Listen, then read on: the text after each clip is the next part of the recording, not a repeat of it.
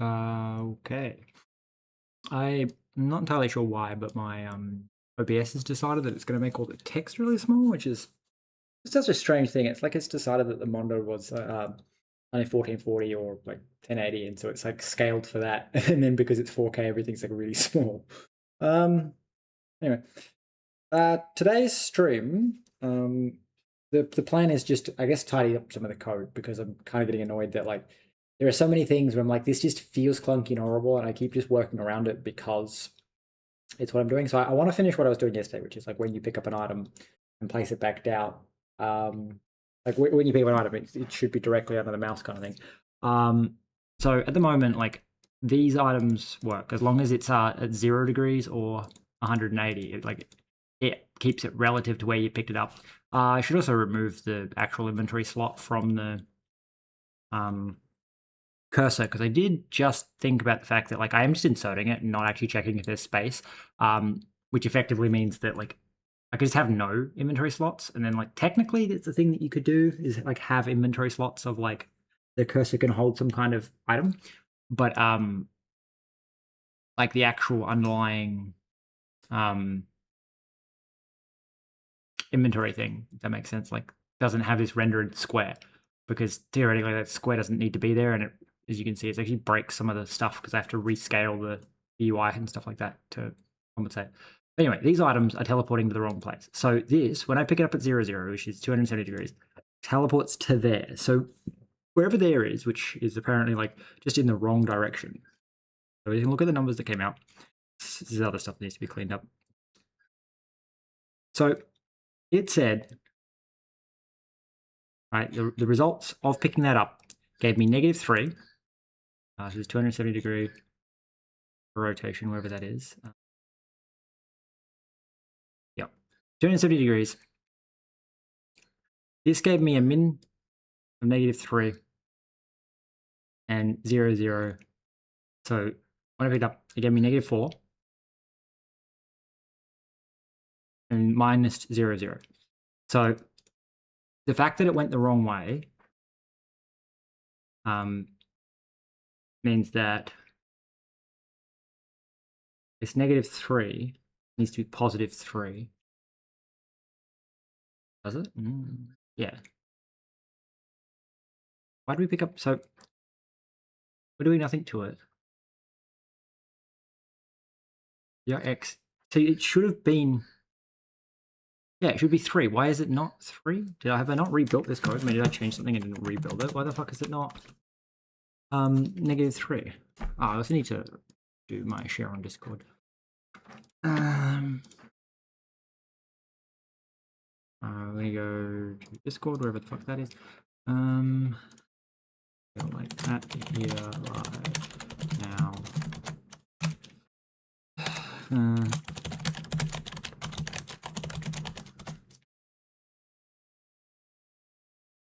Right. So when you're telling this 270 degrees, when I pick you up, all right, that's correct. That's correct. All right, the 270 is correct. Is my conclusion. But it might only be correct on 1x1 items. So you're at 270 degrees. Yeah, you flipped the Y. So the Y is definitely flipped. So on this, because it's 270 degrees, I think it's 1 tick counterclockwise, I believe. Well, you're 270 degrees, which actually means it's 1 tick clockwise. Where's the origin of the bag? That one's upside down, which means that it's here, which means it's this corner. When I pick you up at 0, 0, you teleport to there. That was 0, 0. Oh, no, apparently not. Maybe scroll to the bottom. Yeah, that was 0, 0. So, interesting.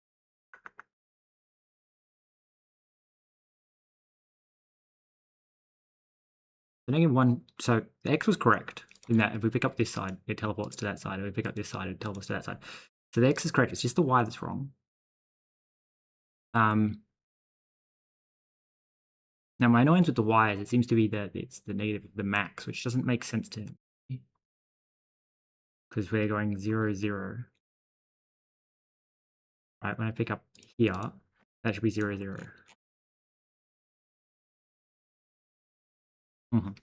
So it's getting 4 when it should be 0. Right, and then when I pick up the other side, it got -4.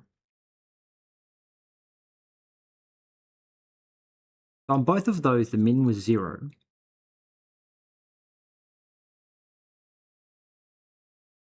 And then we subtracted the x value that we got down here, which is 4 on u and 0 on u. Which means is it just max.y? Which would make it -4 when we pick up. This feels really weird.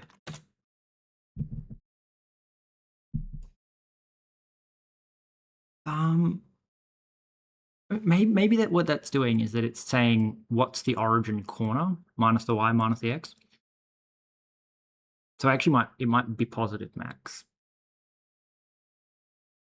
Because the idea is when you rotate 270 degrees, the 0, 0 corner. I don't know. So again, works here because that's x only. 270 degrees. Okay, so that's the wrong way with the y. But it's always the wrong way. It's always just too high. So if you grab it by the bottom, it's correct. So we're just moving in the wrong direction. Does that mean that it's plus the x? If I click the top,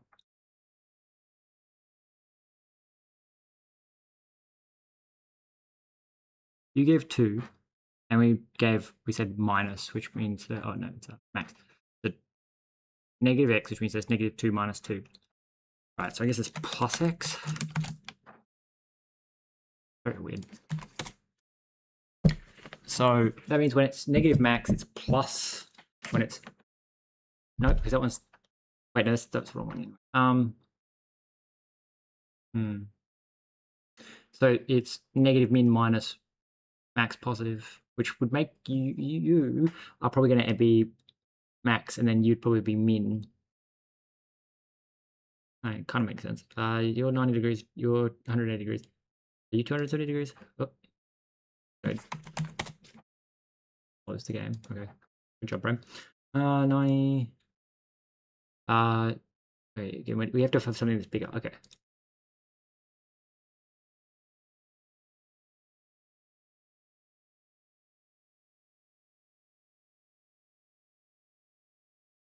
But you're at 90 degrees, so I actually expect you to be wrong. Yeah, okay, cool.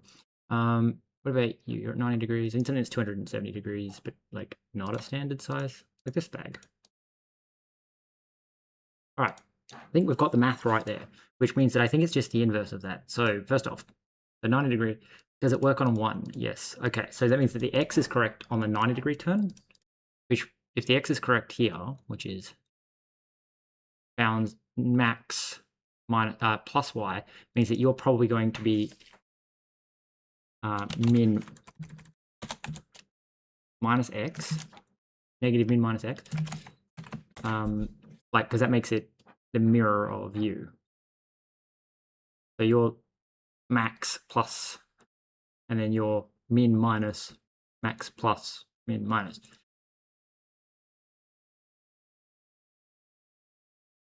That might work.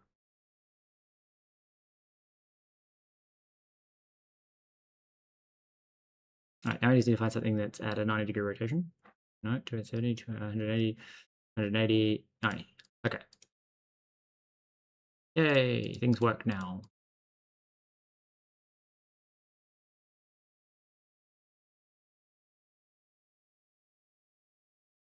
So things do teleport, but they can only teleport up to, like, basically they snap to the grid that the cursor's aligned to, which to me is good enough.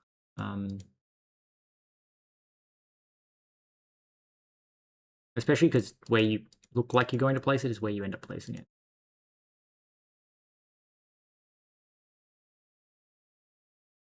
And that's the actually important bit, is that it appears that it is actually where it visually appears. I can't place it there, but can place it there. Okay. So we can stop debugging all this code. And then we can commit this as keep relative offset when picked up. Right. Again, lots of small code tweaks today, just trying to make the interface fucking nice. So apparently this doesn't need to be moved. Interesting. If cursor is empty. I feel like I want propagate to stop once you've detected a drop, but follow mouse. So again, because we just insert into the cursor inventory, theoretically we don't actually have to give the cursor inventory any slots.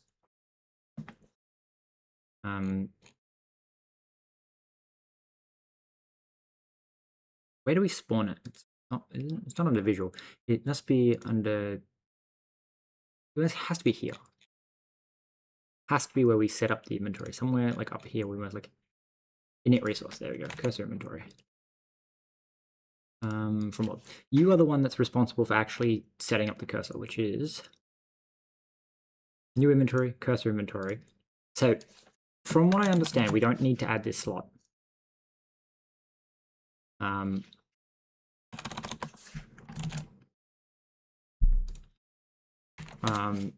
Because that slot effectively is just saying that you can put anything there.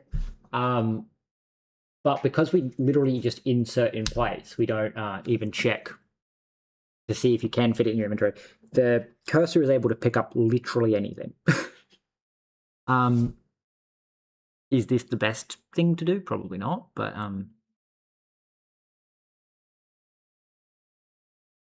anyway, so now there's no cursor icon, but I can still pick up items. What would be interesting is setting the because now the cursor has no size. Theoretically, when I pick it up, I could potentially give the cursor a background color, and that would then show you the shape of said object. Not the best way of doing it, because again, it's restricted to only being rectangles, but I mean, it'll work, I guess. I mean, as a stopgap at least. So that would be somewhere up here. It's in visuals. When we spawn you, so cursor slot, transform, visible, name, render inventory, pickable. So you need a node like this, and then wait, no, it's not even a node, it's just background color. Background color. And then I want to say it's like blue. It was blue if you can and red if you can't, which is not necessarily the greatest way of visualizing it. Again, it's going to need like some kind of level of a shader.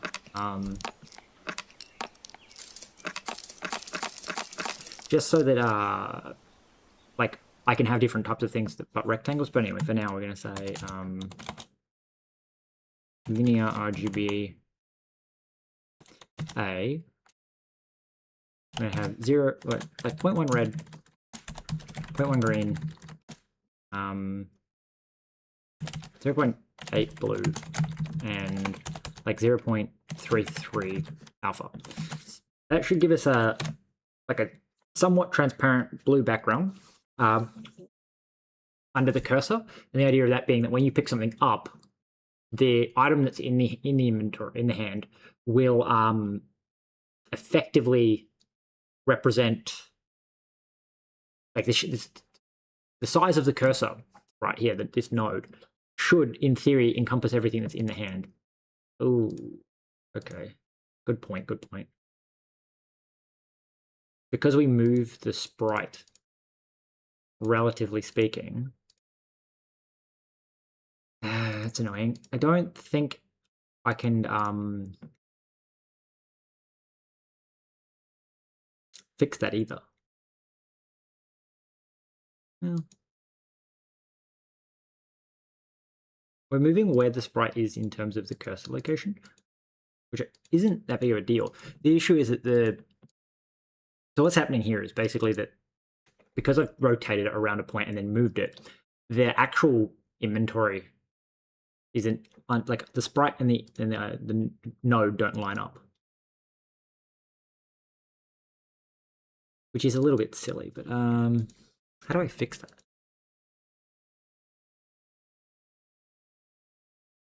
Because as you can see, like picking up something more and more off center effectively makes the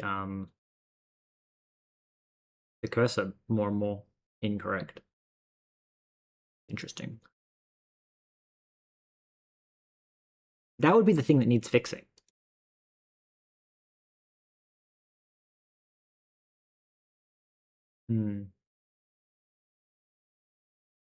It's the issue with actually rotating the image rather than changing the size. Annoying.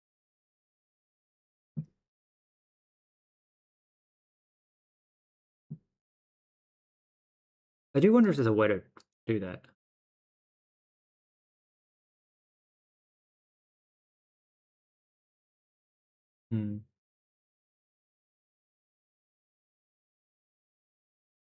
I don't think I can.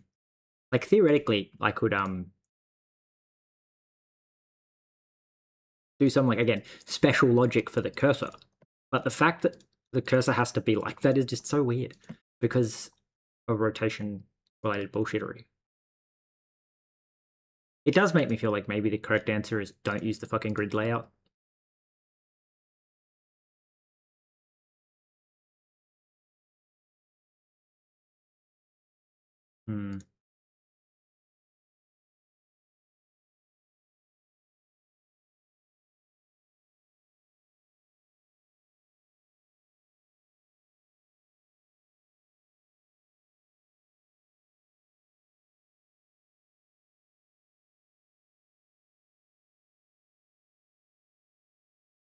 Yeah, it's so weird.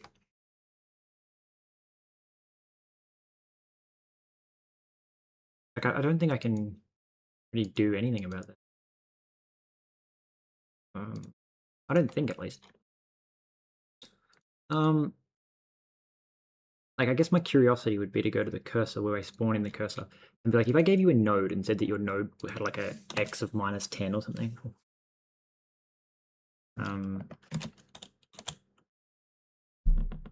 Right, because we used the global transform. If I just said like node default, and then just said that your like left was like val pixels 10.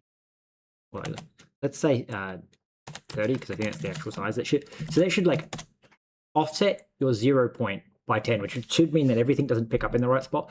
I'm just curious if it actually makes it wider. Because it's still not going to make a difference because the issue is I can't make the I guess I can. No, I don't think I can. Yeah, so now everything's being picked up off to the side. So it's moving to the left of where I'm targeting it, which yeah, not really that big of an issue.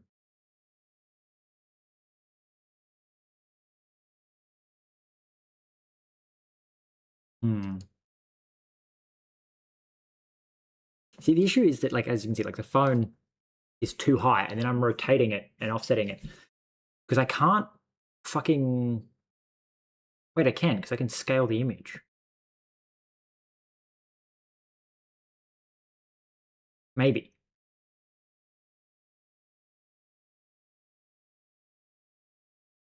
Maybe that's the answer. It's kind of weird. I don't want to do a bunch of work just to find out it's not going to work. We're working on other stuff today. We're working on tidying up. But what I was thinking is you could theoretically, so knowing that this lets me offset things, I could, instead of using the node to reposition things like I am, I could just scale it. So where would that be? It's like in the inventory node thing.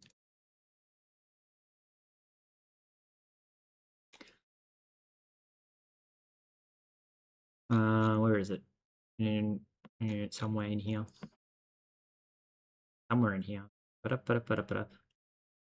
also thought like things like the slot offsets need to be proportional is probably the wrong word for it. Offset like with a float, not with a integer like I'm doing now, so that you can actually like position the slots exactly where you want them. Because that's kind of what we're going to end up working on game dev wise.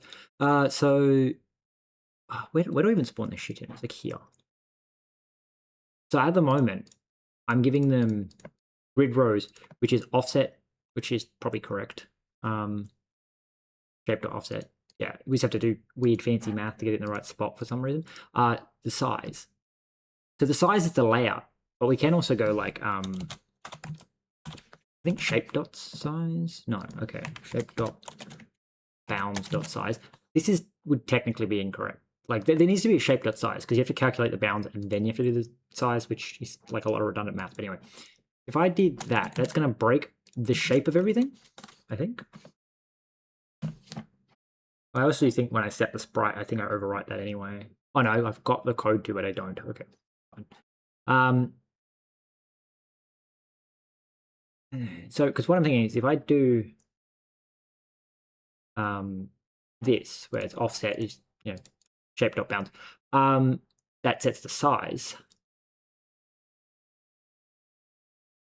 So it fucks up the sprite, but that's because it's being crammed into. Right.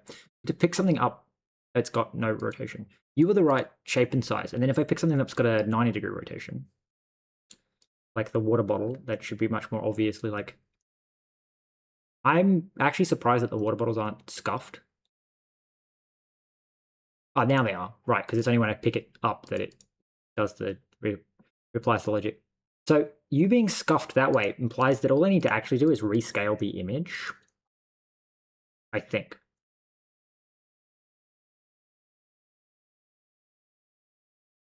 Because the transform doesn't affect the node, it affects the image only.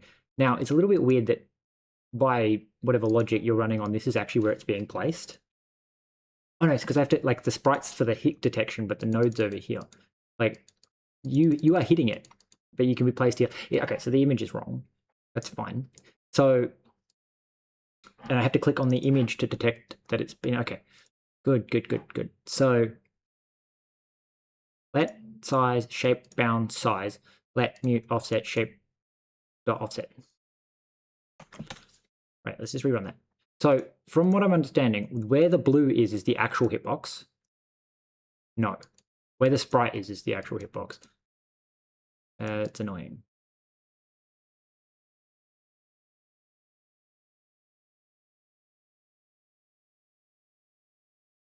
Wait, that's probably just because I'm not correcting that one. It's just that these ones are obviously wrong when they get scuffed like that. Where the blue is the actual hitbox? Maybe.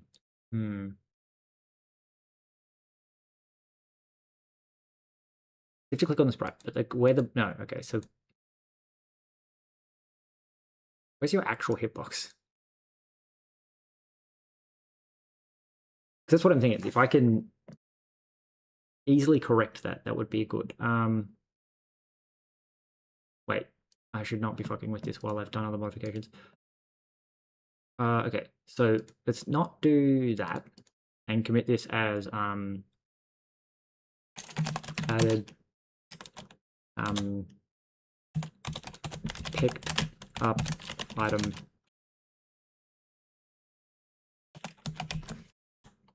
Okay, so I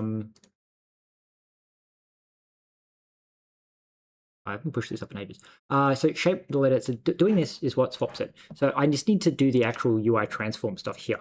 And I need to say that instead of doing...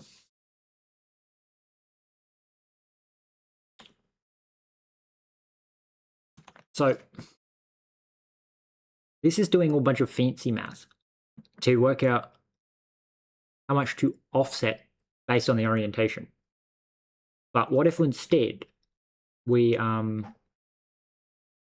did something like let scale equal, I think it's just a vec2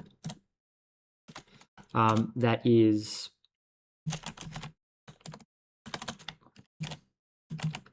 size dot x. So the current x.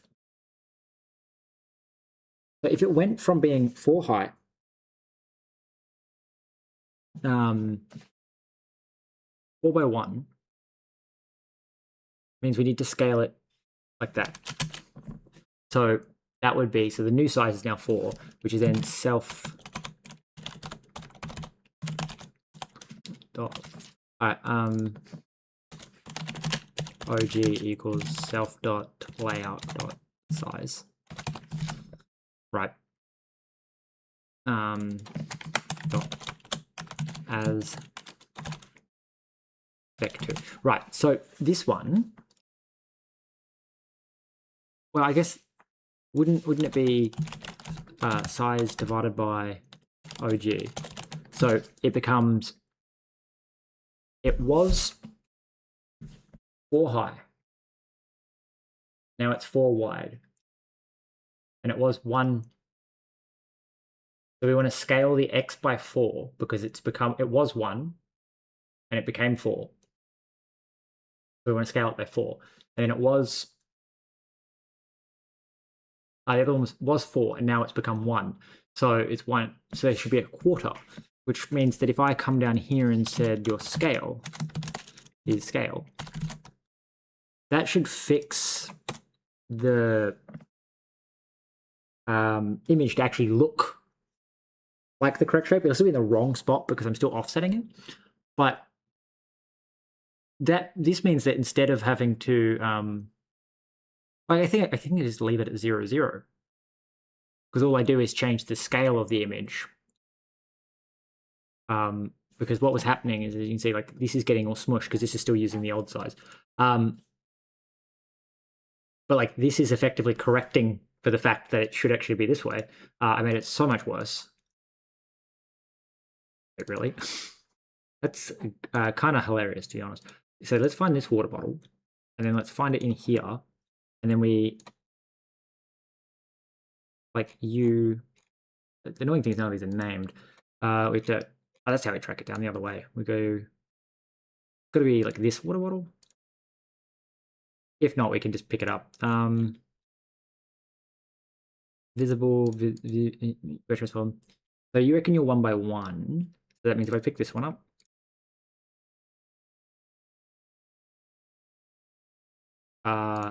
wait, you. Well, obviously it's not this water bottle because otherwise it would have changed. It would have kicked me out, I'm assuming.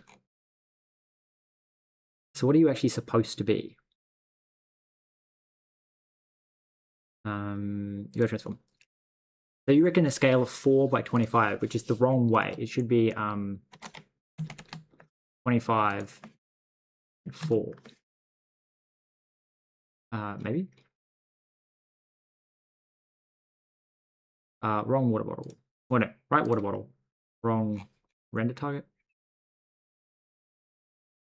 Yeah, wrong one.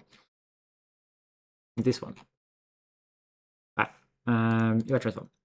So 4 by 25 is apparently incorrect. It should be 0.25 by 4.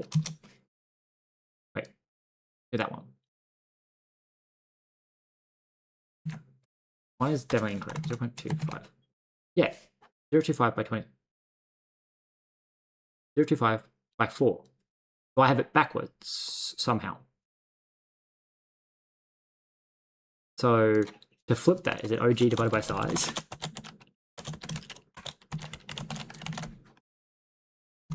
Right, because that should just invert the thing. Because instead of I was doing 1 divided by 4, and now I want to do 4 divided by 1.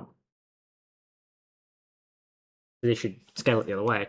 Again, they're going to be broken initially because when I spawn them in, I give them the wrong code, which I guess is something else I need to fix.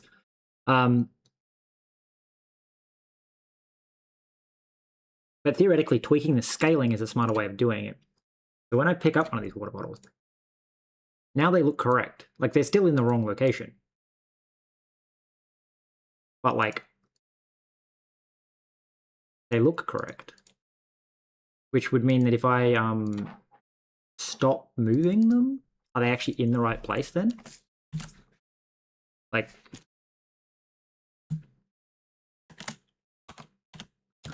val2. Right. I think I'm not entirely sure about this one because obviously, like scaling them, rotating them will move them. So I think they still need to be moved. It's just probably not as much. Maybe, but they might just be in the right location now because effectively they need to be rotated so the image is pointing the right way. Again, everything's sort of scaled wrong, but when I pick you up, like, you just work now? Huh. And now you're actually, like, in the right spot. You're in the right spot. Phone's in the right spot. You're in the right... The can's in the right spot. You're in the right spot. You're in the right spot. I need something... So, you're pointing the other way, but... okay. So, you're very much in the wrong spot still.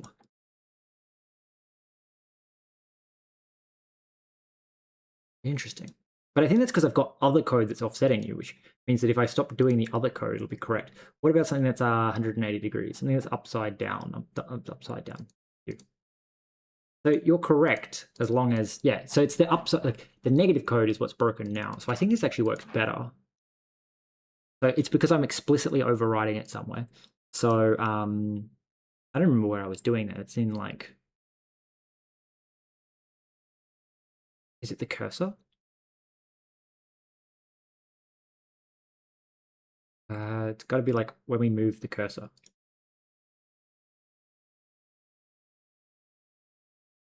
Detect, drop, mouse, follow mouse. Right. If I remove the logic here, so we still offset it by one cell, just so that again, like you're actually clicking in the center of a cell when we move it, the center of a cell. But we're going to say, don't look at the shape of the previous thing. And if we don't look at the shape of the previous thing, because theoretically the only things that ever got negatives, possibly, were items that were the wrong shape, I think. No, that doesn't seem quite right. Anyway, I pick you up. Okay, we go back to snapping. Always holding you at the top.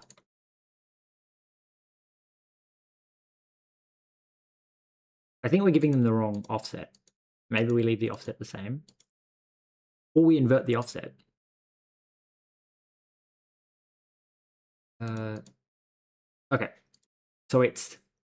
This logic isn't broken, because this logic is about positioning the icon in the right spot. It's that the logic that determines who becomes negative, I think, is broken then. Interesting.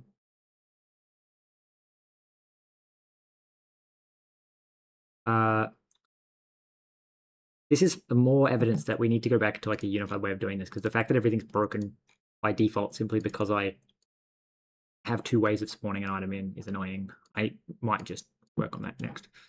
I'll pick this up. I'll pick this up. Oh, why can I not put this down?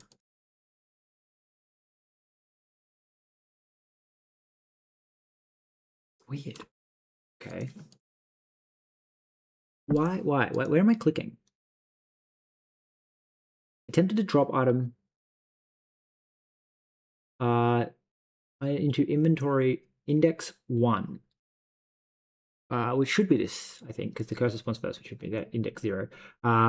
With shape offset.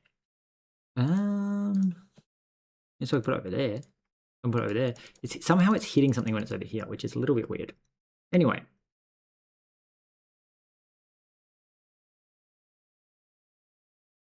Maybe it's because there's actually something there. And again, the code being different is a bit weird. It's so annoying. All right, so we want to go here. I'm going to say like untick all of the... No, this is weird render logic. Weird render logic. Actually, no. Yeah, untick all the weird render logic. Kind of want to stash all the changes, but then it's going to stash this stuff. So we have to unify how we visualize things, which is like this node here. This is update item node image. So I feel like we should do all the sizing in there. So we should say that you're an item. So you're an item node. You're a rendered item. You're rendering.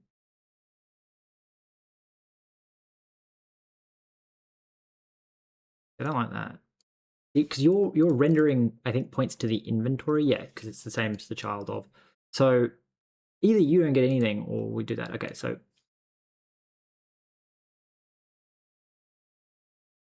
I want to go. Which one of these is which? Update. Okay, so we need to not be working in update because working in update is causing issues with like not seeing it immediately. So we read the inventory. If that sets the background. So for slot shape inventory slot. Okay, so it's a slot node, and it does all this stuff, which is technically incorrect, but okay. Then we go for every item, and I'm going to say cut that out. Right. Run through this. Wait a second. No. Spawning an item normally is also a bit fucked up. Because that's not the same way that it's done down here. I don't think. That's fine. Fuck's sake.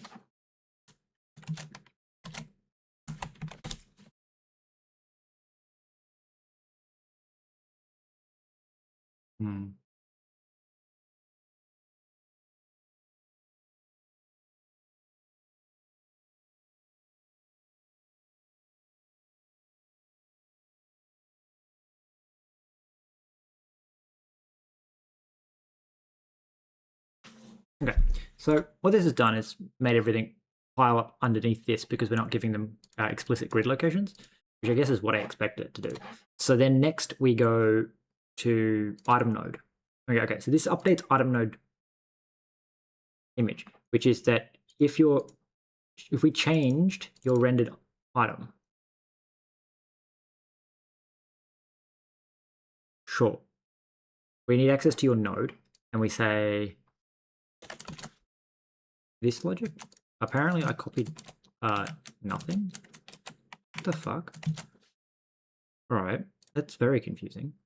What was that? Was it here? If I undo. So we control X that. We paste that. Okay. Weird. I don't know why I was doing that. So this is your node. We need to do this. Okay.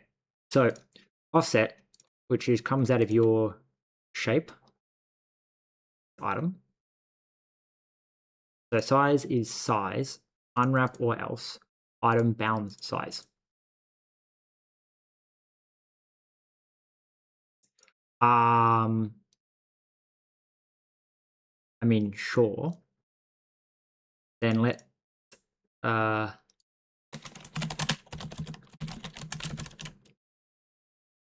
equal item dot offset. Right, so we have to do some kind of calculation to that. But then the idea is that we would say node dot grid rows equals, and then node dot grid columns equals semicolon, semicolon. So that should result in anytime the render item changed, which includes adding it, we update the item. So somehow, some way, I think it's the style that we need. We would need to get the style is what we would need the item node for.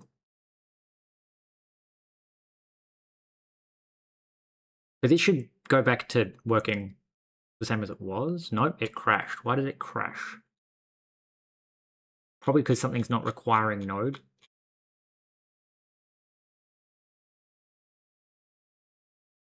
Tried to destroy a surface acquire that is still used by a surface texture. What are you talking about?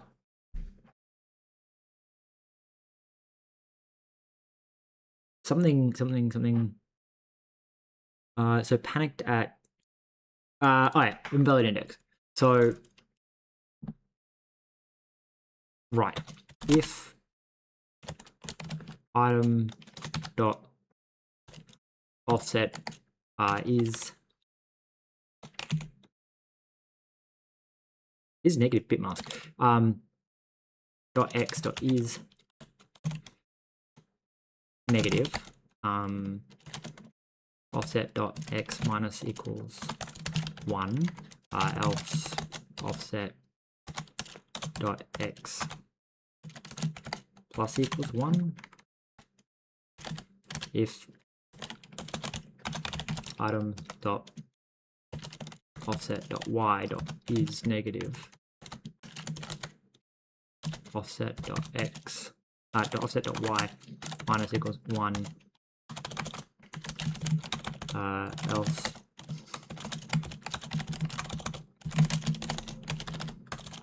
else offset dot x at y plus equals 1, and then we need to make offset mutable, and then we dump the offset like that. Okay.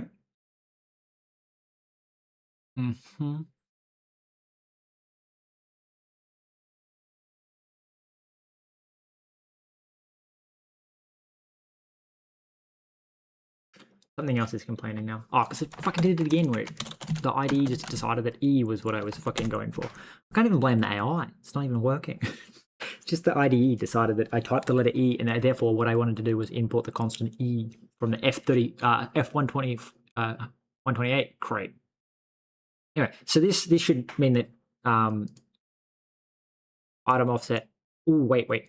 Yeah, okay. So that's why we do is negative, because returns true if self is negative, and false if self is 0 or positive. That's why we're doing is negative, because is positive I assume would return like is positive.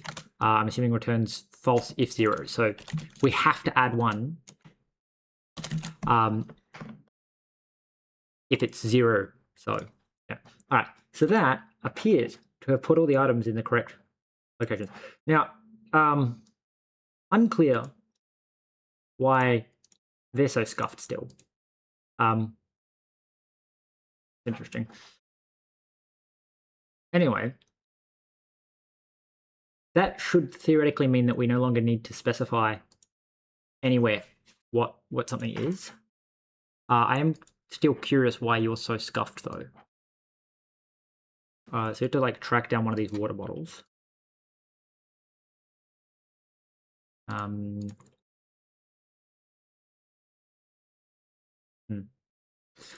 Right. Somewhere in here. UV trans.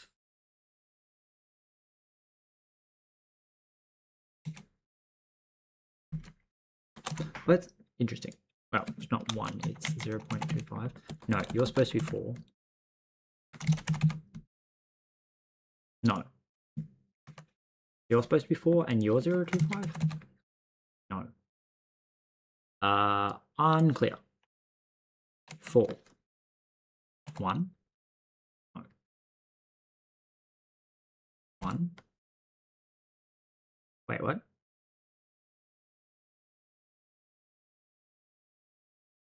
You, my friend, have a rotation of 270 degrees. The fuck do you mean? First off, that's not actually where you are.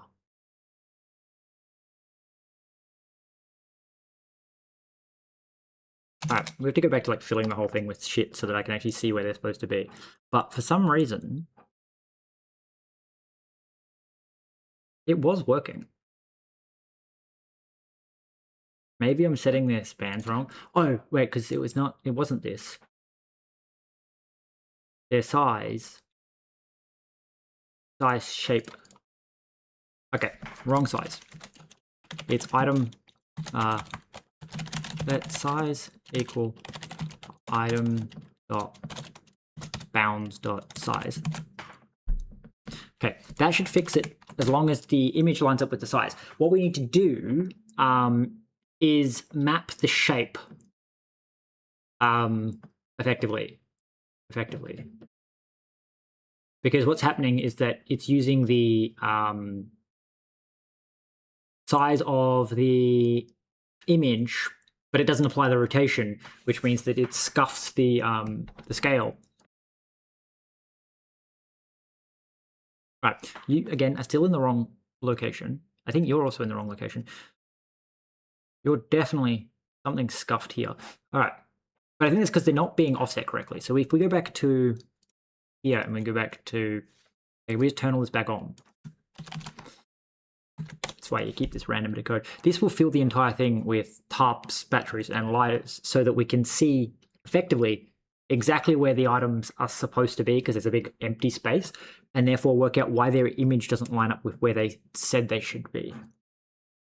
My assumption is just that the math is wrong again. Yeah. So with zero rotation, they're in the right location. Now it's just one of those, if you rotate them 90 degrees, like you're 180 degrees, you need to go up because your zero position's still here, but your sprite is here. So when I pick you up, am I just doing something wrong though? Like when I pick you up, you render correctly, which means I think I just need to move you up.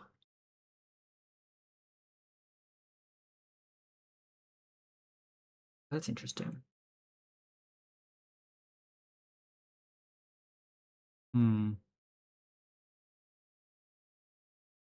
See what I'm thinking I've got wrong here, which is the maybe making it rotate around 0 is the wrong idea, and just go back to 0, 0 is always the top left corner.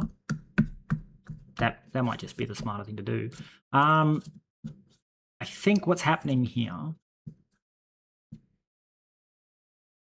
if brain serves, because you can see when I pick it up upside down, well, outside of like when it moves it, it's the image and the actual like position are perfectly aligned. Again, if it only when I'm picking something up that find the right fucking spot to put you back down. Oh, I didn't pick it. Oh god, I don't remember where I picked it up from. All right, apparently we're just going to not do that. So what is happening? Yeah, that is what is happening. So basically, this is the 0 position of this can, and therefore the can has ended up in the 0 position of said can. So we would have to position said can on the grid. So the sprite is always correct now. We just need to position said can when we place it on the actual grid. Because we check the position on the sprite we click. So when we place you on the grid, we actually need to position you at minus. Ew, I don't know if I like that. Yeah, I feel like it's probably smarter to rotate around 0, which implies that you can no longer have negative.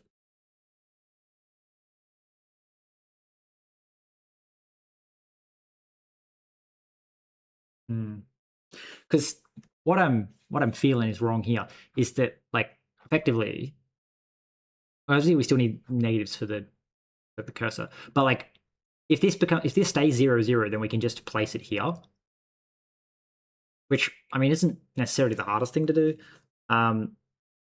Maybe we just need to subtract, and yeah, I don't like it. It feels wrong. I feel like the smarter thing to do would just be to rotate around 0, 0 or its positioning. So therefore a can placed here at 180 degrees needs this space clear rather than needing this space clear. That just feels like the right thing to do.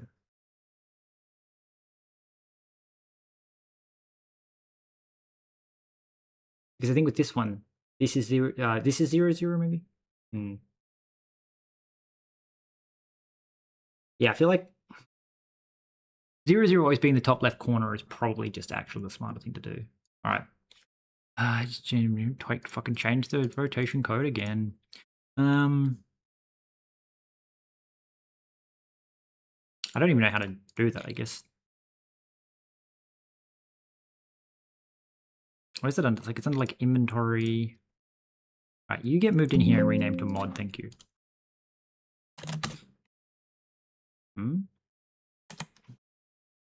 Oh no, I dropped it into interactions. Whoops, sorry, drop it into inventory, please. Then rename mod. Thank you. Just because I was getting a little bit annoyed every time I try to look for inventory, it's in the wrong place. Like it's the like one of the only things that's not in its own folder. So it's like shape and then collision. So you know, again, we need to go tweak all our tests to make sure.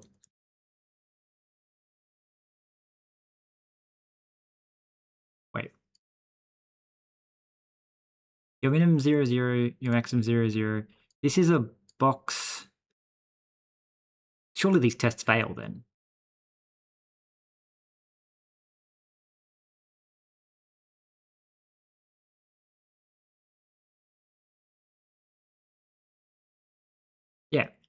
Yeah, it did. So these, at some point I rewrote the code and then I rewrote the code again. So you are saying that when I rotate you, all right, when I rotate that around the center 90 degrees, it doesn't do shit, which actually makes sense. When I add one, it becomes this, which works. When I rotate this 90 degrees, so it's the like a multiplication application thing, which I'm pretty sure the way that the mult works, because I was actually smart, is it just calls apply. Ooh. Maybe you can't just call apply. So if you rotate it 90 degrees, when you rotate the minimum 90 degrees, so again, 0 would stay 0. We want it to not be able to rotate.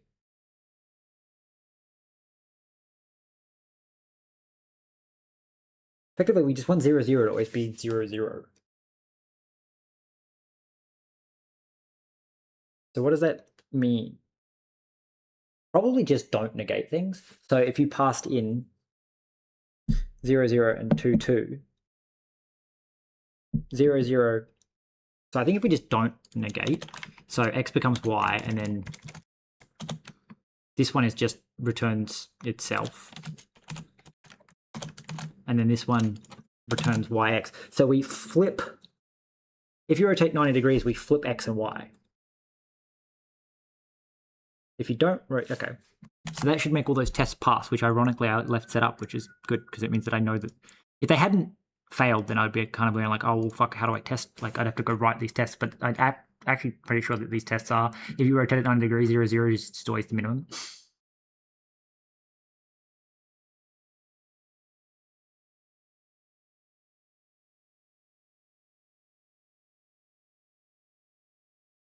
Okay, now all these tests pass.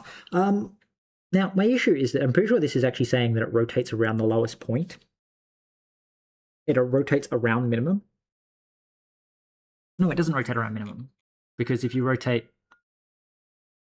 Well, I guess it rotates around 0, 0. Right, that's fine. Because if the minimum's negative, it still stays negative. It doesn't flip these bits. Right, so this just... It rotates around 0, 0. Okay. Making sure my brain has this clear. So that means that when we go back to doing this, it should just fix all the problems. Maybe might cause other issues somewhere else, but theoretically this would mean that the image actually lines up with where it's supposed to be now, because basically the top left corner is always the top left corner, instead of sometimes being the bottom right corner.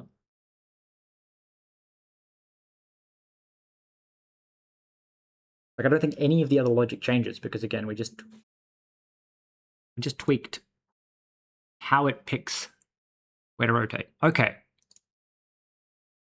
So now it's just the picking up code. It's a pain in the dick.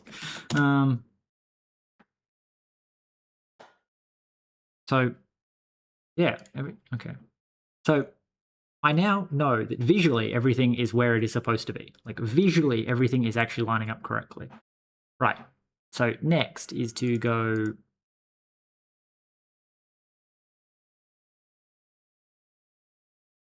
Everything is visually going where it's supposed to go.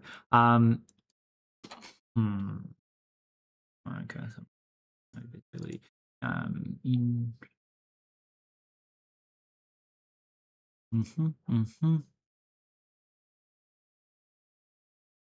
I forgot what I was fucking doing. God damn it! Stop doing that, brain.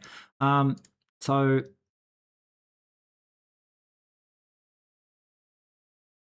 right, I was going into the examples and turning off the fill because it makes it much easier to find like items that are rotated in funny skewy angles if if the rest of the fucking thing isn't filled with things that are the right way up. Especially because I filled them with square things, which means that effectively I filled it with things that you can't actually tell if they're rotated or not. Right. So next is to go, if I pick up a random bottle. So if it's the right way up, my picking up logic works. If it's upside down, my picking up logic is backwards. So I think that means that whatever we're doing for the picking up logic is probably just what we should be doing. Right? If we just not follow mouse. I think the follow mouse is correct in that it needs to offset the image so that the negative numbers actually work, but it's the click orientation. I think that if we just replace click with this,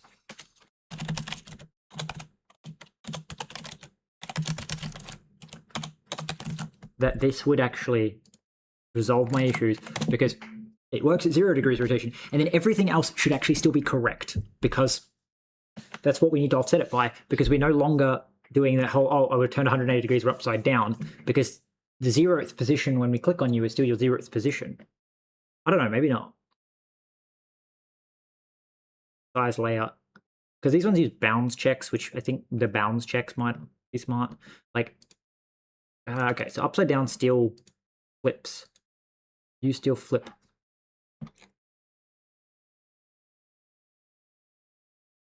So upside down is just, again, backwards.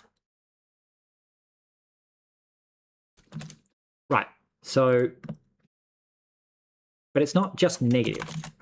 I guess we go through and work out each one individually again. So this works for you, which makes me think that it would work for you, but you need to be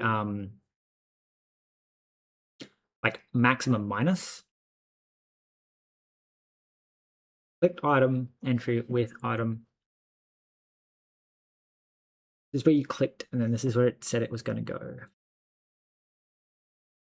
Because we end up using the layout. Okay, so when I click something that's upside down, like this bottle, we click the top and it end up at the bottom. But right way up bottles work.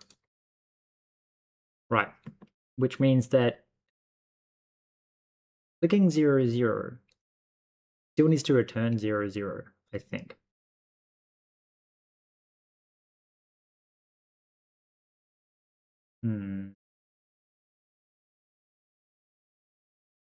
Right. Let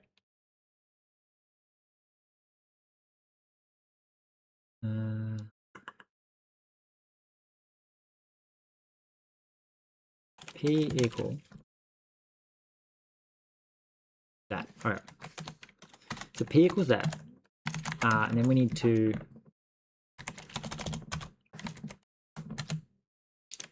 dbg P. So these are the numbers that come spitting out. Right,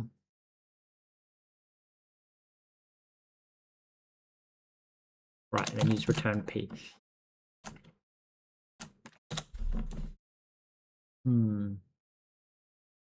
See, because it's not just the negative, though.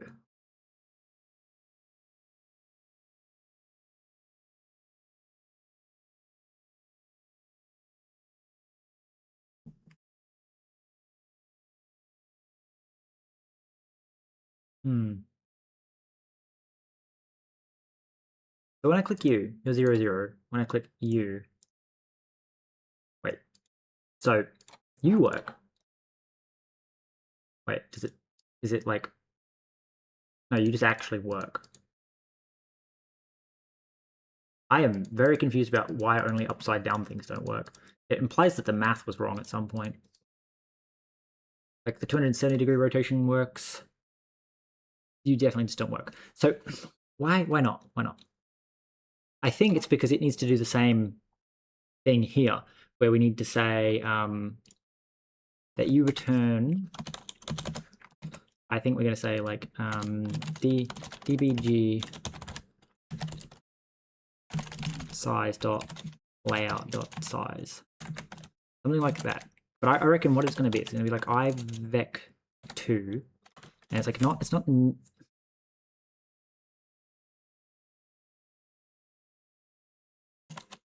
It's so if you're returning effectively, we need to find something that's the right way up. That's more than 2 wide. Are you the right way up? Yes.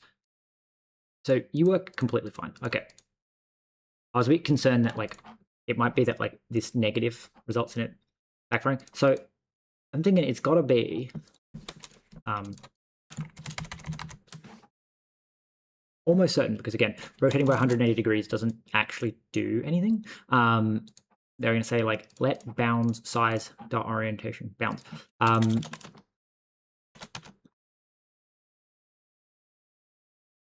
So it's going to be like negative. Oh, I remember it was always 0. So it's going to be like negative maximum plus p dot x dot x. Well, would that just make it okay? And then it'd be like negative bounds dot maximum dot y plus p dot y, which I think is just negative bounds plus p, which would, again, in the same way that these are mirror of each other, so your minimum maximum and your maximum minimum. I feel like you're going to be the same, where your maximum, because this one was minimum, which is 0. Which also implies that if you do actually end up with some layout that doesn't start at 0, we could have an issue. Because theoretically this is because 0 minus minus. This is effectively 0.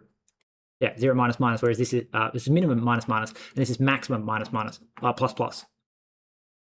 Or negative maximum plus plus. Which is, again, it's one of those, this only works because it's 0. Otherwise it would be symmetrical, which is, I think, throwing me off. We need something that's 180 degrees. Yes. Okay. This very much makes me feel like the maximum, which I feel like it technically it would make it slower, but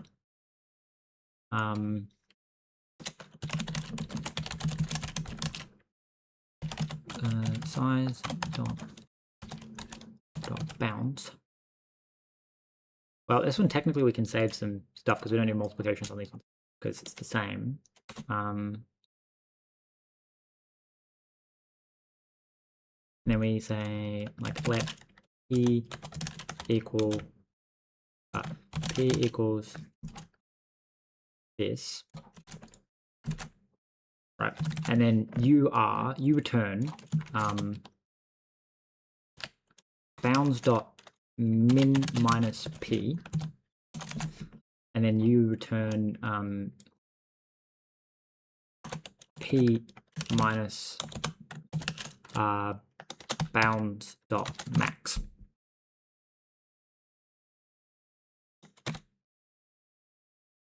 Right, because that should make them all basically symmetrical of each other. Like the code that they run is identical except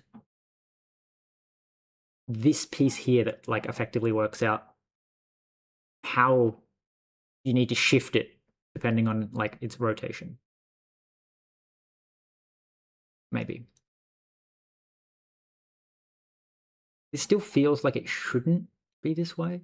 Because I feel like the 290, the 90 and the the 270 should probably be the same. So it makes me feel like 270 is broken somewhere. Oh, I didn't close you. Because like this one makes sense. This is like minimum minus p, which is just negative p because minimum was always 0. This is again like future proofing it and making sure that like technically it's always true. Then this one is p minus maximum, which is the same as negative maximum plus p. It's just, you know, more clear what I'm doing. So right way up works exactly as expected, and then upside down works as expected. And again, we have that thing where you can see their bounding box because they actually are with the visuals and the fucking sprite and everything actually lines up to where you would think it would be. Which makes it much, much easier to like place things. Okay, cool.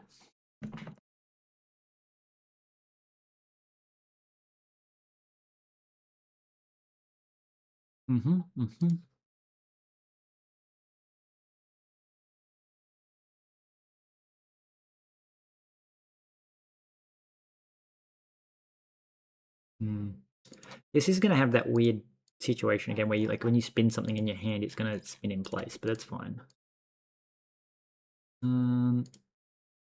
Okay, so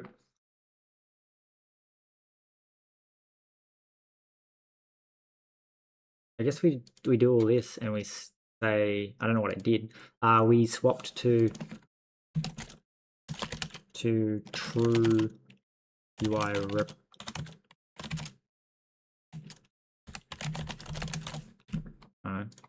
So we scale the UI instead of like faking it. Where the UI says it is where it actually is, instead of this weird like offsetting it by a certain amount. So I guess next is to do mouse interactions and then have rotation, which would be like a cursor thing. So I guess this would be where I'd implement the actual logic. So I don't know why I'm going to call them try, but anyway.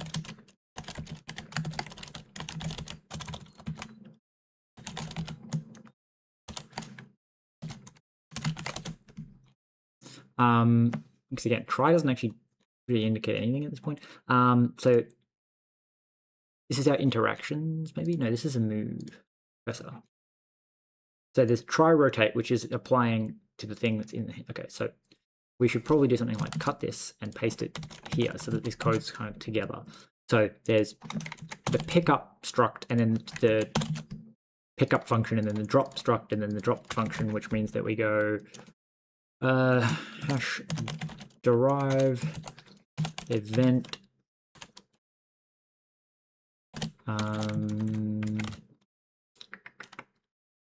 pub struct. No, it's probably gonna be an enum rotate. I'm gonna say rotate held. No, we'll call it rotate item because there's obviously pickup item and drop item are referring specifically to the cursor because you have to go into the cursor crate to get them. Attempt to rotate the item currently in the attempt to rotate the item in the cursor inventory. Right. So this is an enum because it's like clockwise and counterclockwise. Right. Because I can also do a bunch of other things like this counterclockwise and clockwise, but I could also do like 290, 180, 20. Like they could also be things. And also I think technically the rotate would be more like orientate.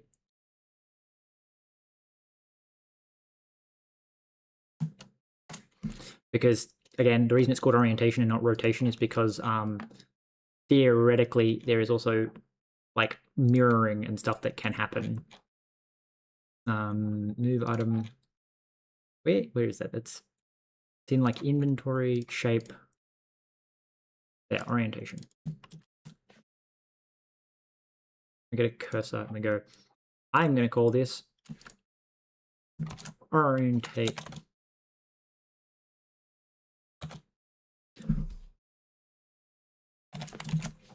Yeah, orientate item. That'd be really funny because you could do like some items can't be upside down or can't be sideways kind of thing, or like have to be upright.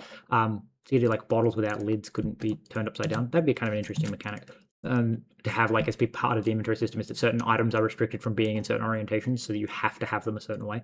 Anyway, so try rotate is going to be, I guess, how does this work? It's like on, yeah, okay.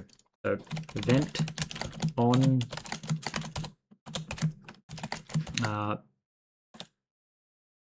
orientate item. So you don't even need a thing because you like effectively like. Right, so then we have to come back up here and be like, hey, so app.add observer try rotate. Except it should be try orientate.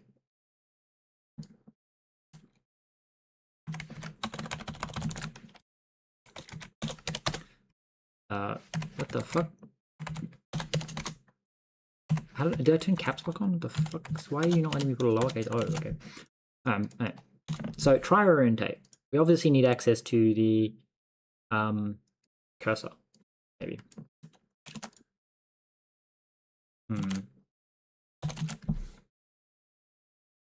See, because I'm kind of thinking like try orientate's not something you would want to be doing as like an inventory thing. You just move the item. But anyway, so pubfun try orientate. So this has event, is commands, and has the cursor, which obviously we need mutably because we're actually going to try and change it. So first is if cursor dot is empty, please trace that not holding item.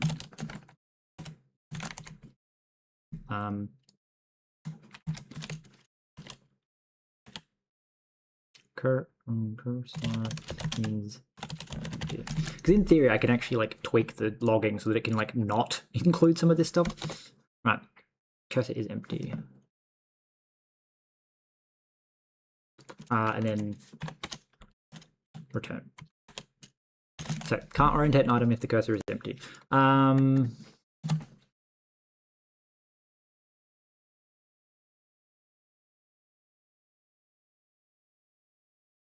So we have clockwise and counterclockwise.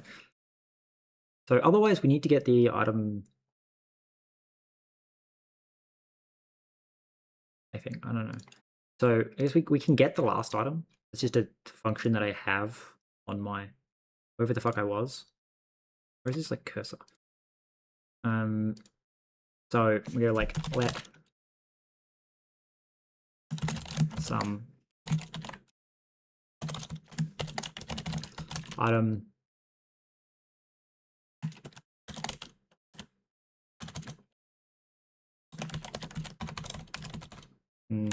shape equals cursor dot advanced. Right, else error does not have last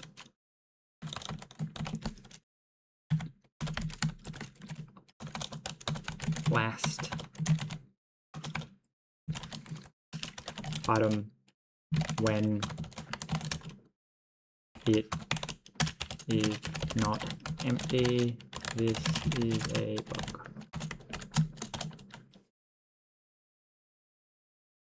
All right, and then return. Okay.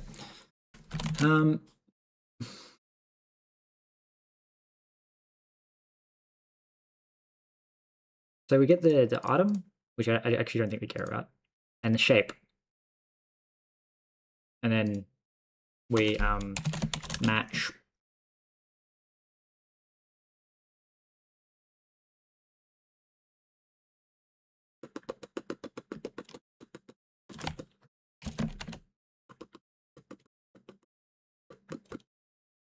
event dot event like this. Okay. So with that, now what I would like to do is probably go somewhere like in our inventory in our shape. No. I do feel like shape probably needs to be split up a little bit. First off, move shape in here and again rename it to mod because like I keep going looking for the shape in the shape folder and it's not where the shape is. Anyway, so everything should work again because once it's been moved into here and renamed to mod and it counts. Yep, cool. So we have our orientation, which I'm going to split out into its own module as well because again, we're starting to run into situations where like I actually specifically want to do orientated stuff. And today is about cleaning up the code base and making it nice and fucking organized. So we have orientation, and then all the orientation related code is going to go bye-bye into here, which ironically is like two things. So first off, you use super so that I don't have to worry about bringing all this stuff in all the time. Then we're going to go up to the top of the shape module, and we're going to say pub use orientation. Okay, so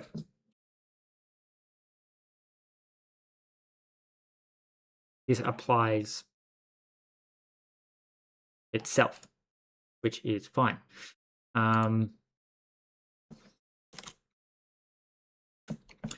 So we need to be like pub enum. They're not really called transforms, but I want to call them transforms, but that's confusing because like technically they are transforms. But the issue with calling them transforms is because in game engines, transforms are really common worms, so we call them actions.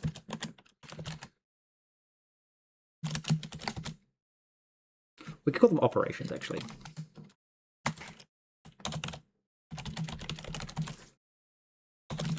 Operations.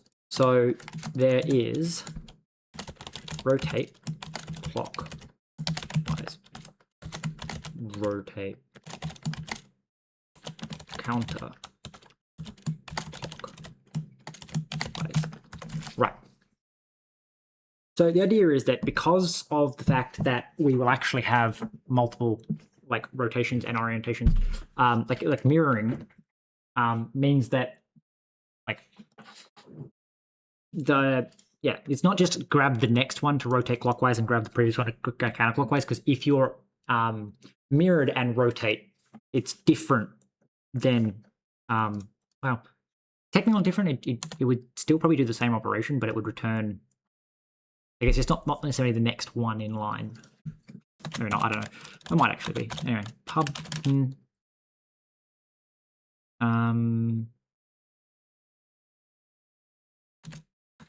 Do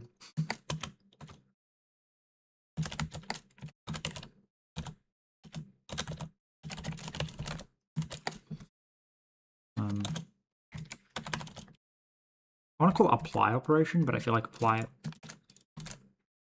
Yep, I'm going to spell it the same.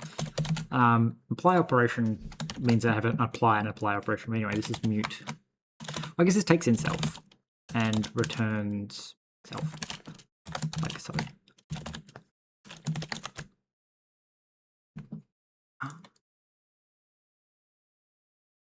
And then takes in op, which is operations.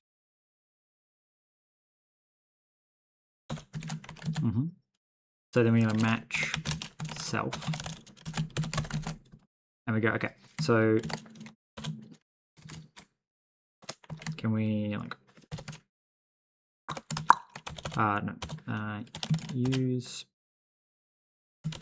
operations wildcard just so that this stays nice and small. So it's going to be like degree 0.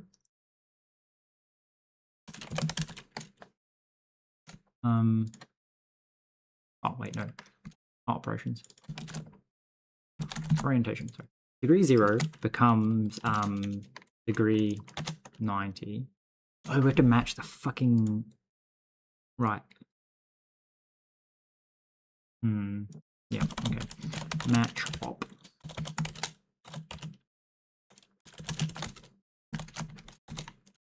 Which I guess we'd be like pub CC. We maybe don't even make pub, just be like CC. Which takes in self and returns self. So that would be like match self.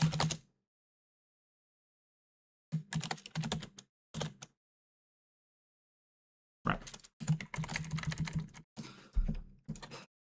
Degree 90 becomes degree 0 becomes degree. This is where AI would be really nice. My fucking GitHub had been running out.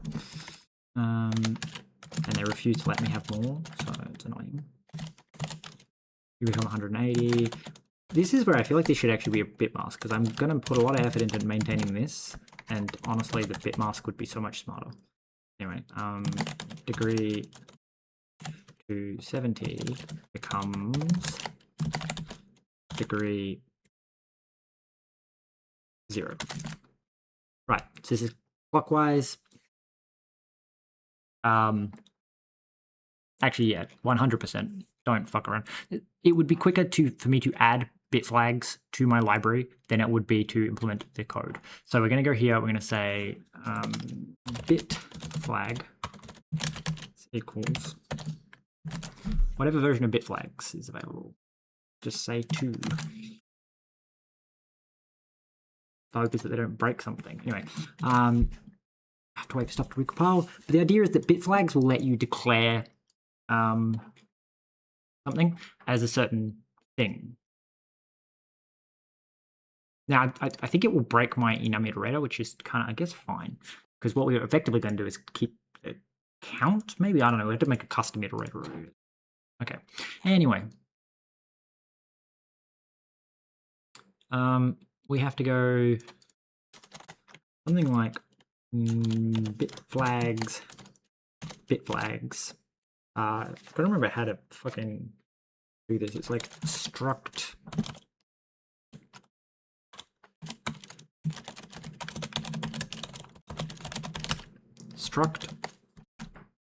operation. Oh, actually, no, I can hover over it to get the example, can't I? So it's like struct flags operation orientation U8. How you do it? No.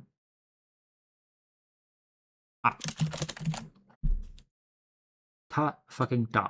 Right. So you apparently defined multiple times, which I believe we instead go like this, and then get rid of that entirely. And then we go strum iter is just angry because it doesn't exist. Apparently we can't reflect, which is fine. Okay, so our orientations. So degree 0. Well, how does it work? It's like a const or something. Const degree 0 equals 0.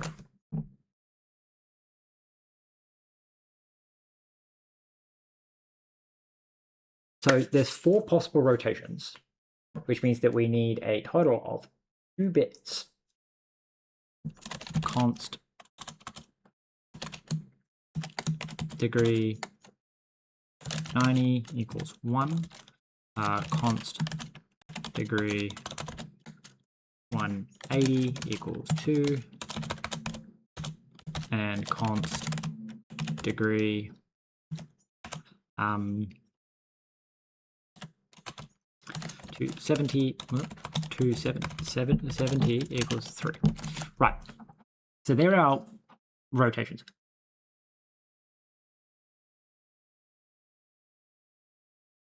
So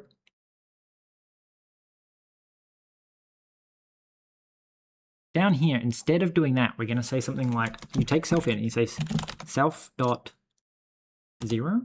No. Bits. I don't like, these are all consts and all that, but like we can say like bits and So it's like if self dot bits and no, not 0x, it's 0b11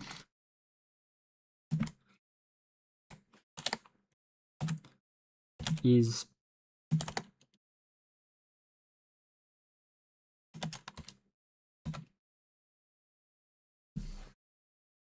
I don't even need to do the mask technically, but maybe not. Is multiple of 2.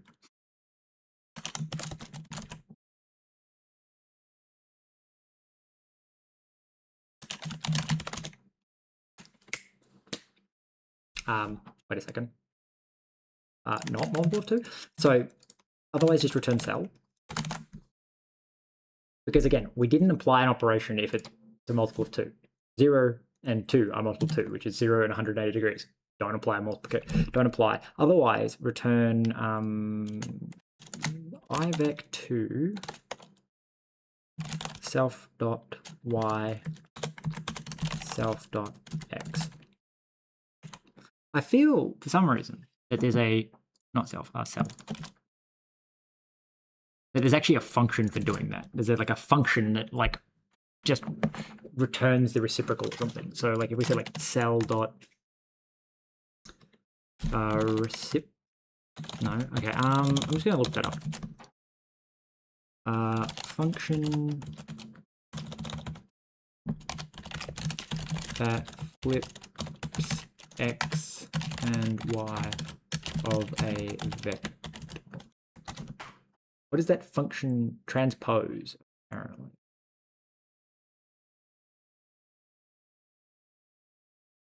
Okay, so is that a thing you can do? Can I say like cell dot no. Okay, let's try Bevy. Bevy flip x and y of vec2.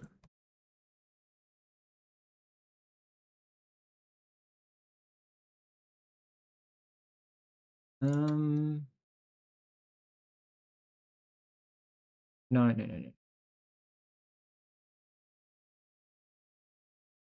It returns a vector containing the minimum value. No. It's dumb because it thinks flip as in like make them negative, make positive. Swap x and y.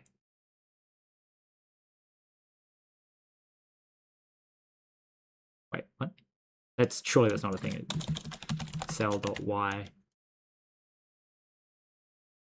Huh. Apparently that's the function. It's just called yx. Sure.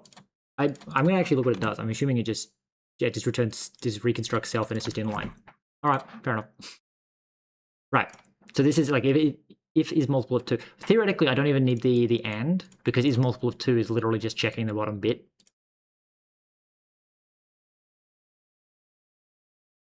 Anyway, that's one of those. I trust the compiler to optimize that away, but okay. Operation. So clockwise. That makes this so much easier because what I can do is I can say clockwise is damn it. It's I have to like mask it out. So it's like self. So wait, we need to go first up. Self from bits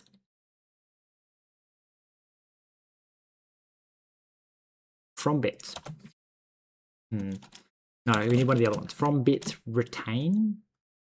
Sure, from bits retain. And then we need to say again, make it easier. It's let s equal self dot bits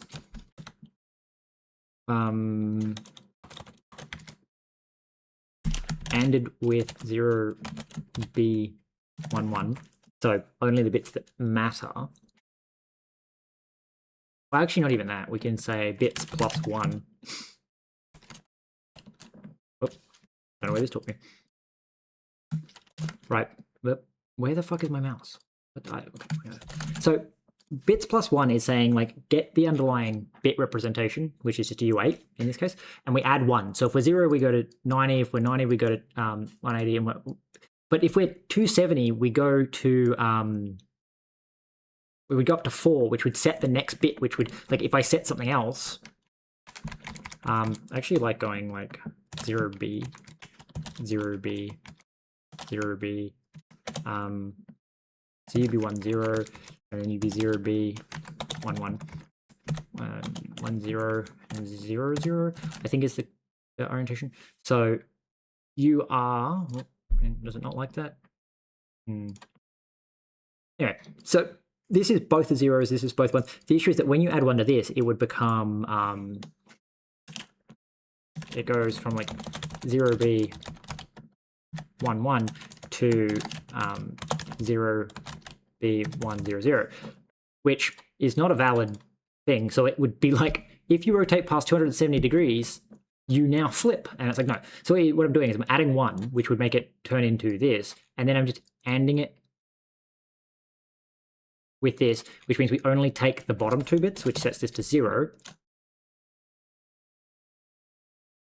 And then we can do something with S. So S is only the bottom 2 bits. The issue is I don't want to mask out the bits on the other one.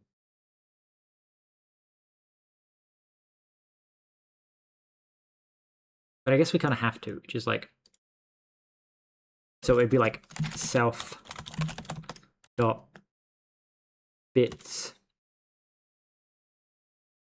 ANDed with, wait, no, ORed with. I know, ANDed. How do you do this? You'd AND it with something that has every bit set except that one. The issue with that is, like, we want to go like exclusive OR. I feel like there's got to be, like, I feel like there's a way to do it with exclusive OR. The issue with doing it with exclusive OR is it will flip all the bits. But it's not. It's like you AND it with U8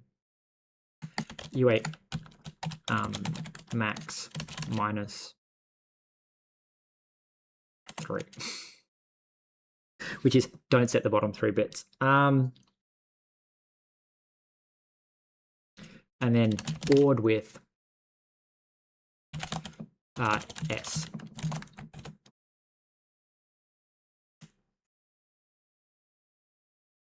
Well, you need to return something. This just feels wrong though. So it's U ANDed with U. I don't know the order of operations, so this is what this makes it annoying. It's like this. So we do U8 max minus 3.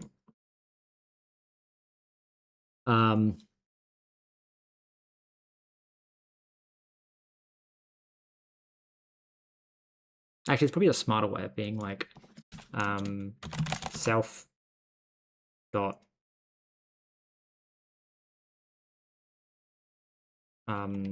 sub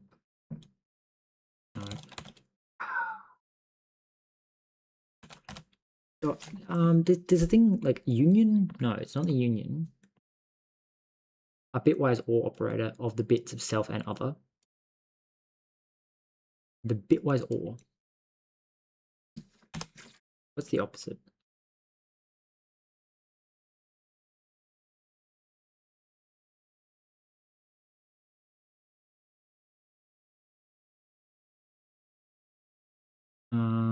Remove. Oh, okay. So it would be self dot bits not or and not 3. And so not 3 flips all the bits, and then we and bits and not 3 and ORed with S. So S being the bottom bits of this +1. So when it wraps around into the next thing, we add 1. If it wraps around, we only take the bottom 2 bits. Then we clear the bottom 2 bits, which honestly I feel like it's more like.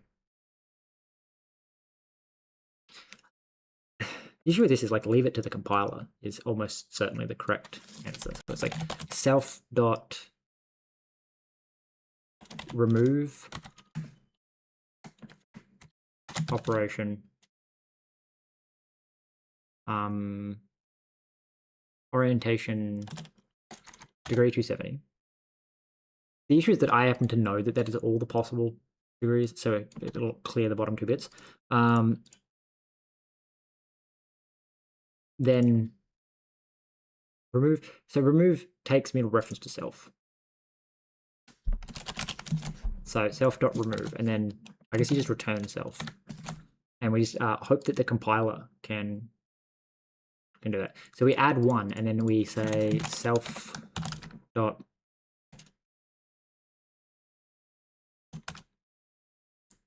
union. Is there a way to like do it without symmetric difference? What's the symmetric difference? The bitwise exclusive OR.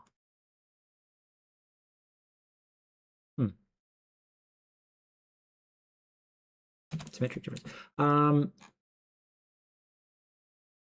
Apply. No bits. Is OR is empty. Remove. Set. Toggle.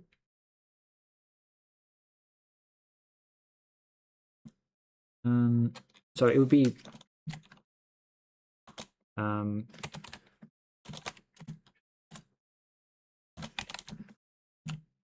like insert and then it's operation from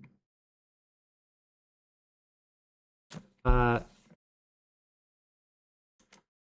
don't know why I'm saying bits retain, because this feels like a way of accidentally introducing bugs, but anyway, yes.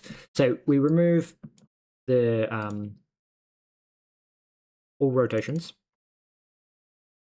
We remove all rotations, then we insert the rotation that we calculated from here, and then we return self. So then operation is, instead of doing this, we just match op, and then we do this, and then we say that this calls self.cc.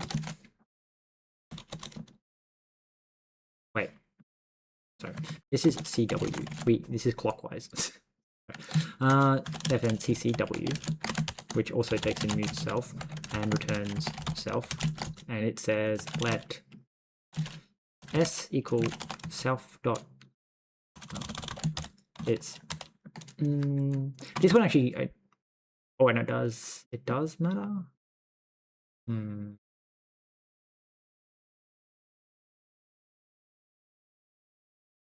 I'm trying to think how to do this one efficiently, because I would think subtract 1, but the issue with subtracting 1 is that there's no guarantee that it's all zeros.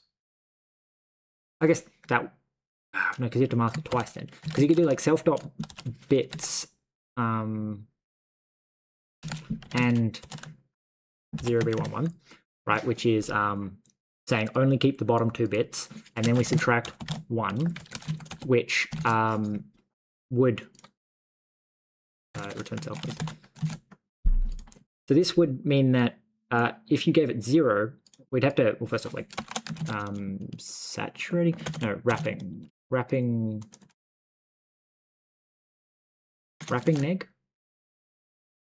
wrapping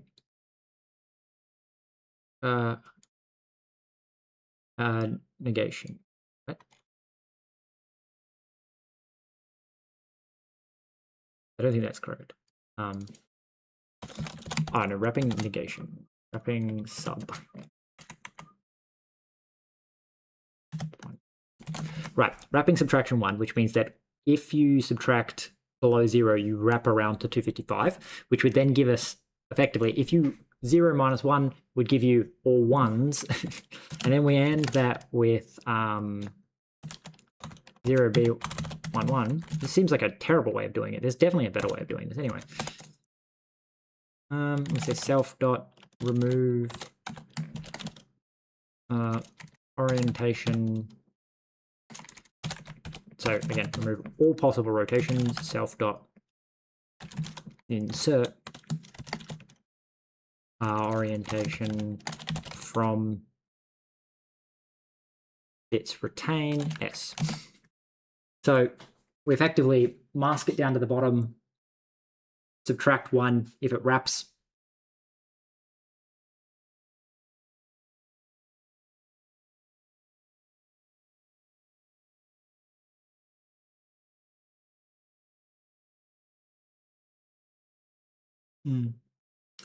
Well, I guess, yeah, this does the same thing. I was thinking the other option is we could OR it with you can OR it with 1 higher, so that there's definitely something here, which means that when it subtracts, these become 1s. Because effectively you need to have something here, because otherwise if it has like a number,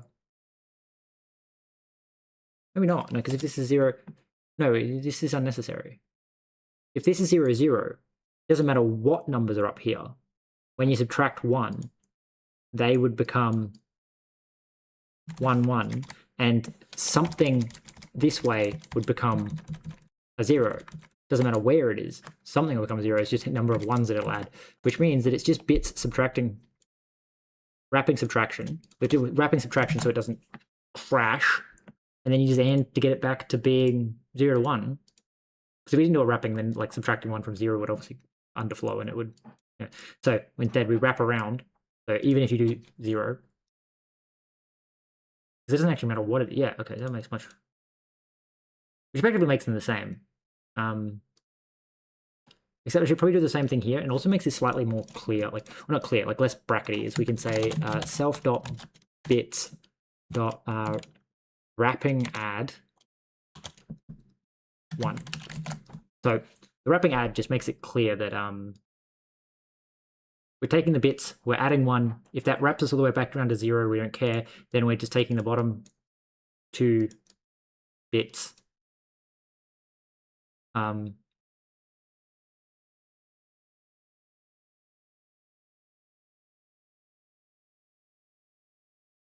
just going to assume that this crate has a well-implemented way of doing this. Probably not, but anyway. So it removes the all rotation. We then reinsert the specific rotation that we want.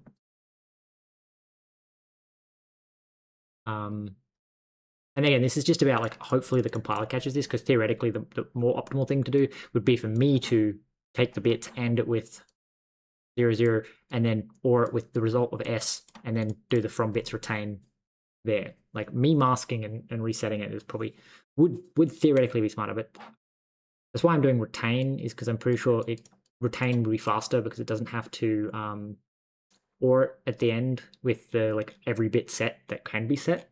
It just ORs them together. Like insert will just OR it. Insert will just OR.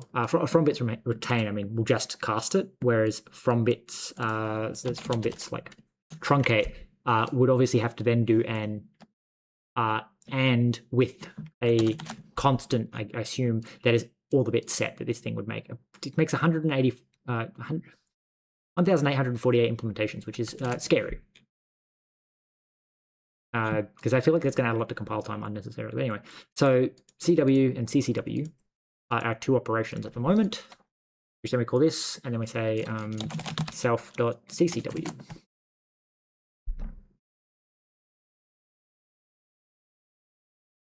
Then we come back to here and say, hey, operations, apparently this is a private struct. Okay. I guess we make it public. some things are going to complain. Like, apparently it's not reflect. So that's annoying. Can I, like, I can't make it reflect either, I don't think. So all this stuff, so I guess the question, I don't think there's a reflect implementation, it's more the, we could add like the ability to do certain things to it. Where am I supposed to be? Yeah, I obviously can't derive reflect because I don't think it can do that. Like Bevy doesn't have a way of deriving reflect. Yeah, it's saying get type registry. Okay, internal bit flags does not implement. Yeah, so bit flags is doing something here that's a bit funky. But anyway, my curiosity is, can I implement reflect?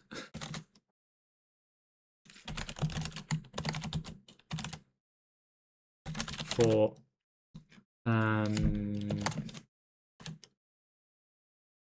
orientation. So this obviously like rewrites a whole bunch of stuff, which means that putting the derive here fucks it up. Okay. So I think reflect needs a bunch of things. Like it's saying cannot.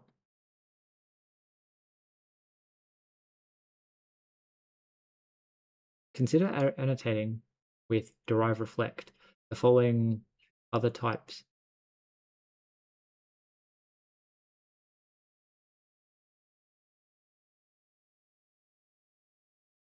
So dynamically typed plus any partial, so partial reflect and obviously dynamic typed are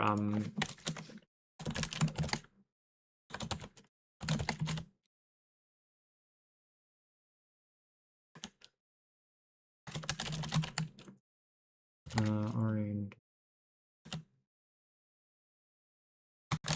This obviously needs to be done as well, and it's going to say that yeah, sure. Implement missing members. Thank you. So you're saying that you don't have type path, and then you're saying that you're not dynamically type.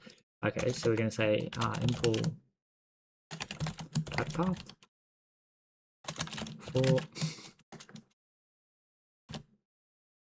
orientation.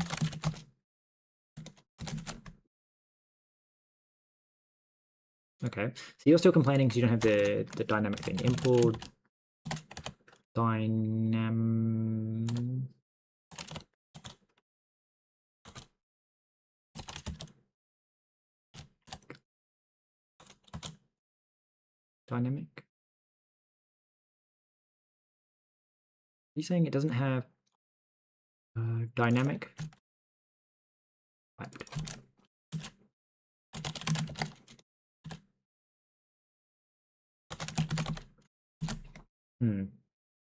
So to qualify this, I'm getting quite sidetracked from what I was supposed to be doing, but anyway. Not all traits implement missing members. So maybe into any. Interesting. So my assumption is that a lot of this stuff is just done by does not implement good type registration.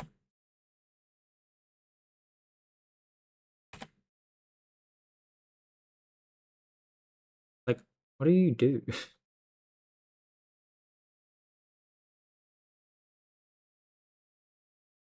I can just make it opaque. Reflect, derive, impulse, impl 1. Impl opaque. If meta from reflect should auto derive.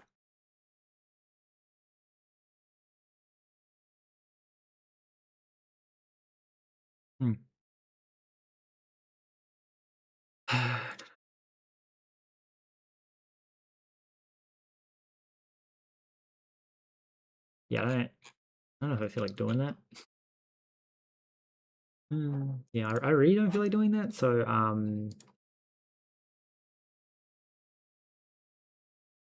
you're not reflect, thank you. Please and thank you. No, well, you can be reflect. It's just like reflect.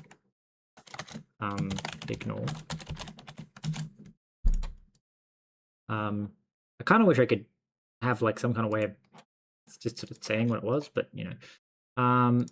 But to go to like wherever orientation is and say, please don't bother with all of this crap. I feel like it would crash too much for me to be bothered trying to do all that. Especially because a lot of it is just busy work. It's not actually like necessary at all.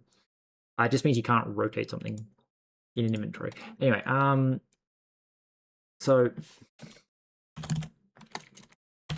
degree 90. Ta-da! Okay.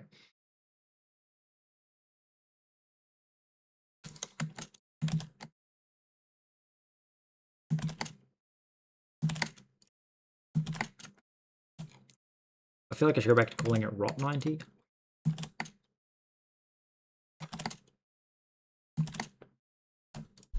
Anyway. Okay. Don't fuck around making this harder than it needs to be. Paste this in here, paste it in here, and go dig 90. Be case sensitive, please. Reserve case.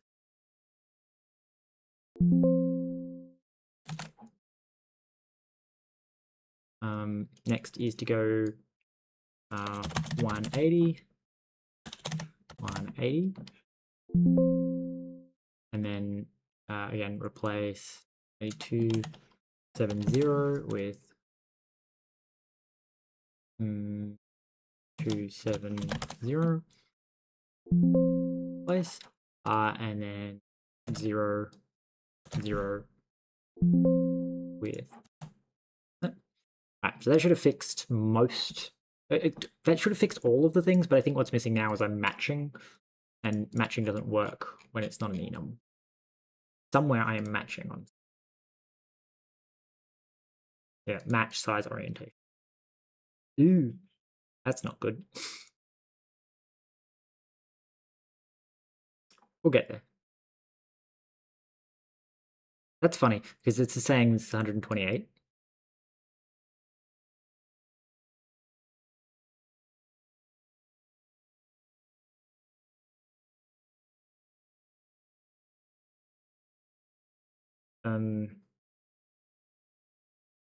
So u equals 0, 1, 2, and 3. Unreachable pattern, no value can reach this. What do you mean? This is just value 2. How's that unreachable? All right, we'll get back to that. Somewhere up here, we're displaying something. Which is fun, because something has an orientation. Orientation apparently doesn't implement display, which is fine. Wait, no, orientation doesn't display. Where are you complaining? Something's complaining. Okay, rotation.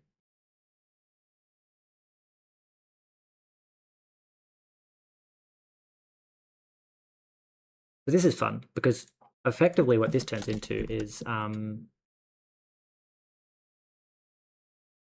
self dot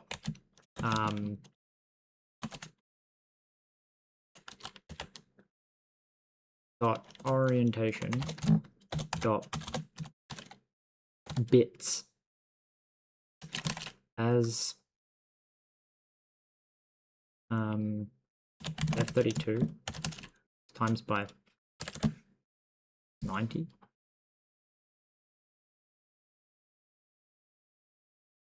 So then it's like rot to degrees.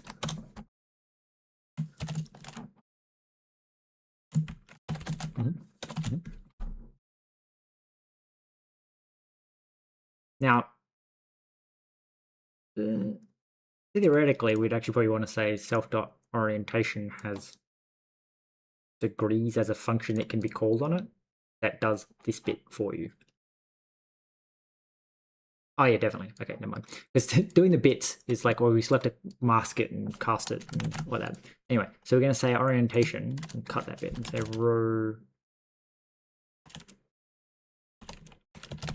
rotation. So then we can add that. I guess should add that immediately and just like bite the bullet on that implementation detail there. Orientation. So we have U, and then we go okay. So fn const fn. We should probably call it degrees.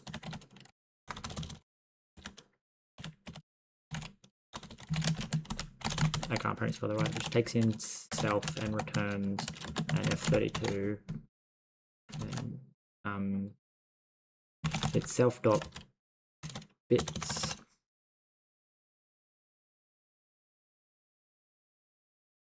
self dot union, no, intersection, and so then operation orientation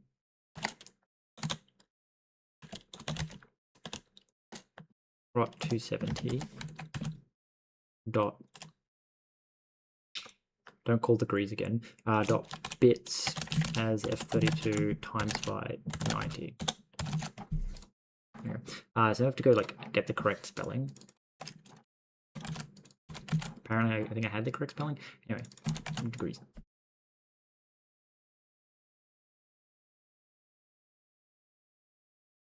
Anyway.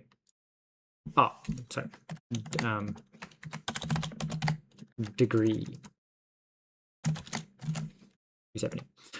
So what I'm doing is when you call degrees function here, we say self intersection between, I guess, all the rotation, and then we set bits, and then we get the bits. So basically the idea is this is just ending it with 3, and then we multiply that result by 90 to give us a float. Apparently degrees is private. Pub. I made it const for no other reason than because I can. Right. The UNIL work. Something in here is really complaining, which is fine. So again, you run into the same thing of clicked. Why can I not? Okay. Non-exhaustive pattern. Orientation. What's the bet that, like, if we say that does it contain 90 degrees, 180 actually contains 90 degrees because 0 degrees and 90 degrees. Okay, yeah, okay. Cool.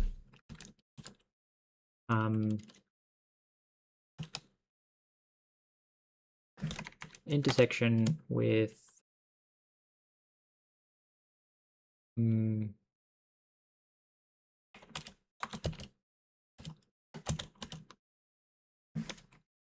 orientation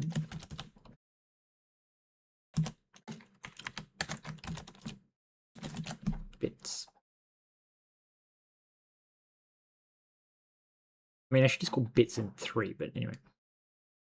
So this would be 0b 0. 0 0b 0 1.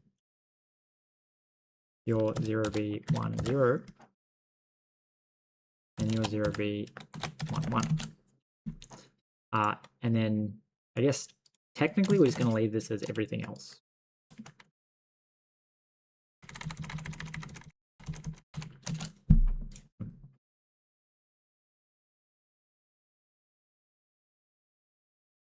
I wonder if this would reveal the pattern. So the idea being that if you're min minus,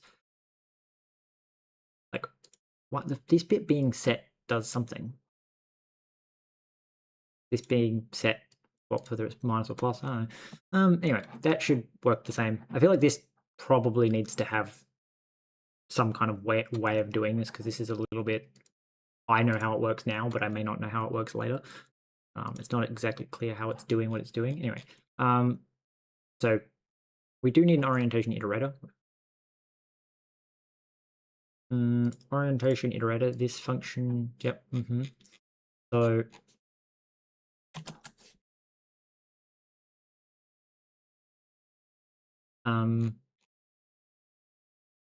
that's gonna be fun. So we get in here and we say pub struct orientation iter, which just holds an orientation.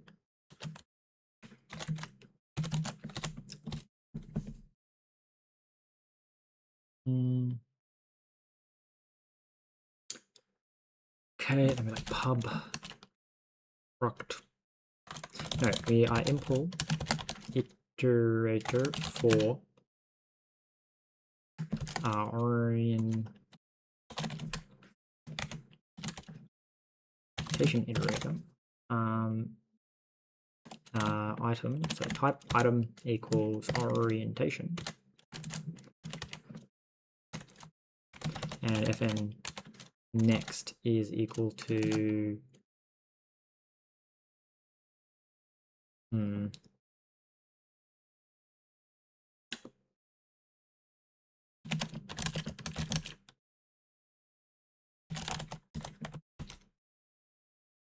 I guess the first thing you check, if self dot zero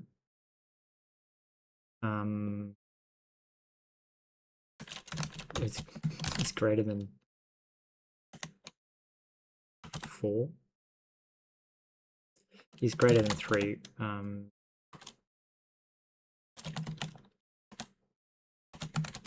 none. Honestly, this should probably just be a U8 then.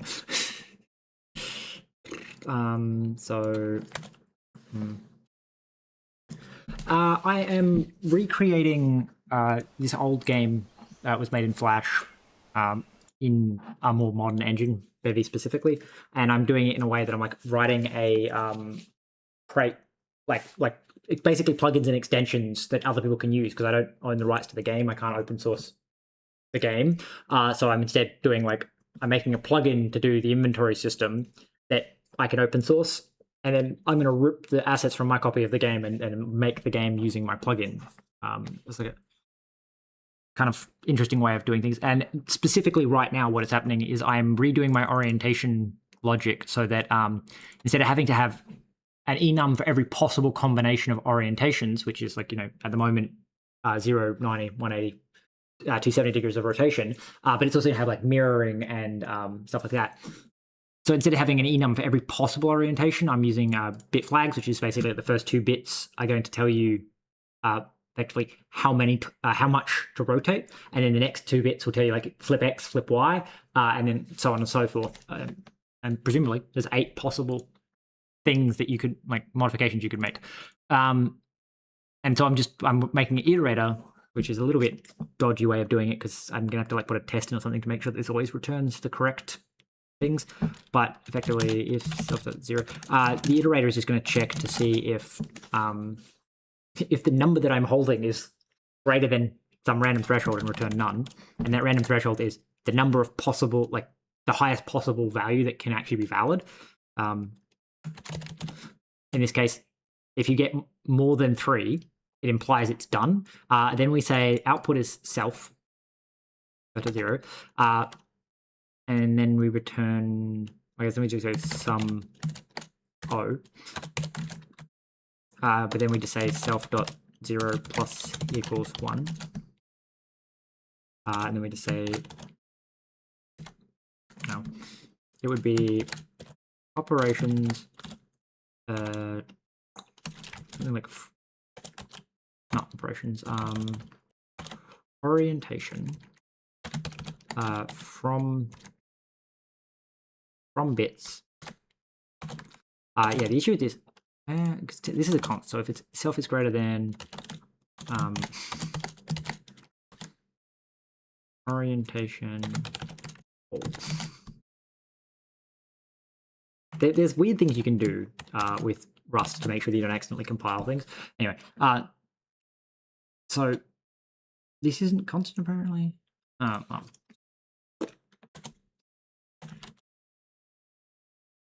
Well, no reason. No,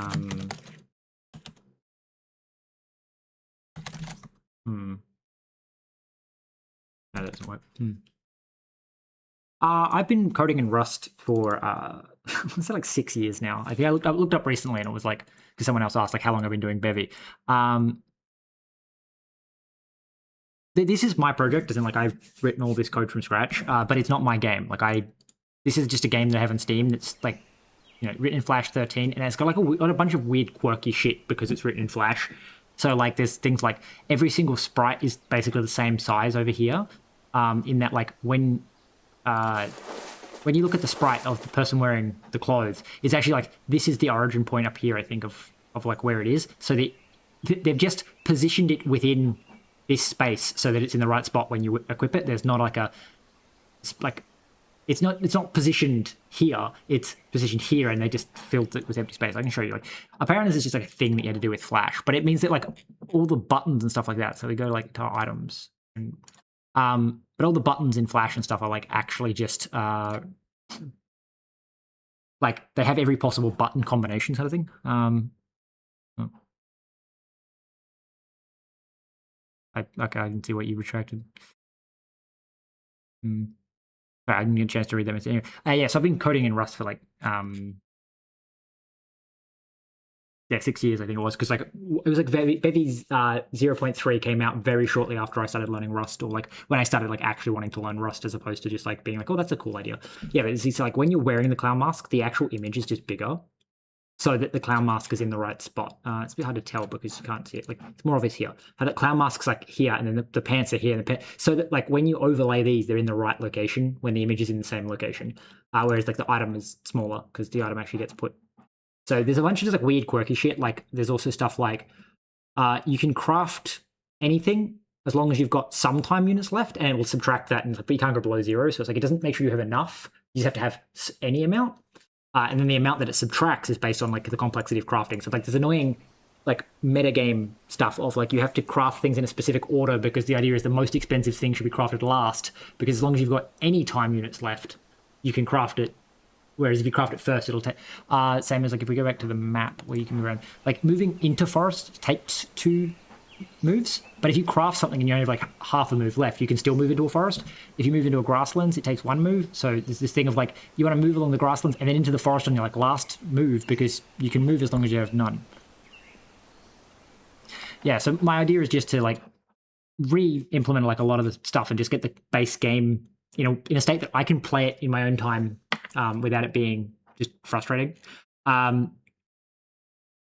Yeah, so it's basically that. But all the code's mine. Like, I'm not like forking someone else's code, but I am taking all their assets and game idea. But that's also not being made public. Like only the, like at the moment, if you go into the description, poly inventory, which is my inventory system, is the only thing that's public. Slightly annoying because the assets aren't public, but the items are. So like theoretically, you can run. I gotta finish writing this so that I can show stuff. Just give me a second. Fine.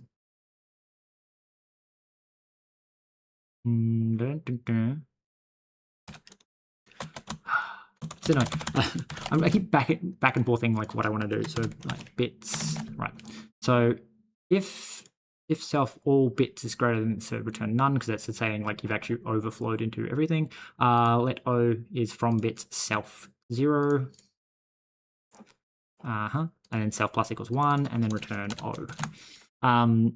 This, from bits truncate, and then return O. That should iterate through everything. Then we've like probably something somewhere that's broken. So we need to go orientation and we need iter. So when we go to orientation, hub iter, which just returns a orient impl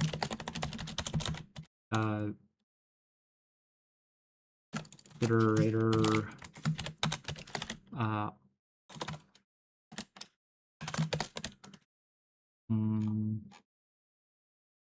item equals orientation. This is like a future-proofing thing, so if I change the actual underlying type of my iterator, then it doesn't like break it. Anyway, so yeah, this is just like a function signature saying whatever type I return here is acceptable. Like when you use my API, I only guarantee that the type I return will be an iterator, not what that specific hard-coded type is, which is nice that Rust lets you do that. Duplicate definition of iter. Wait, how did you get? What?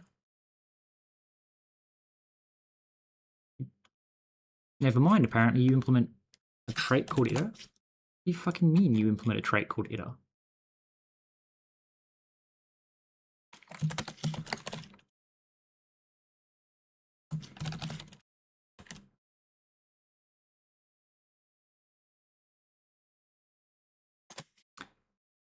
Oh, okay. So my assumption is that this is saying iterate through all of the bits, which is why it's doing weird stuff, because theoretically I'm using bit flags wrong. This is not how bit flags are supposed to be used.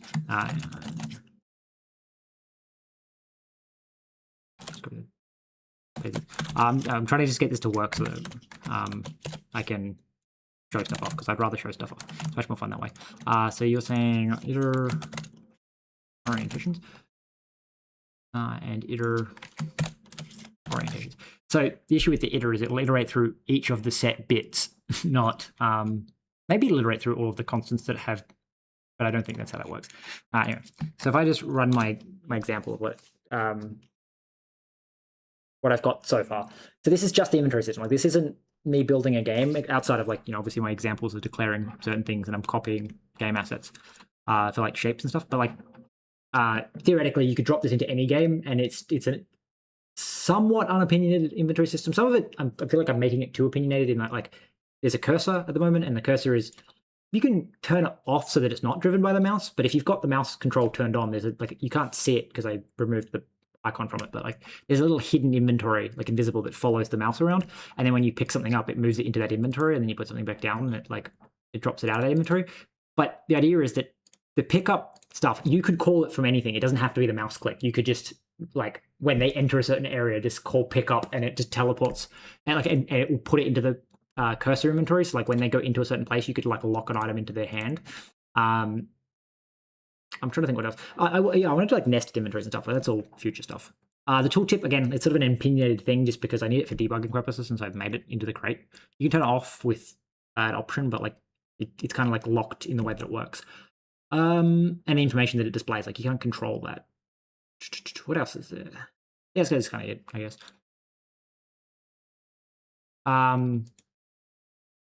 Yeah, I'm trying to think what else.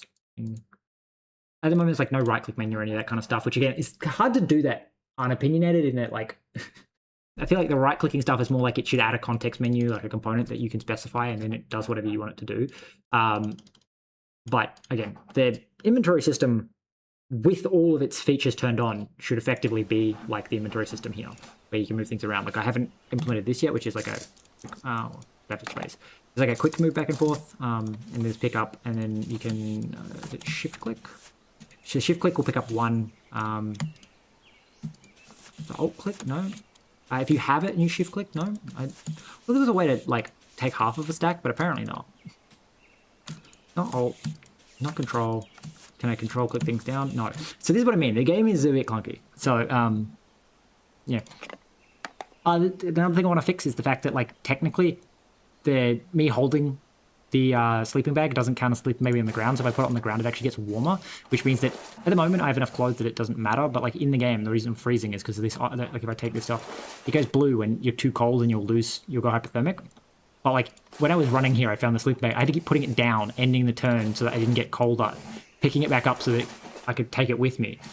Yeah, so working on it. Slow and steady.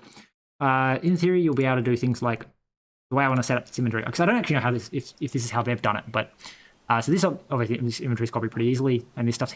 But like the way that I want to do the player is that these actually like would be slots, so like the pants with a custom icon, so that when you go to put it on, like this is the icon that it sees, and this would be called like the pants slot. So the only things that can go in your pants will go into the pants slot. I currently have that, but I haven't actually got it set up. Is that I don't think they've even got an inventory. The phones are supposed to have a 1x1 cell of phone battery inventory, which then you could put the phone battery in, and only phone batteries would be able to go into it, which the game doesn't simulate. The phone, I think the phones in the game, I don't have one, just have a spot that can hold power maybe? Oh no, I think actually no.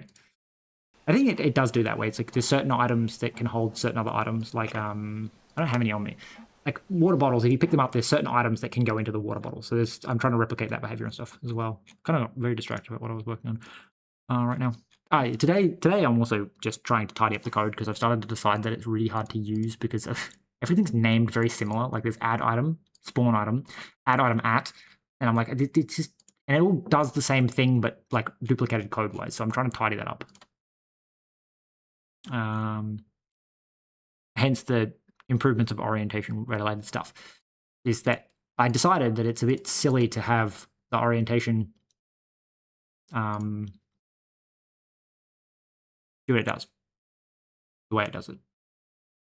Honestly, lost the plot. So you iterate through this. This is a terrible way of doing this, simply because it means that if I skip a bit, it doesn't matter. And it also implies that each bit needs to either be valid or completely, like every combination of bits below a certain threshold has to be valid. Like you can't have a rotate, which I think is always going to be the case, because you can always rotate it up to 4 times to get back to where you started. Then you can flip it and rotate it, and then you can flip it again and rotate it. So like theoretically, every bit up until those bits are set would also be valid sets, maybe. Yeah.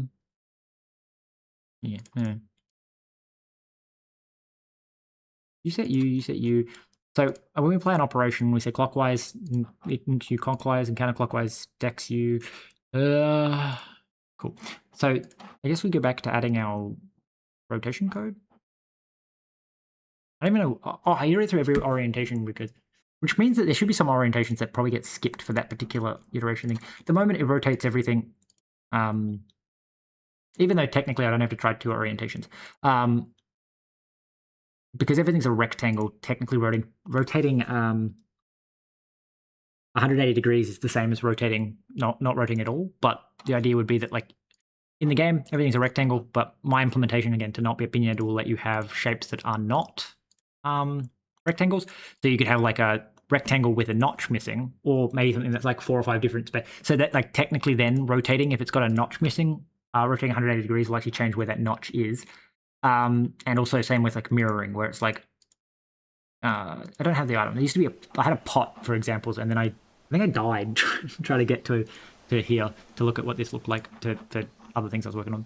But like the pot is like, it fills in like these 6 spots, and it has a handle, and then this spot's used, but it's like not visually used. You can't put anything there. Like even if you had the lighter, you can't put it there. In mine, you would, but that's why it needs to be able to rotate and also mirror, is because if you only rotate, there's no way to get the pot to have the gap here, because if you rotate 180 degrees, the gap ends up being here. So you need to be able to mirror it. But that's future stuff. We are working on the ability to rotate stuff in your hand. So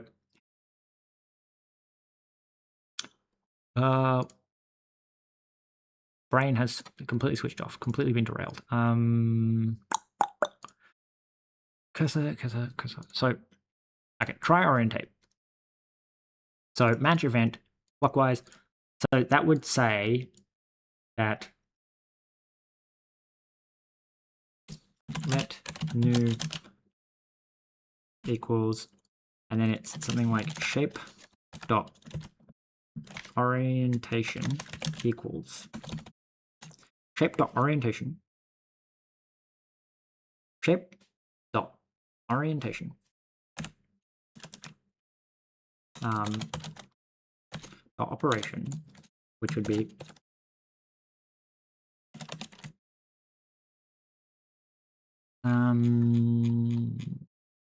probably want to go up here somewhere.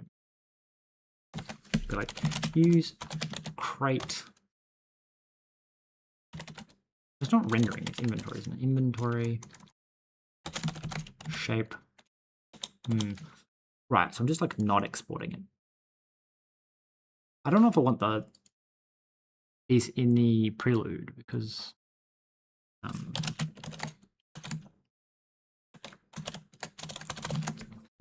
where? So it's in inventory. I don't know why my brain has decided it's going to like spin out here and like try and do like a million things at once. So there's orientation, and there's also operations, which should be accessible now. I got access to orientations, didn't I? Maybe not.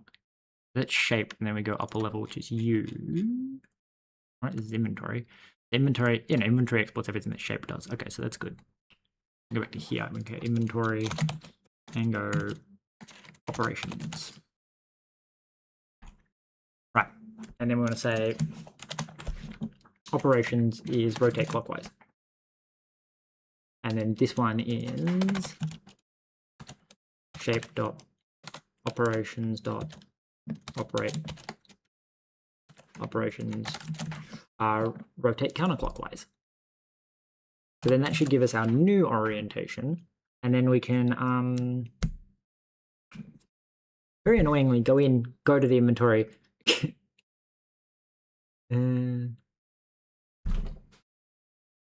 mean, it should work. Possibly. Possibly not. So it'd be like cursor. So we have the item name. So can I just say like cursor.hold?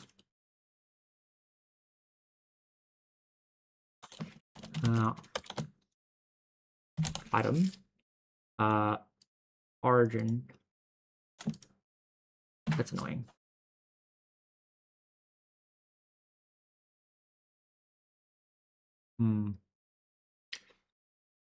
So this moves the item. We would just want to do this, but with the shape. Can we be like pub update? What? Yeah, we'll just call update, which will take new self. This is like a terrible way of doing it anyway. Item, which is just going to be an entity.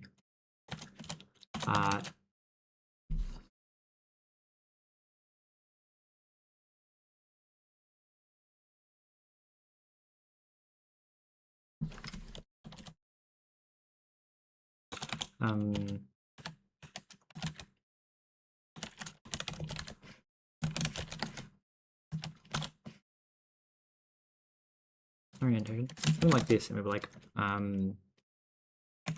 self dot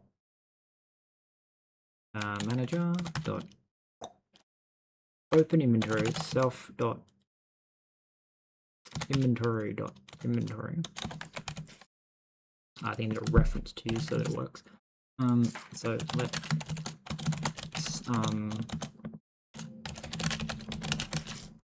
and then I need to go something like expect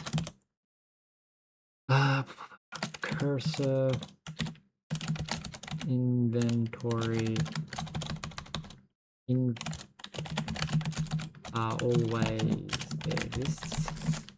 Right. So let me. So this gets us access to the inventory where we can say shape equal inv dot get shape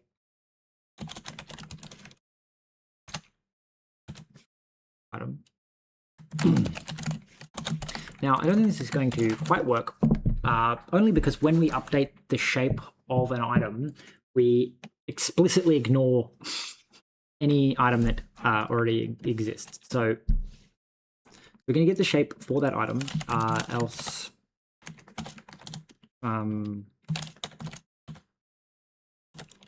trace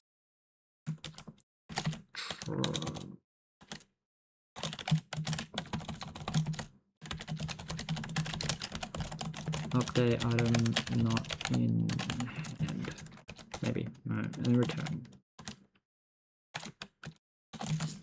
So maybe we should get shape mute.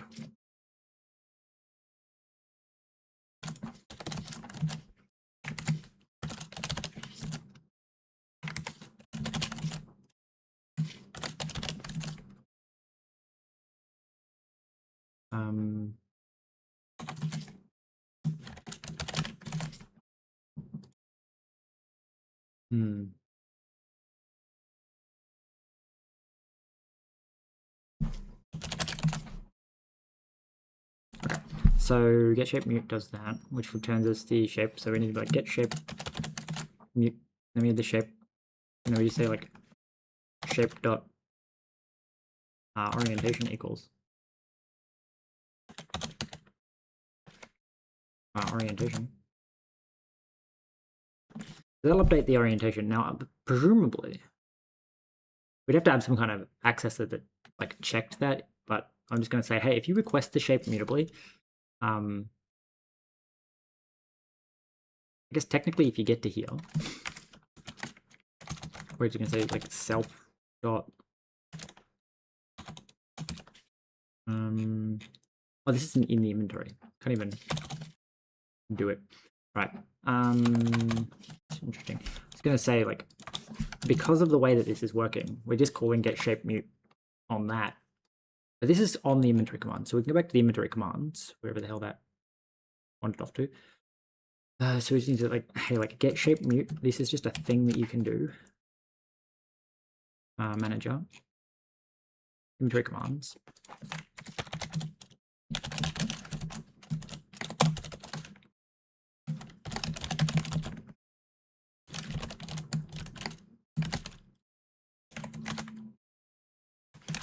This will then return a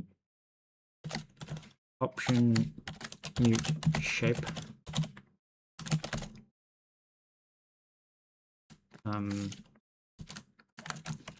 Then you say something like self dot,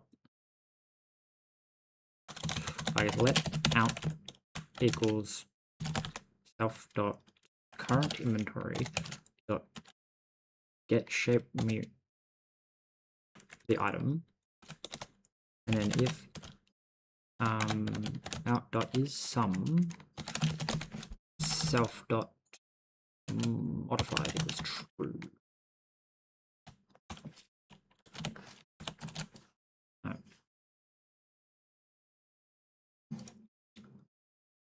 Then return out. So this is just if you request a shape mutably, I'm just going to assume that the shape is, that you've modified the shape.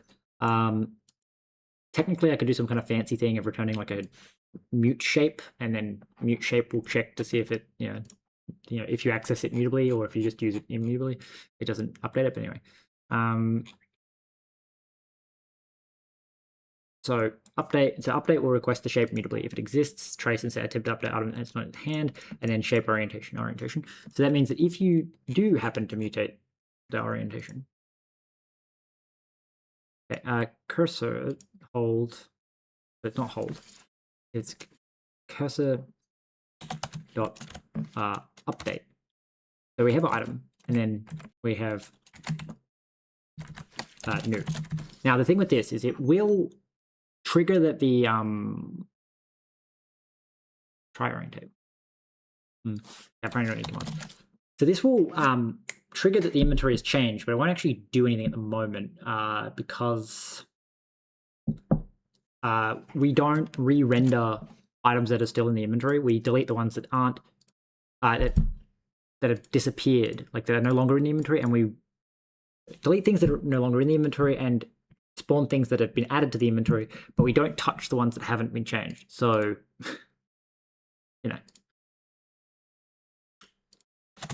So the fun thing here is we're going to go rotate.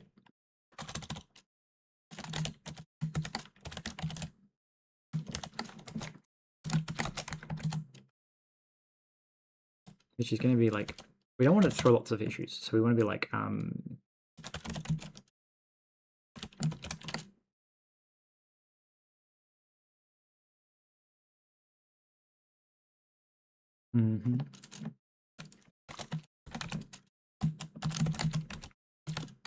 so we just call this an update, maybe.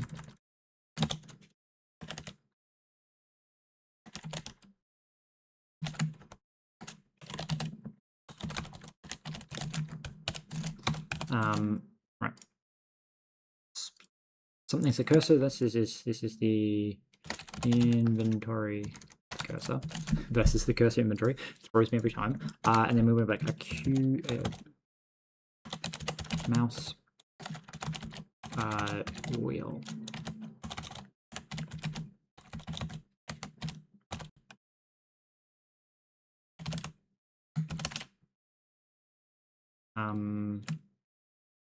We should like res accumulated mouse scroll.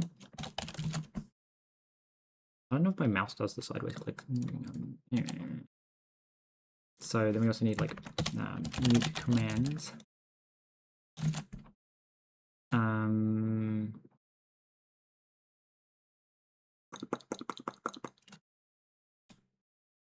Cursor dot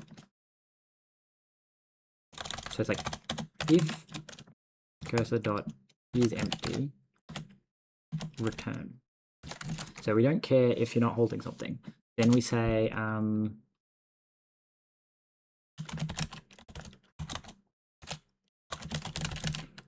equals mouse wheel dot delta dot y modulo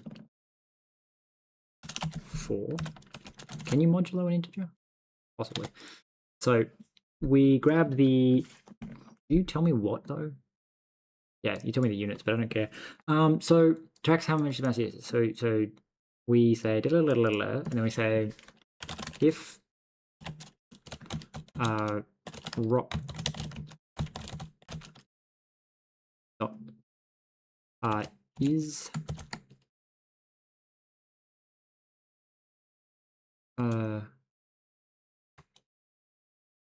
sign positive. Why is it like why isn't it is positive?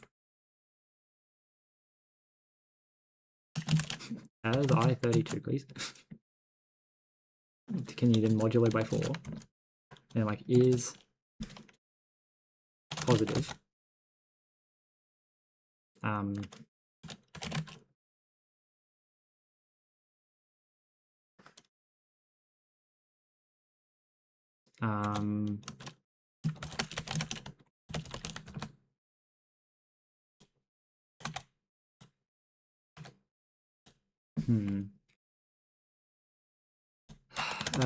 Zero dot rock. So if it's positive, do this, and then we say commands dot trigger. It's like super, right? Isn't it up here? You have the orientate item.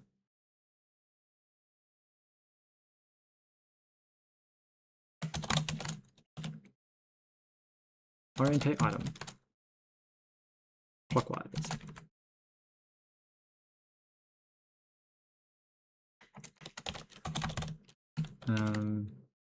Else if rock dot is negative for in 0 dot dot.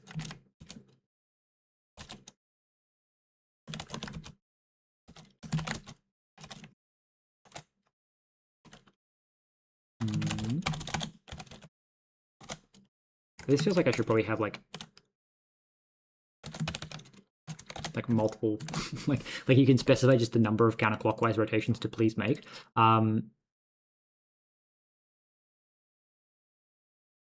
Commands dot trigger clockwise. Commands dot trigger counterclockwise. Right. So this will rotate the item, and it should theoretically tell me that it's rotating the item. A little bit weirdly, it'll probably tell me that it's rotating the item multiple times. But the idea is if you rotate it multiple times in the same frame, it should only ever redraw it once, because we only redraw once per frame, and we keep track that we have already redrawn at that frame.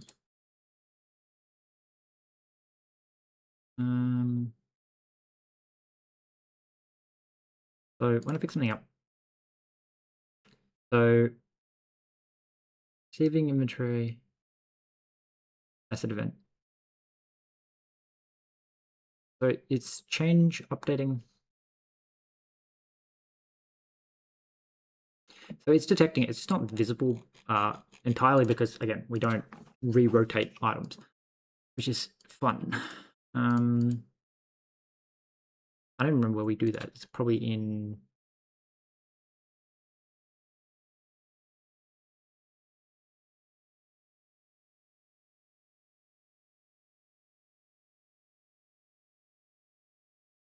Where is it? It's like, no, it's not in there. It's going to be in rendering. I don't even think it's like sprite rendering. But annoyingly, not sprite rendering, into node rendering. Annoyingly, wherever the change detection happens, which is the update. This does the updating, which means that like this has to be in charge of. So this is the option item node. Why do you need the option item node? So rendering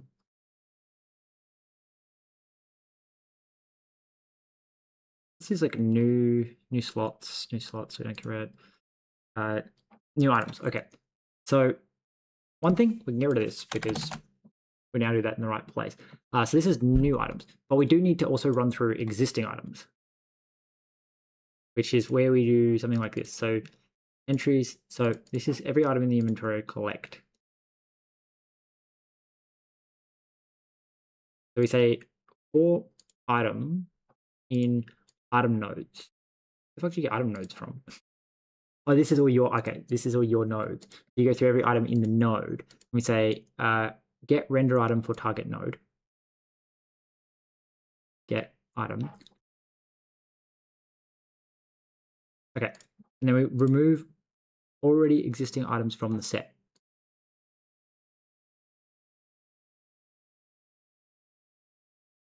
So if item doesn't get removed from the set, despawn this. So that would imply so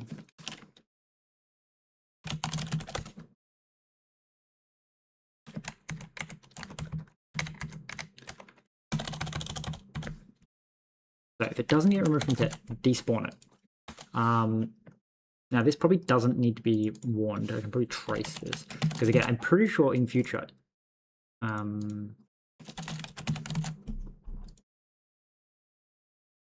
that we can like mask out certain bits so it doesn't trace everything when I'm trying to debug something. But anyway, so if item remove target item, so if you remove the item from the set, which means we're supposed to be rendering the item, I think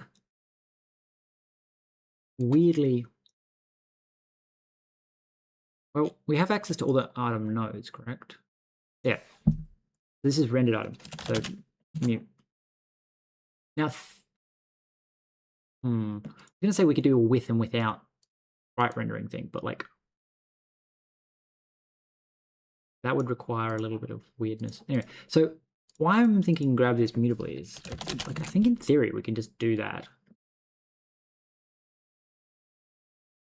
You're not allowed to access that mutably. Oh, that's annoying.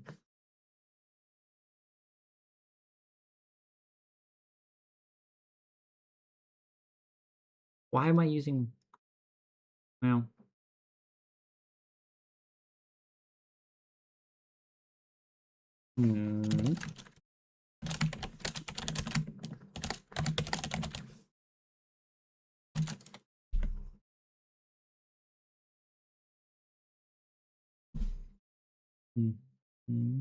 Wait, item node's also not allowed to be fucking mute. Oh god. They're all goddamn pointers to everything. The answer is fuck you. I don't want to have to reinsert, I just want to trigger the change detection, which is so annoying.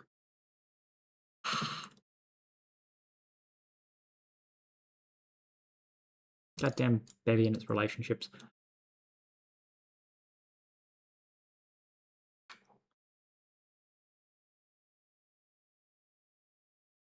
Because if I stick the item node in, like if I reinsert the item node, then it has to redo the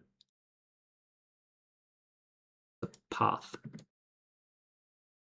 I just want to trigger them as being changed so that they update.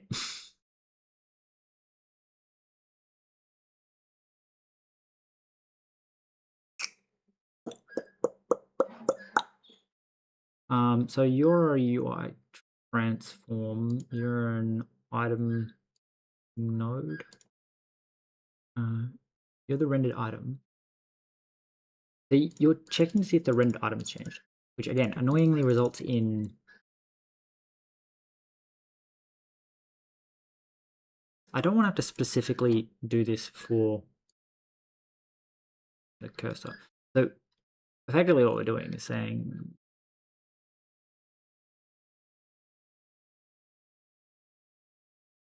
if items remove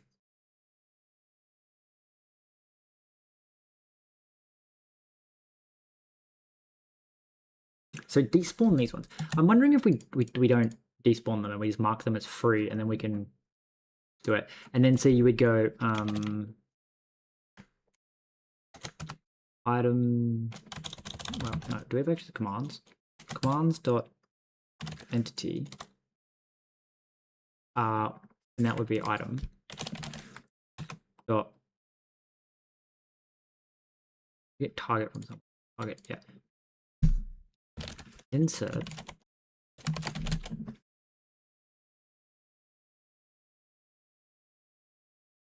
rendering item, no, rendered item.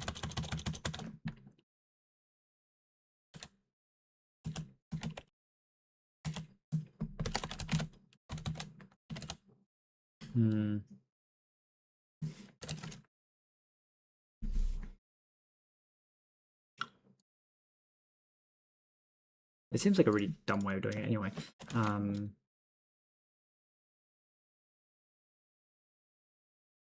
Target dot item. So this effectively affected people. What? Oh, yeah. It's item is target item. This is a very silly way of doing it because effectively I'm just sticking this back in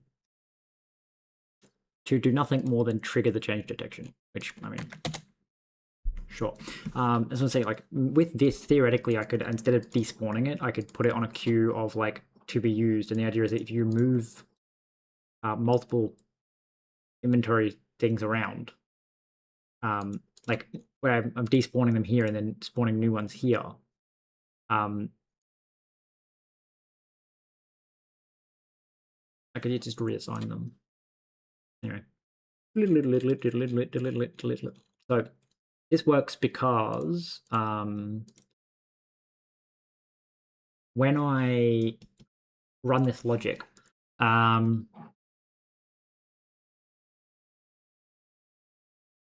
here, when we reinsert the render item,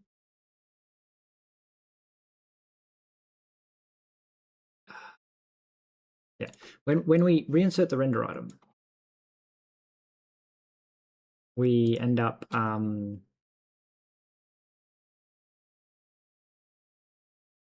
redrawing it. That's interesting. If I pick you up and I rotate you, I think it's trying to put it in the wrong inventory. Clicked on entity with item. Because it should be placing this here, but it says attempted to pick up item while already holding an item.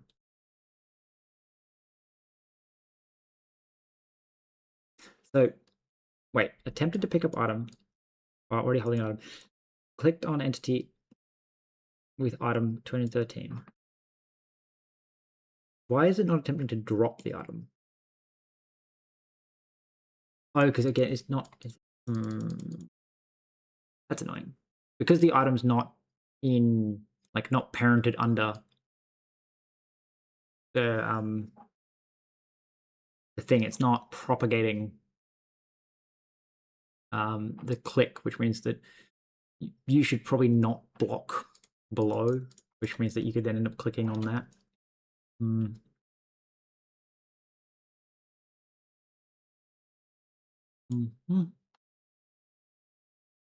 Well, I guess the answer would be we go not pickable, it's whoever the apparently you don't need this mutable anymore. Well, I guess we never needed mutable. With inventory node. No, not inventory node. Item node. So the item node needs to have require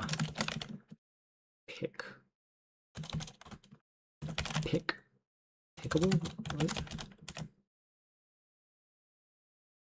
What is it called? Somewhere pickable.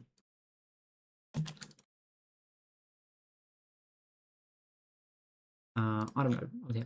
Pickable, and that's going to equal pickable. And then it's like should block lower false, and is hoverable is true. Right. So that also means that I could effectively remove. the optional part here, because the way that this is it checks to see if it has it and then it updates it. But I could actually just like take it mutably, and then we're not reinserting it all the time.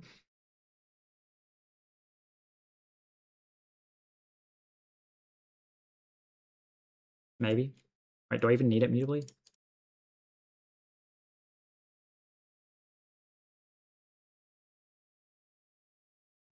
Somewhere in here, it's like if let some pickable. Okay, so I think again we don't actually mutate it, we just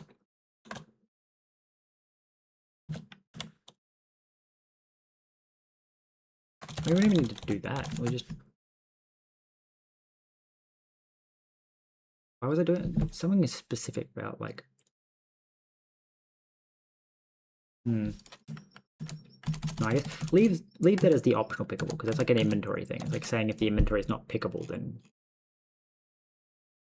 don't let it be picked. But my thing is like each item should by default let items pass through. So the idea is you can flag an inventory and it propagates that down as like this inventory can't be hovered. Otherwise you end up hovering over the item that's in your currently in your hand, and tooltip just appears everywhere. So the idea is if you flagged an inventory as pickable, that pickable state gets passed all the way down. But if you don't flag it as pickable, it doesn't block the underneath and lets you hover over all the things. I think so. That would imply that we can like pick something up like this bottle. Wait, what? Wait. Oh, like it's not. The propagate bubbles up, but now we're clicking on the bottle and then clicking on the because it theoretically, I guess that means it's a timing thing about which one runs first. We can't pick things up because we are picking them up and then we're just immediately putting them back down.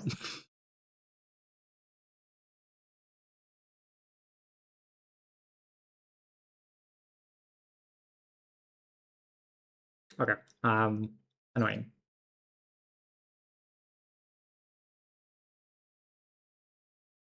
So my thing is that you could turn the bubbling off so that it doesn't propagate to the next thing.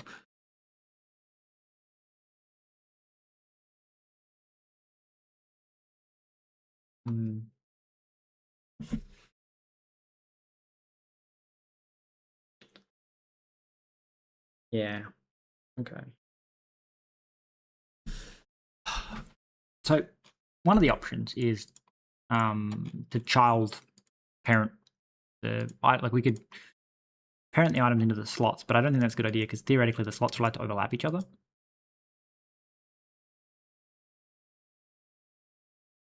So yeah, that would be weird because then you have to keep track of all that. So it's from like what is the way to fix that?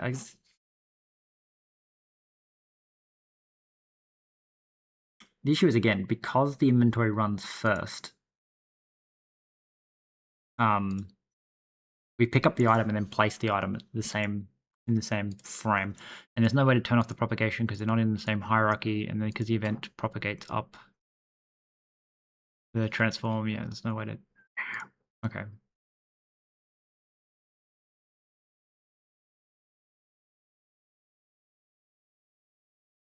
So I guess the only thing I could do is do like a picked up this frame or something so that it just ignores interactions.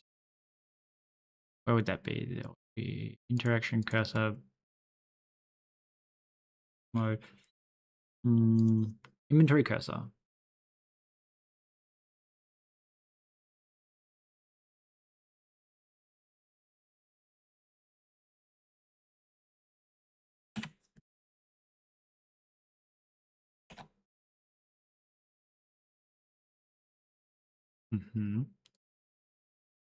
And it'd be like pub.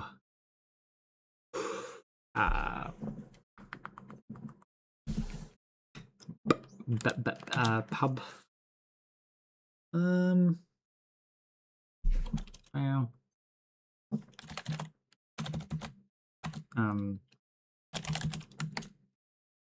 picked, which is a boolean, something like this, and then we can go from world, and we're going to say that picked is false, like so.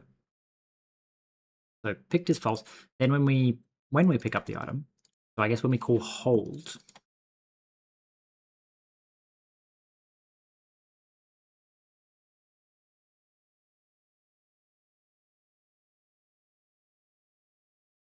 it does do this.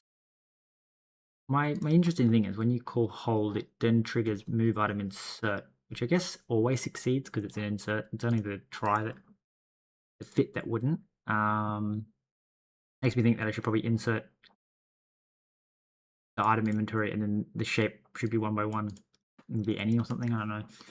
I think like it should always insert into the hand. But anyway, so this would be that when you get to here, you say self dot inventory dot picked is equal to equals true.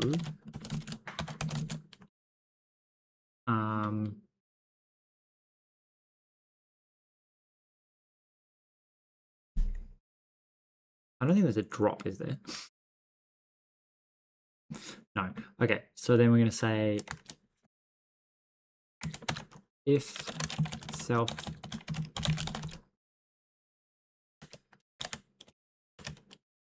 inventory dot picked. Well, no, it's so you need to set it to true, and then is empty needs to say inv is empty. If self dot inventory dot picked return false.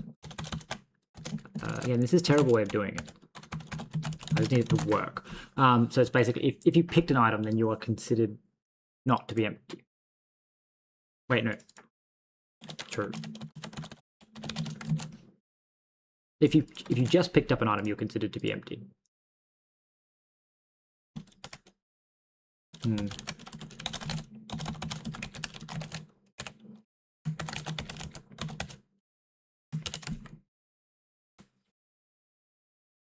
Maybe it's like can pick up, which checks himself and returns a boolean.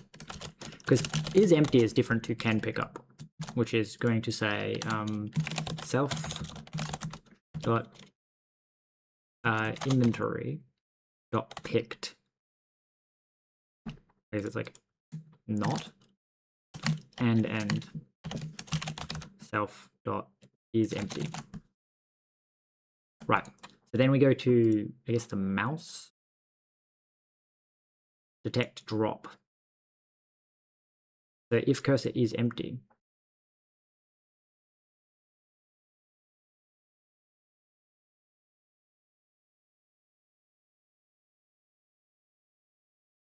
well, I guess it's not can pick up, it's can drop.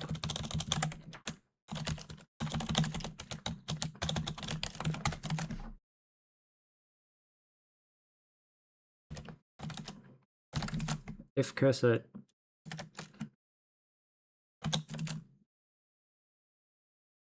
I guess it would be can drop, not self.picked.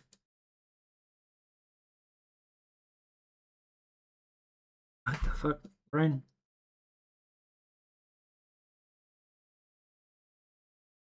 Because it's like and not self.empty.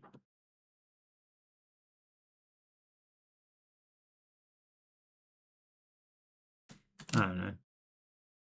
Weird. My brain's just not giving up with it. So can drop is that you haven't just picked and you're not empty. And then if cursor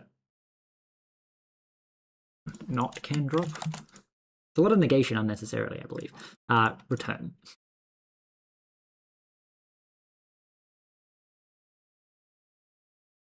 Anyway, then we need to be like at the start of every frame.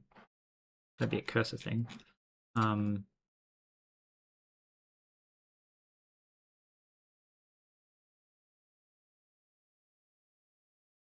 We need to be like we need like a function down here. It's like fn clear picking, which takes in mute cursor, which is then going to be a res mute cursor inventory, because that's the resource that I actually use to hold onto that stuff, and then it's just like cursor dot picked equals false. Right. Then we go up here and we say app.add system first clear picking. Alright, so that should mean that the frame you pick something up, you can't drop it.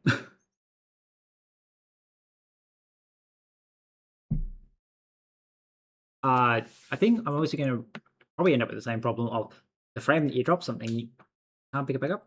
Maybe not. I'm pretty sure all that's happening is because you pick it up, you can immediately drop it. Yeah, everything else works fine. That looks a bit wonky. That's not correct. That's interesting. Okay.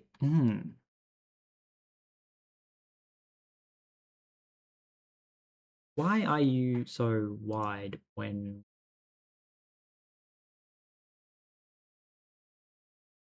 It's got to be because you're like a negative position.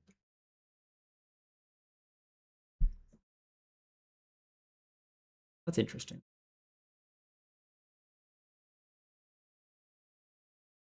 Anyway.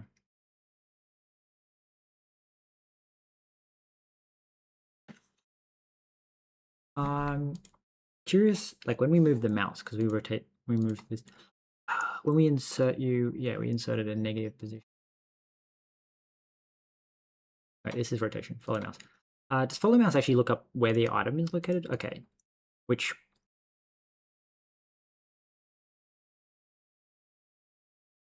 Because I was thinking what I could do, because it's to do with the fact that the when you place it at a negative offset, like it then continues from 0 to that negative offset, I think is what's happening there, like when it's not reaching the cursor. I think that's what's doing it. So when I'm holding at the top, you're always holding at the origin. When I hold the bottom, as you can see, where the cursor is it's extending from the top of the bottle where it thinks the cursor should be. Like +1 because of that half offset, I believe. Like if I go into here, maybe.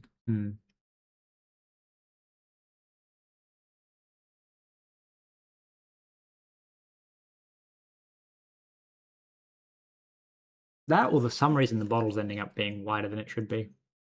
I don't think that's what's happening. I think it's just extending down to 0, 0.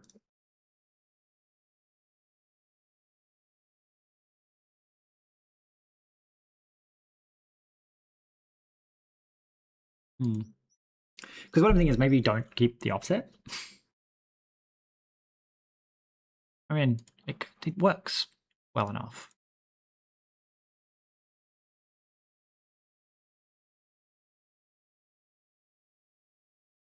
What you'd probably want is for it to rotate around the cursor.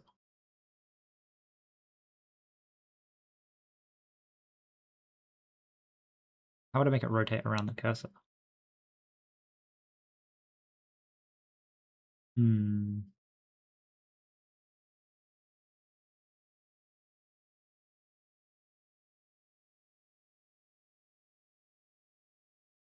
Interesting.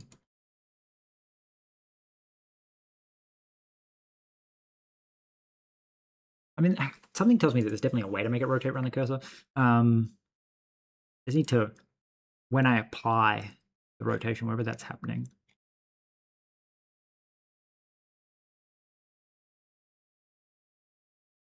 I need to like update that. So as long as that's happening actually inside the cursor logic, which is to do the try orientate, So we grab the new orientation and then we say update, which is interesting because you have access to the shape, which includes the shape's position. So we just set the shape's orientation. But in theory, we could take the shape's current orientation and the shape's new orientation. And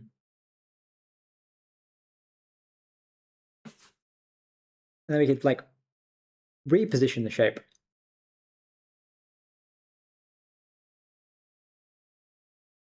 Maybe we'll try that and be like, okay, so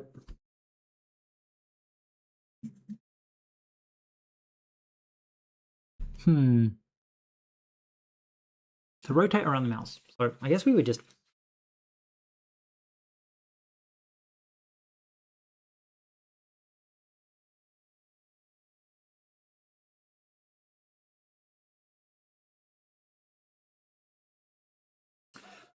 we need like the original offset.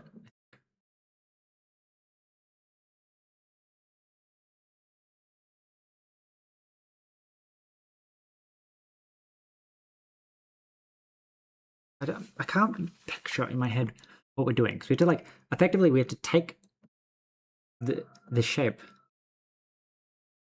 and this thing's offset. So like shape dot offset equals the diff between 0 and the mouse, right? So then when we apply the new rotation, if we take the layout and apply the new rotation, so if we take the layout and mult,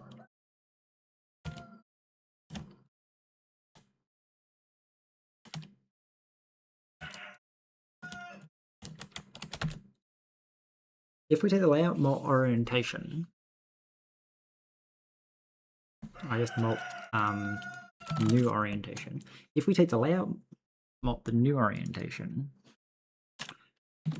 we can compute the diff and update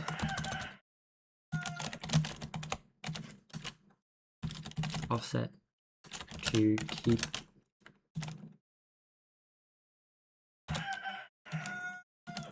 zero. I don't think that's correct.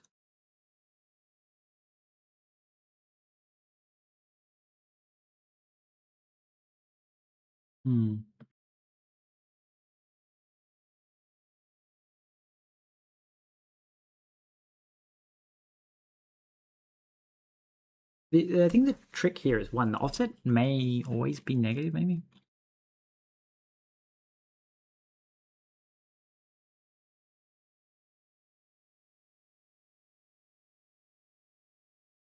I want to print what the offset is. So we're going to like dbg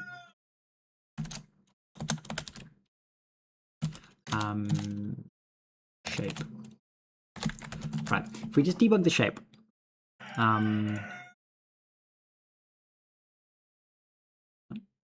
you not clone copy or something? Oh, so can we debug a reference to shape then? Thank you. I just want to see what the shape is when I call update, because if the offset's always positive, which I don't know if it always is, that would explain why some of the values are always flipping around. It may always be negative. Could actually be, right? Because the idea is if it's 0, 0 is always the top left corner, then it only ever moves. Like you either clicked on 0, 0, or you clicked off 0, 0. So if I click like here, somewhere it should have like the debug. No, we never get. Oh, okay, I never. Okay, so if I click here and I say like rotate, its offset is 0. Put it back. I click here and I rotate, then it's the last offset, please. Its offset is -1. Right, so it's impossible to get a positive offset. And that should be like -1, -1. Right, because to have a positive offset would be to imply that I clicked here and clicked on the shape. Okay.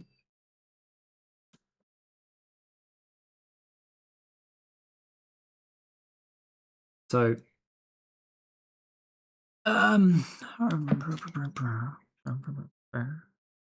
I-vec2, -1, -1. Right, so I'm taking notes of things that I need to remember to do this properly. So, offset is always neg. Boy eating crunchy apple. Otherwise, you couldn't not have clicked in bounds. Could not have clicked in bounds. So, what's annoying me is the thinking that so that being -1, -1. Like when I pick up here, that's -1, -1. So if I made a new shape that was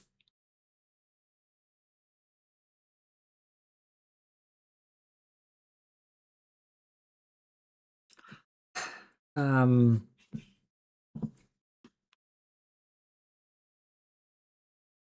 make it rotate around.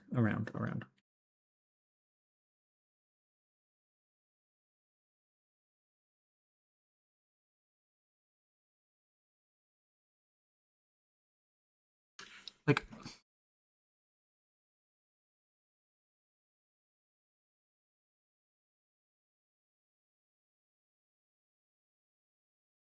what would you need to become? So to get you to do this, -1, -1 becomes. Is that the other type of rotation?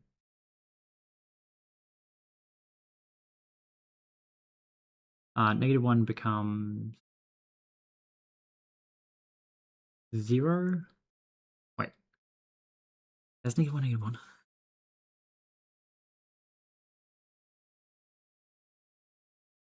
Good. Okay. So -1, -1 becomes to be holding it in the same place. -1, 0. No, 0, -1.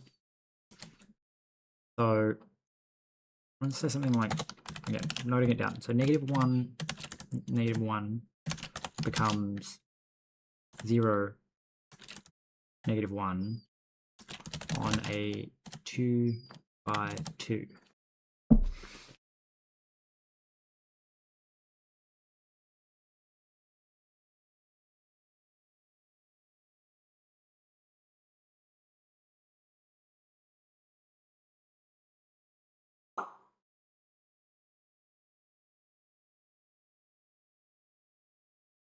That's rotated 90 degrees.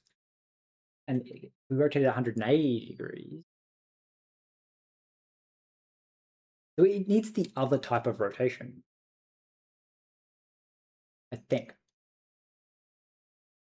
Maybe not, though. Maybe what we need is be like bounds, then min equals offset, apply rotation. Well, that's the issue with that one, is that we would need the difference of the rotation, I believe. Maybe not, though. Like, if you're 0, 0, and that's it, no rotation. Like, if you're here,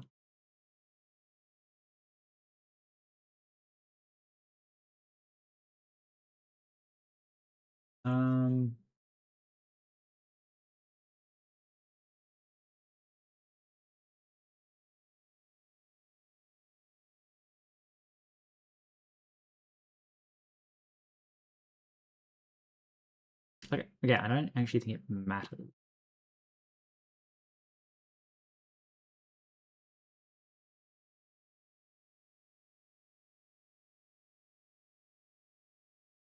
Hmm. I mean, we can do that when we let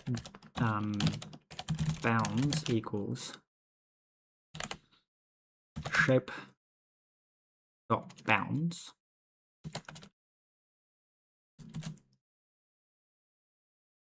Right, and then we're like debug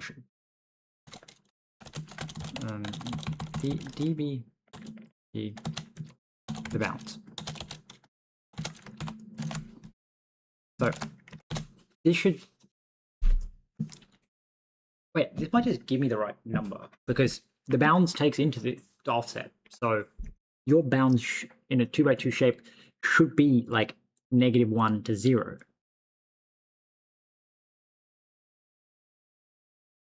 And then do we just apply the new rotation? So if I pick up this and I say rotate you, you say that your bounds are 0 and 1, right? And then I pick up you, rotate from that corner. Your bounds when rotating that are -1 and 1. And that's okay.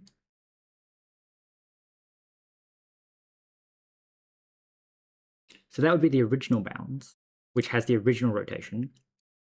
So then we're going to say like shape dot orientation equals this, and then let new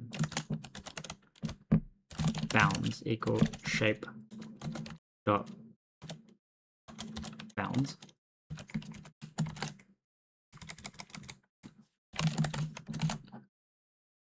So my question here, I guess, is if the new bounds equal the number that I want, which is 0, if their minimum is 0, -1, which I don't think it will be, but it could be. I don't think it's possible for this to have a 0, -1.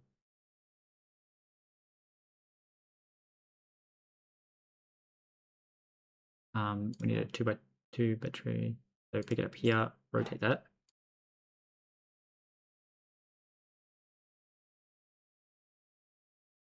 So bounds and new bounds are the same, which I guess makes sense because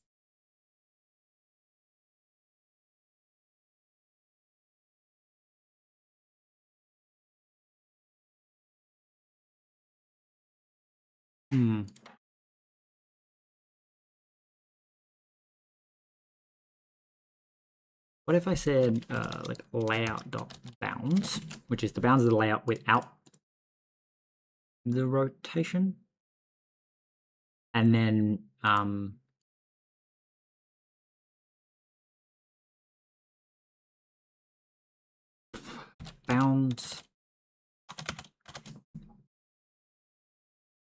Okay, so I guess we have to make immutable, and then we say bounds dot min minus equals shape dot offset.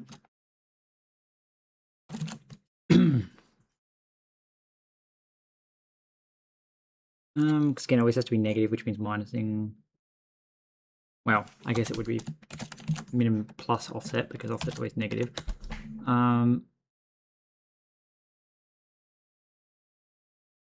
So when we do this, this should make us still have the same bounds, even though we've taken the bounds of the layout, but the bounds should now be from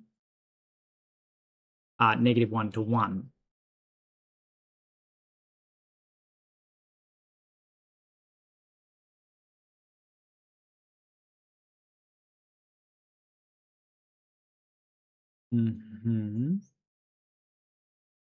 So pick you up and do this and go, okay, so you are now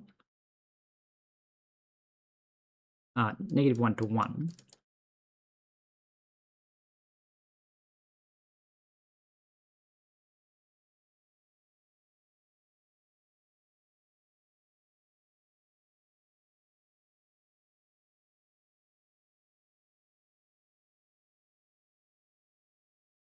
No, the issue is that I need to effectively take the difference.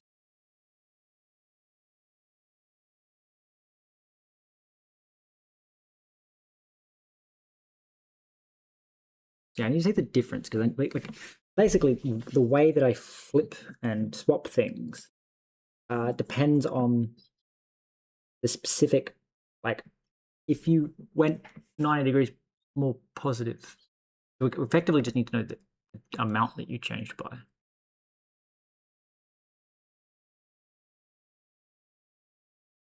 Yeah, damn.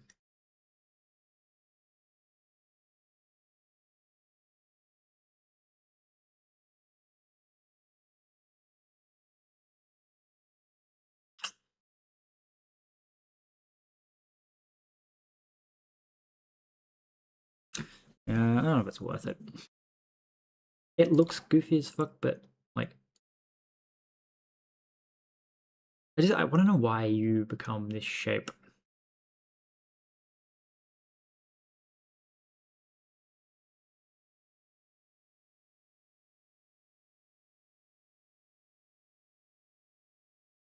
But you don't do it like this, but you do it like this, which tells me it's like when the number becomes negative. Oh, I guess we get to know because if we go to the very bottom. What was the last one that you spat out?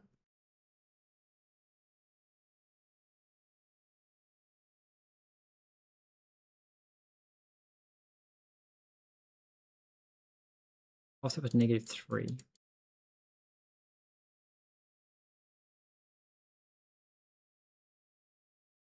Yeah, orientation was 90 degrees and 270 degrees.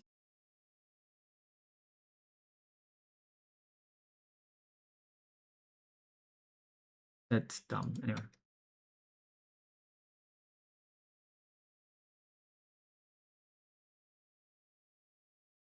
Yeah, it's because the offset's 0. So when the offset...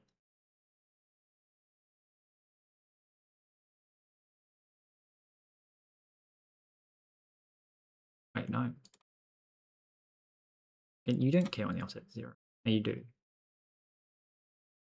You only care when the absolute difference is greater than 1.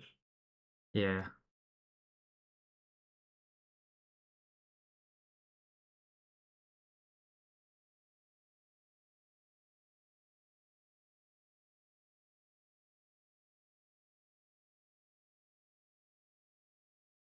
Wait a second. I guess okay. Fuck all this shit off. You update to the new orientation.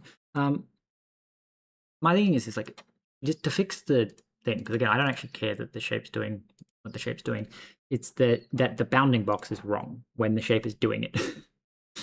Which the only thing I can think is that the actual shape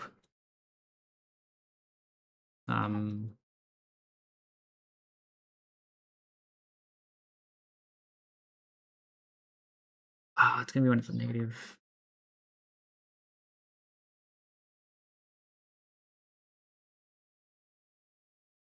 Yeah, I don't think I can do anything about that, annoyingly. Because like I'm putting it in the right spot, but the reason it's in the right spot is because effectively yeah.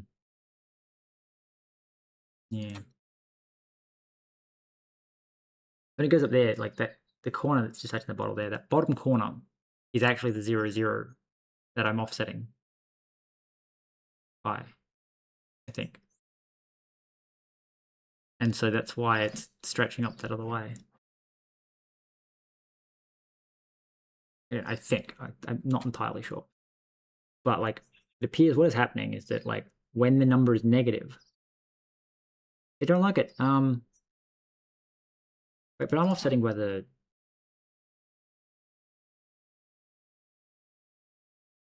when I follow the mouse, if shape offset dot x is negative. Right.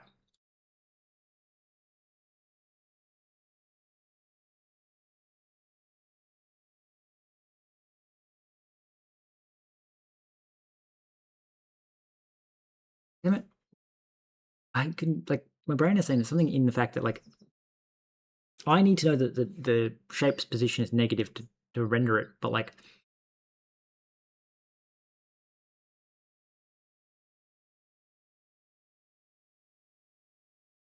and like that's actually where it is. Like when it gets placed, that's where it gets placed. Yeah. Okay. Interesting that you can also pick up and drop on the same frame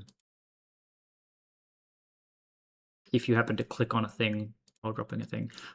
What is going on? So to do that, I would need to not put the bottle at the negative position.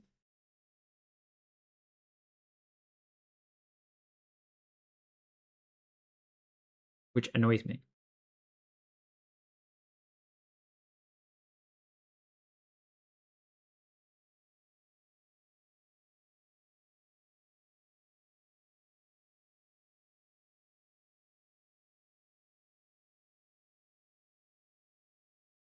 So again, the way to fix this would be to go, when you rotate, I need you to fucking move. Where would I need you to move to? So if I was holding the bottom, which is going to be the worst, I need you to move, when you rotate like that, down 3.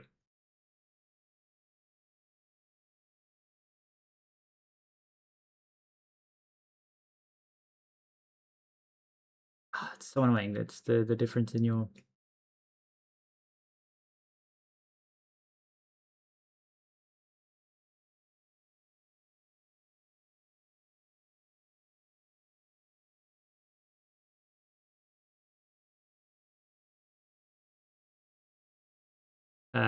my assumption is that you need to...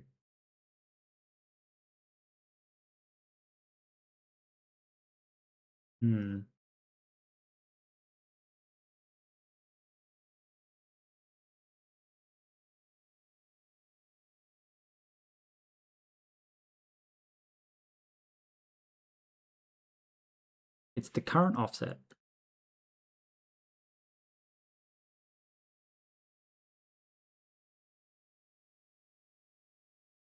So again, this is -2. So as we picked up, yeah. So you went from 4 high. I want to do this. Again, the assumption is that the cursor is at 2.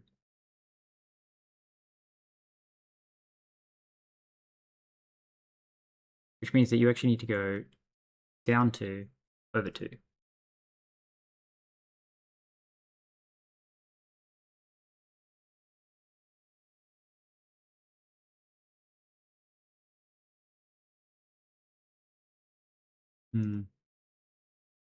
Yeah, fucking...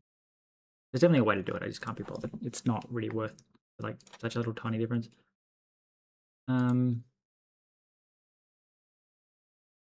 I just wish that the fucking thing wasn't obviously wrong.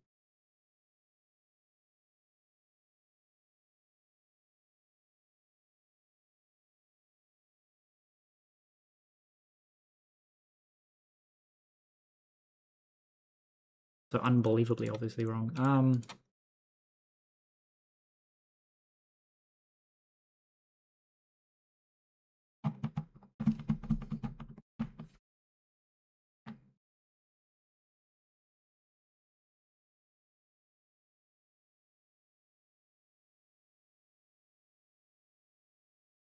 I mean, the more obvious thing would be just to set the...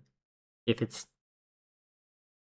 less than or equal to 0, or if it's less than 1, set it to 1. So I guess clamp it between 1, which would then... and then it's the responsibility of the mouse update to make sure that it's actually in the right location. Then the mouse update could look at the, oh, it's negative, and actually move it.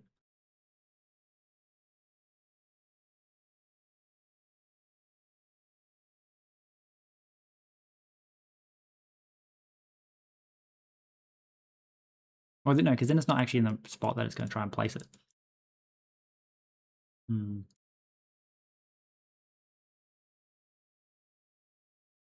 God damn it.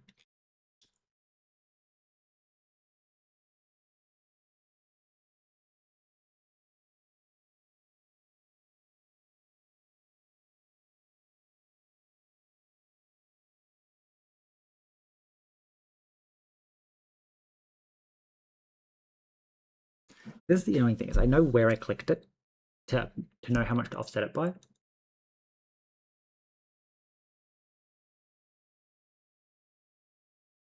How do I calculate that? I guess no. I look up exactly where I clicked it, don't I?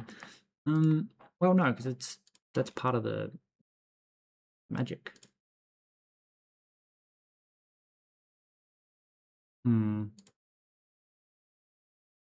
That's in the mouse click, isn't it? Detect pickup. Clicked.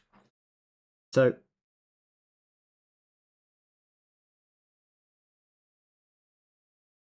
size dot layout dot size.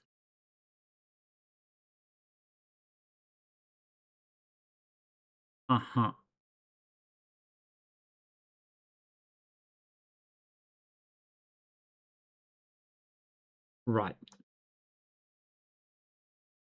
So theoretically, this would be reversible in that we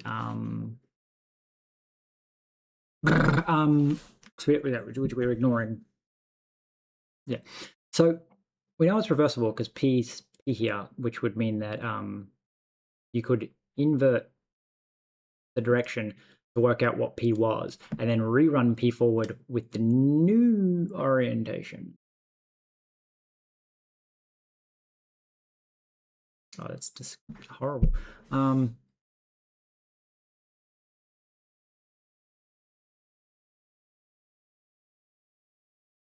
Is it worth the effort?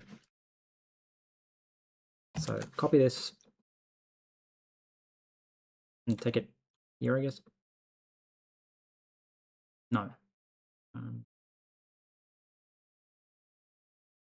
Who does the applying? Oh, you do it, right? So it's an update, yeah. All right, so we're going to make a new function. This new function is going to be called, well, we get the shape. We're going to go fn calc offset, and this takes in the shape. And let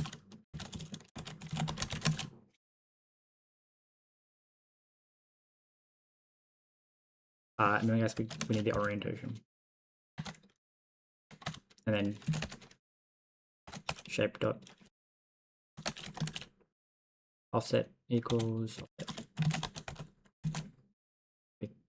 We have to pass in the shape before we update that to the new orientation. So we're going to fn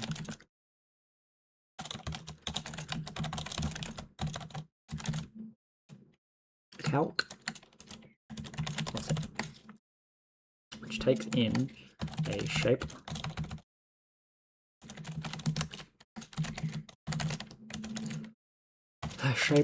and new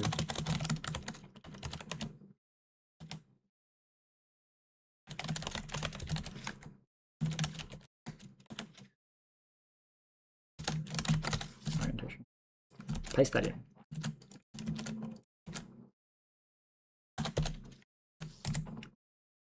Right. So first off, OG.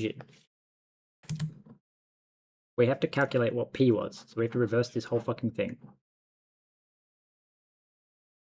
So it's shape dot orientation. So get the orientation of this original shape. Let bounds size overlay size layout bounds.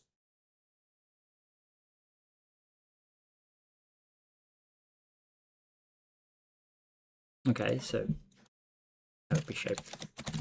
You can tell how terribly it was all written. Right, to get the original bounds. Then we have to calculate what P was.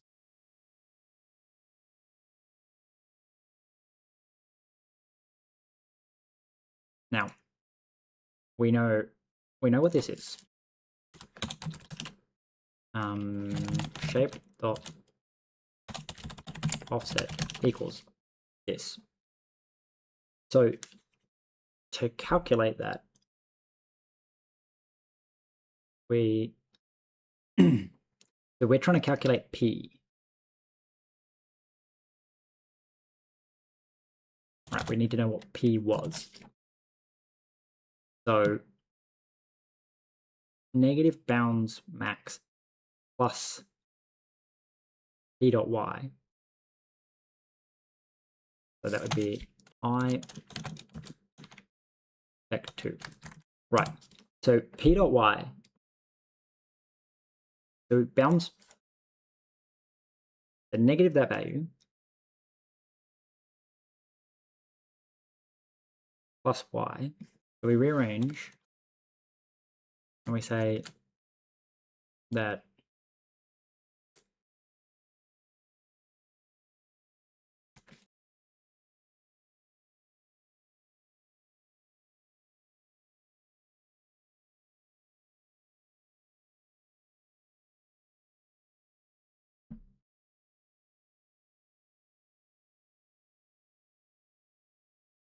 why can I never do this fucking math? It's if this plus equals, so this equals u. So u equals negative bounds dot max dot x plus P dot Y, which means u minus P dot Y equals negative bounds dot max x, which means that need to rearrange u, which is negative P dot Y plus u equals, we don't know what P is, do we? I don't, u is the offset. Right. So, right. So it's u equals shape dot offset.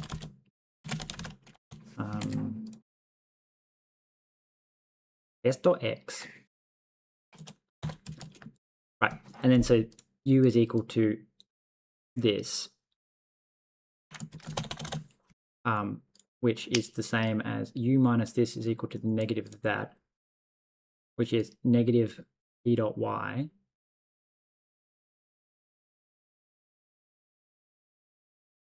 plus u equals negative bounds dot max dot x, and then negative P dot Y is equal to negative bounds dot max dot x minus u, and then we just need to again, then you would be negative u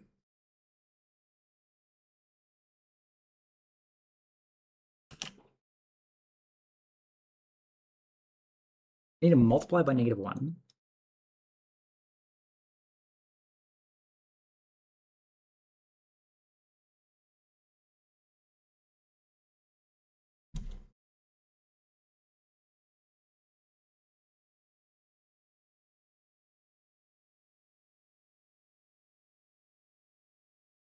I want to say I can move you to the front and say that you're negative u plus. How do I move you to the back? Right.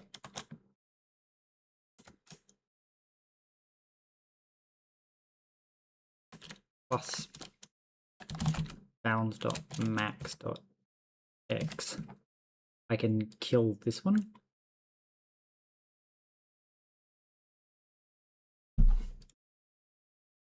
Negative that number minus that number. No, I don't think that's how that works. Anyway. This will give me a negative number.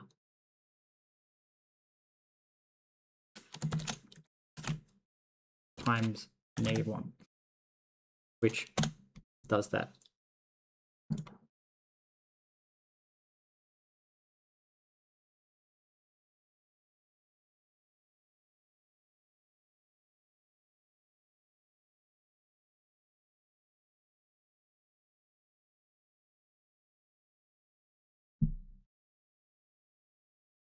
-2 minus 2.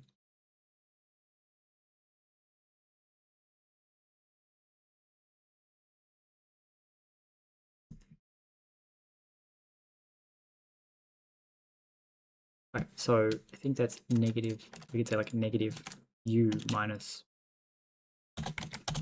the bounds max, because -2 minus 2 is the same as -2 plus -2.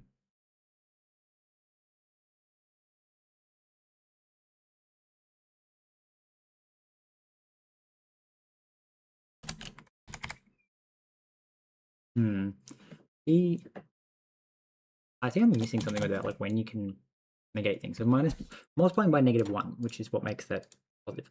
I want to know how I can make u not negative, but anyway. So that would imply that you are, since we said that offset u is offset, and it's p dot y. Oh, that's so that's going to be like minus minus shape dot offset dot y. Okay, minus bounds dot max dot x.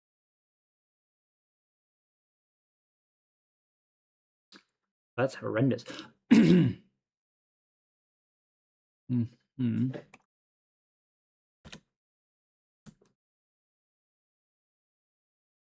Okay.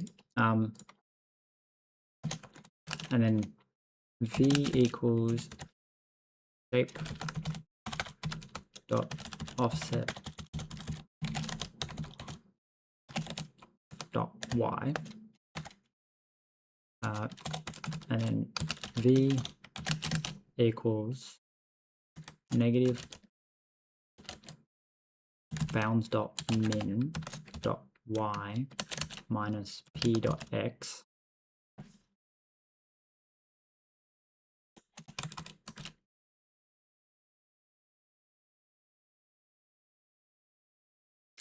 Means v is plus p dot x equals negative bounds dot min dot y. You're going to rearrange this, which is negative p dot x equals negative bounds dot min dot y minus v, which means p dot x is equal to, which is the negative bounds dot min dot x, no, dot y, minus v, and v was shape dot offset dot y. Okay. Now, annoyingly, the bounds is the same. It's just all just shape.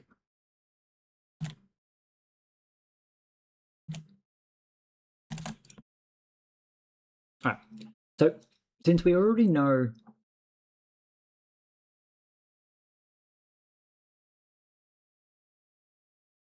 how to calculate p for each of these, because this is p. Right. This is extracting out p. Oh no, because your p is different.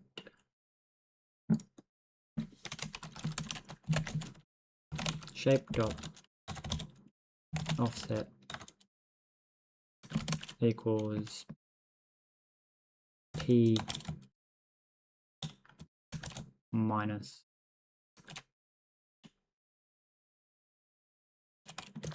bounds dot max. Which means that u equals shift offset x.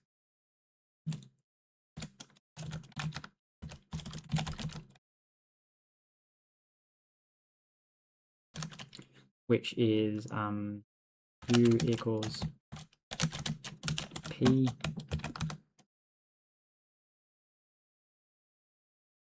dot x minus bounds dot max x, which means that u equals u plus bounds dot max dot x equals, right, so we can, I'm pretty sure you can just flip this around and be like p dot x equals, right, which if v is equal, so that would imply that it's shape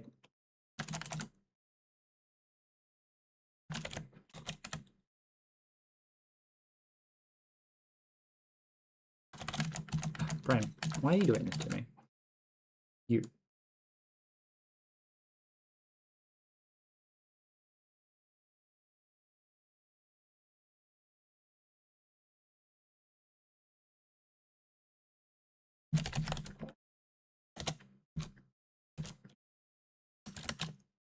Shape dot offset equals this.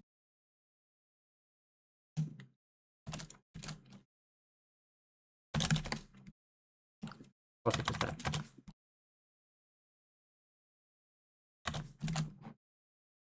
Which means that again you do the same thing. It's shape dot offset equals this. Which means if we subtract that from both sides,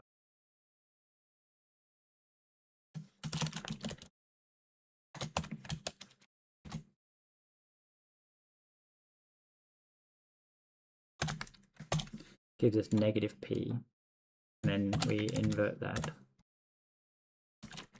It just gives us p.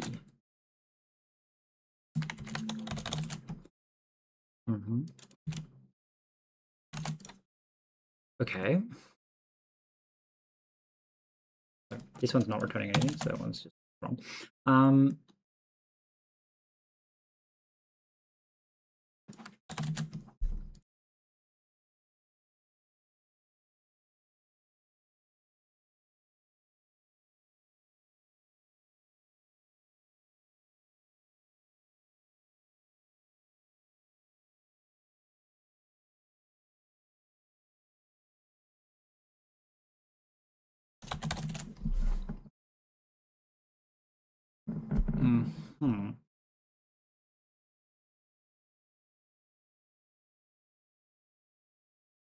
I just need to calculate, which is that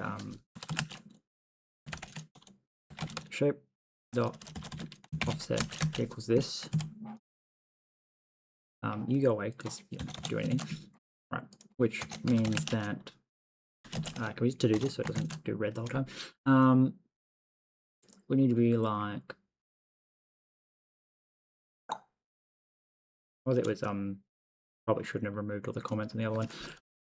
It's u equals shape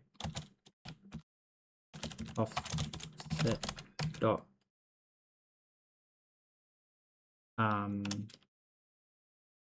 x,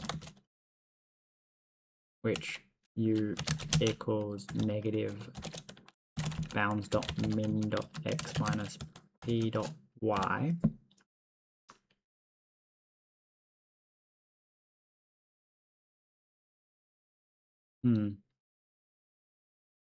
Right, so I should probably go get the original math back. What was it? Like mouse click. I want to grab this back. Mostly because I think I can inline a little bit better somewhere else. But anyway, slash mash paste this. Right, this for later. Because I'm thinking what I can probably do is just say that like P equals this and then do the new orientation and then do the math. Oh, we have to match the new orientation, don't we? Yeah, okay. Maybe. So we're reconstructing P. Because P is just always sized layout position. P's the same on every single one of these.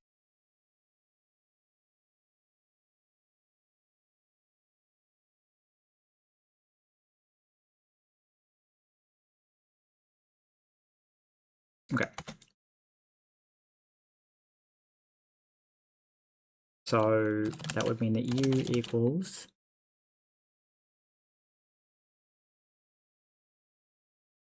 U plus bounds dot min dot x equals negative p dot y. Again, I believe we can just immediately swap that and say that negative p dot y equals this, right? Which means that u are then v equals shape dot offset dot y, I think, which means that v equals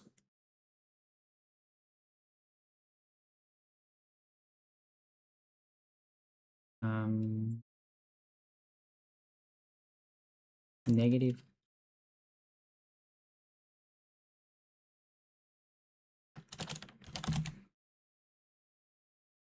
bounds dot max dot y plus p dot x,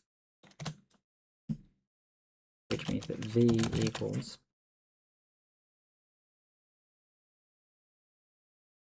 p dot x if we say this equals bounds dot max dot y.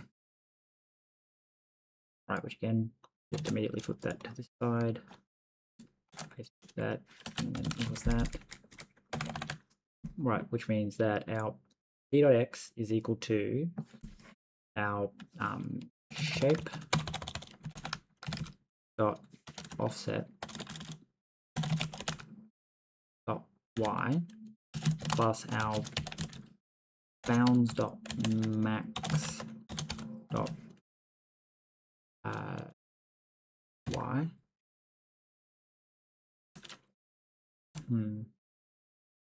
Is I vec. So shape dot offset dot y, which is our v, our p dot x, yeah, plus our bounds max y, okay, which then also is our, and then u are shape dot offset dot y. No. Yeah, no, shape dot offset dot x plus bounds dot min dot x, and then we have to negate this, negate that. Right, so then we can say that p equals this, and then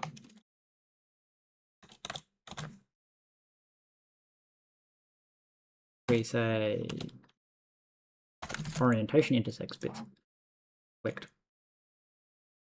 Right, and then the bounds are orientation, shape layout bounds orientation. We already have p. Same with you. So you're just shape orientation layout. We already have p. Shape layout orientation times by the new orientation. I guess the easiest way to test this would be to write a bunch of tests that literally just pass in something and then like tell me if I got the same thing. So then bounds is shape. And then we already have p. and then the conclusion is that, I guess we don't even need that. You can just return this.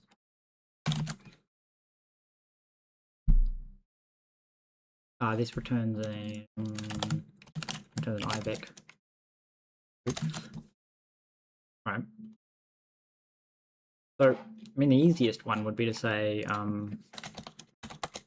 so test fn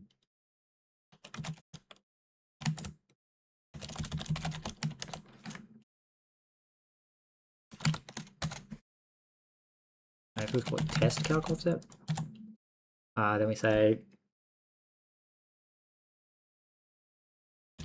for -10 to 10 for y in -10 to 10.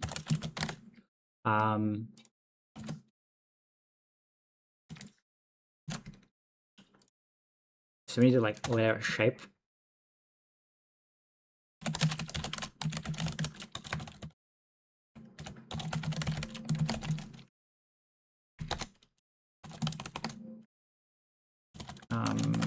And this will have an offset equal to IVEC to IVEC to 0.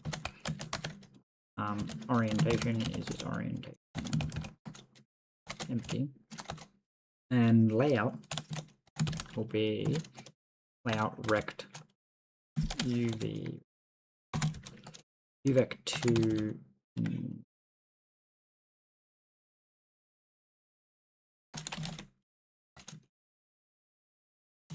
2 by 3.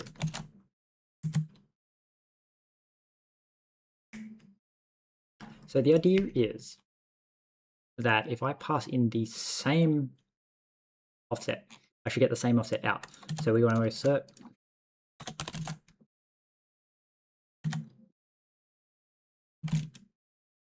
equal.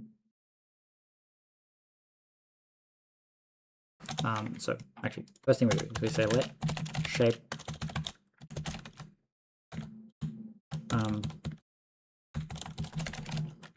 shape dot offset equals IVEC to x y. Right.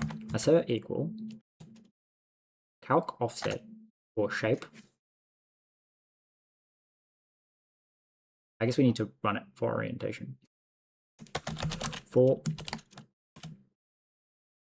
orientation, for in orientation, their orientations. Right. So the way this is going to work is we're going to say assert equal that this is equal to IVEC to xy. So grab that orientation. We say, okay, so set the offset, and then we say for, and we say shape dot orientation equals orientation.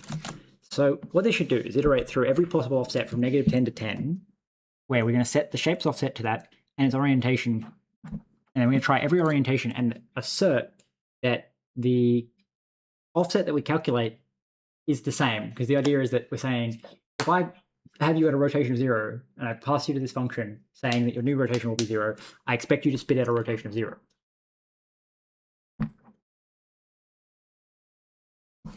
Did I spell it wrong? Calc offset? Okay. So if I run this test, it should pass, because this would imply that my math is correct and I am actually effectively extracting the offset to then reapply the offset. Because I know that this is correct. Apparently it failed. Where did it fail? Interesting.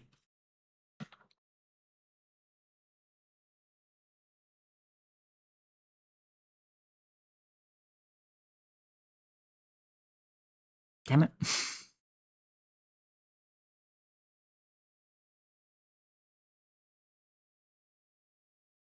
it failed like effectively immediately. Left was -9, -9, and right was -10. So that means you failed. But, yeah. So you failed on -10, -9, just effectively immediately.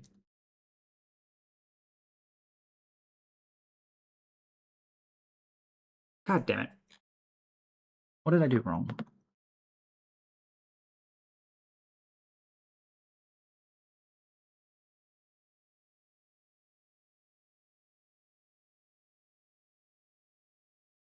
Can we debug the orientation?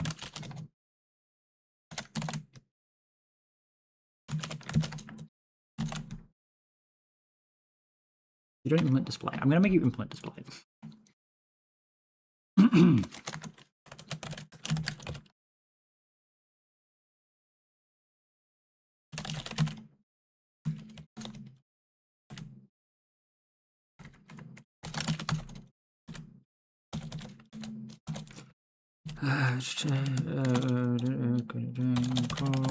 Format display. Format f dot.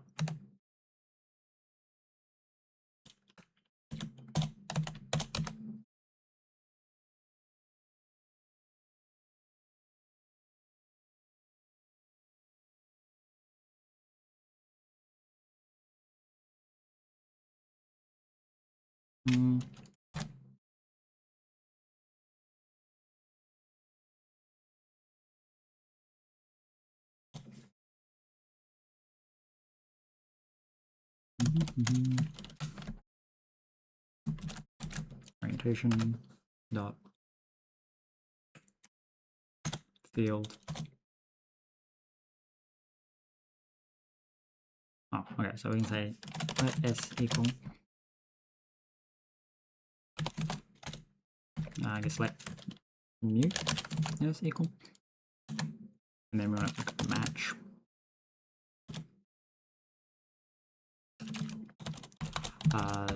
Self dot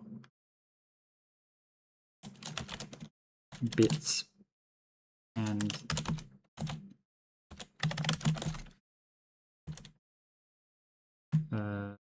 zero don't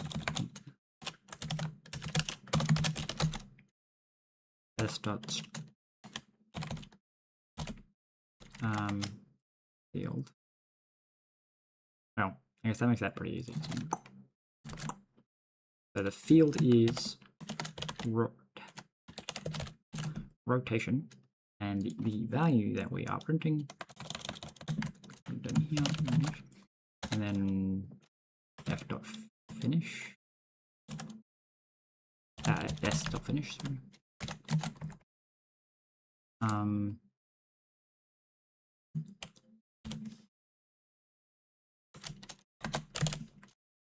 So 90.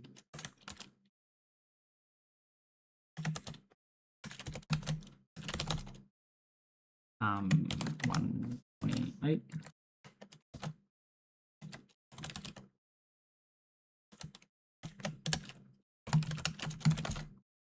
$270.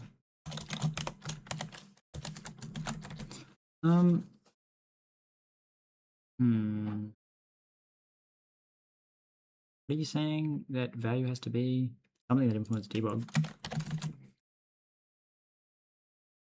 Wait, are you telling me that a static string doesn't implement right, and then anything else returns a reference to 0? I don't know why a static string doesn't count, but anyway, I did just consider the fact that, like, if I said that this equals self, I wonder if it picks up on this. 390 odd with self degree 180. I just realized that what it is if this bit's set, then it's 90-degree rotation. If this bit's set, it's at 180-degree rotation, which makes this 180 plus 90. There's a way to do this, I'm sure. Maybe if I look at the bit like this. There's like a way you can like say that a okay.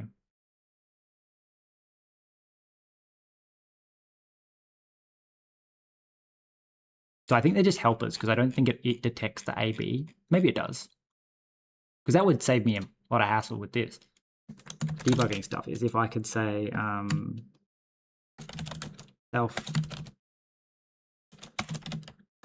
degree 90 dot bits word width self degree 180 dot bits. So the issue is it's just assigning the number, which means that this just becomes a helper.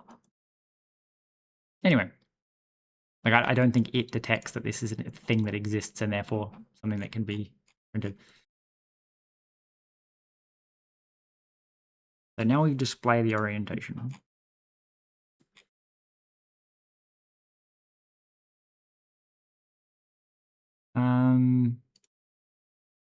So that was in like cursor or something. Detect pickup. Okay, test calc offsets. So it's not going to fix the code, but it will tell me which one it is.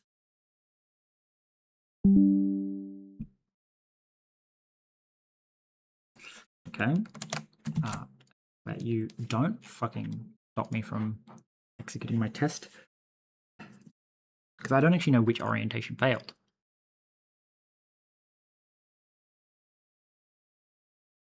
Because it tells me which of these needs correcting. Wait. What? Excuse me, there's no fucking way.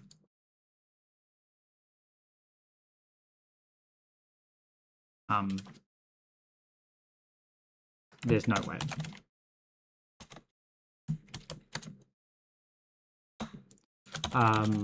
What the hell did I have wrong?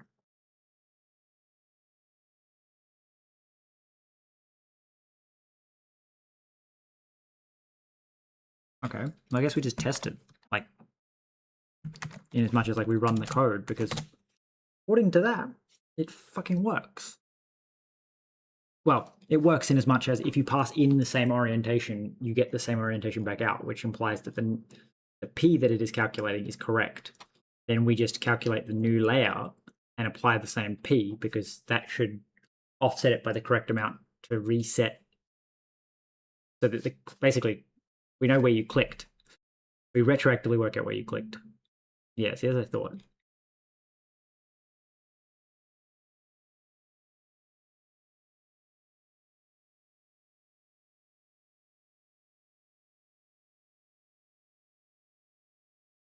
So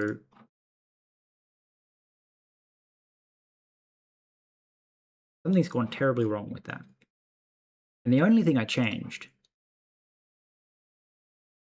well, yeah, no, I'm pretty sure the only thing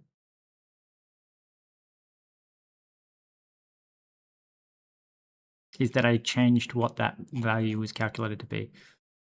So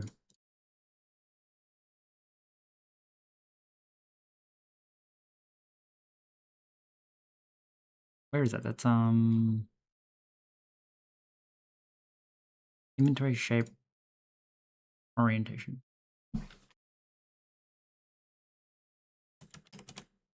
Oh, wait a second. How the fuck did I do that?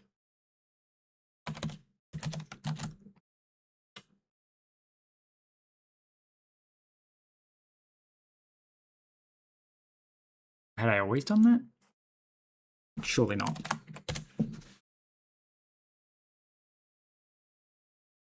I can't even play the AI. It's not working. How the fuck did I end up flipping those bits?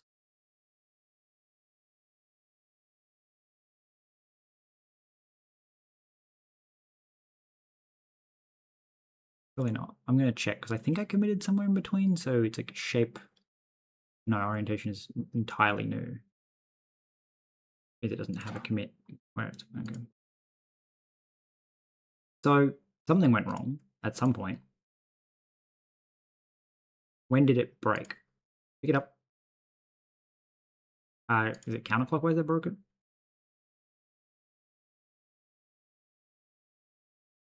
No. Something's going negative and it's breaking, I think. Maybe. So if I pick it up from the top. Well, do I care?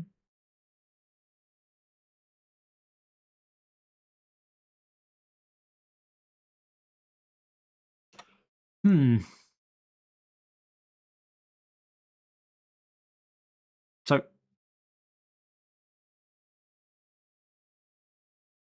which one broke? Which one fucking broke? Wait, if fixing that fixed it means that I can come back to here and I can go, which one's breaking it? Because now I know that it's actually a specific, well, okay. I was going to say it should tell me exactly when it's right, but this actually, I think this test should still pass maybe.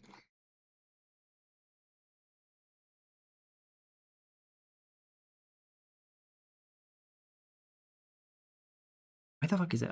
Why am I getting so lost in my own code?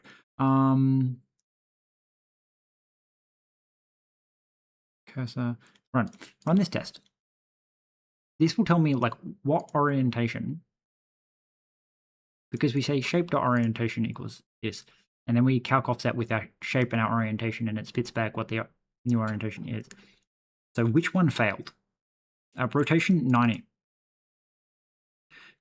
Because it does, I mean, calculate a half decent thing. So rotation 90 is the one that is broken. So I'm curious if I just, so 90 is this one.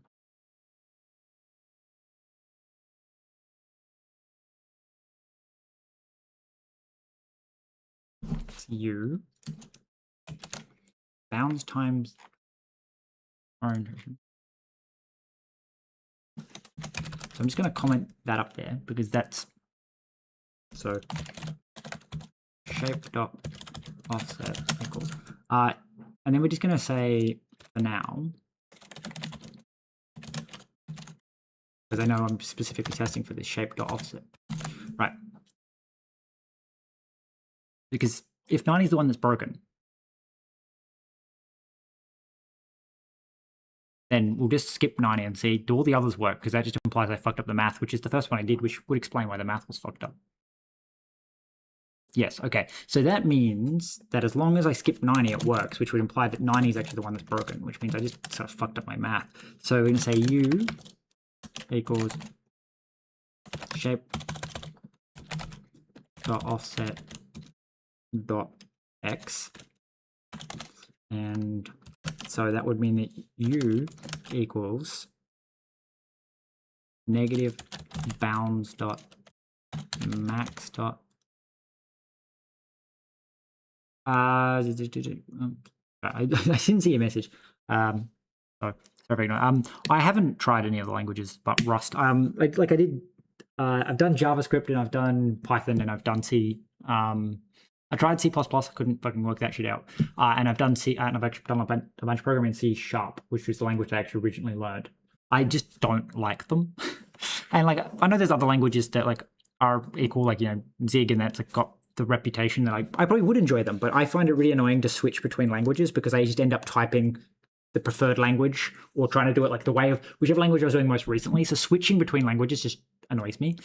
So I just don't. But like I've got nothing against other languages. Like it's not like, oh, you have to use this language. It's just I don't like swapping languages because I find it annoying.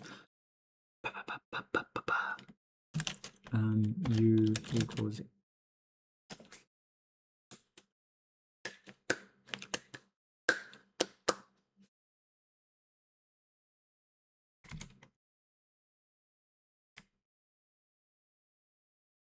so like negative p dot y plus u. Because we have to subtract p dot y from both sides, but whether we do that before or after the u doesn't matter. It just has to be subtracted. And then that equals negative bounds dot max dot x. Correct. Okay. which then just means we need to say that negative p dot y equals negative, well, why flip that one and make it negative? It's u plus bounds dot max dot x, which means that p dot y, yeah, so I fucked myself up somewhere, because if we add this to this side, but now a bit confusing, it cancels out this one because it's negative and then we add it, so that means it's u plus this just equals py, right, which is possibly what this is doing, which is u minus u negated. But anyway, shape dot offset y plus where do these extra letters keep coming from, brain? So shape dot offset u. Wait, no, that was u. Okay, fine. We'll work out the next one. So v, which is the second, is equal to negative bounds dot min dot y minus p dot x. This will calculate p dot x. Okay, cool. So we might as well put u in, which is p dot y, which is this one, p dot y, is x, because u is the first one. So shape dot offset x. X is max bounds. So p dot y is shape dot offset x plus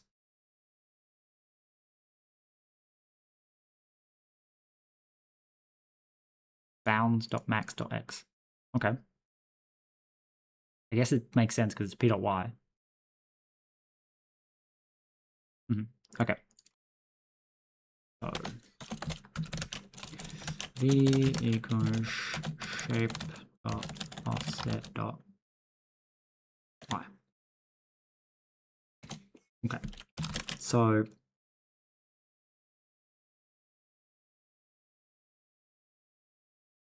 v plus bounds dot min dot y equals negative p dot x, which means that p dot x equals negative v plus bounds dot min dot y.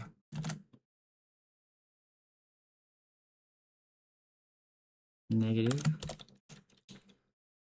v, which is shape dot offset dot y plus bounds dot min dot y. Okay. Well, I mean, it is different, which implies that it will actually do something different, which means it may pass, as opposed to redoing the math and being like, I got the same number. But admittedly, the other one was negative, negative, negative, negative, 3 negatives, which maybe. Oh, it passed, so maybe we fixed it.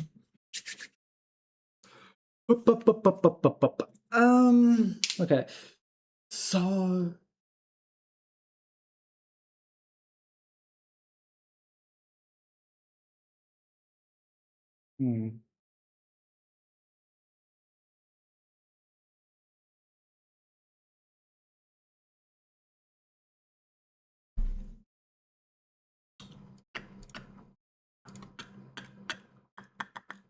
So does it work? Like if I pick you up Oh my god, it worked. Oh my god, it worked. Okay. So picking the bottle up by the lid, picking the bottle up by 2 in, picking the bottle up by the end, picking the bottle up by the middle. It fucking worked. Wait, did it work? I must have picked it up by the end. How did I... Okay. I hope I didn't prove that it was broken. I don't think I did. I think that tells me that it was actually working. I just happened to pick it up by the end. I thought it glitched into the state. Anyway.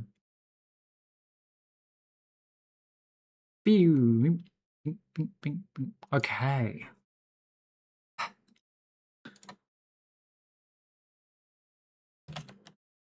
Fixed rotation code.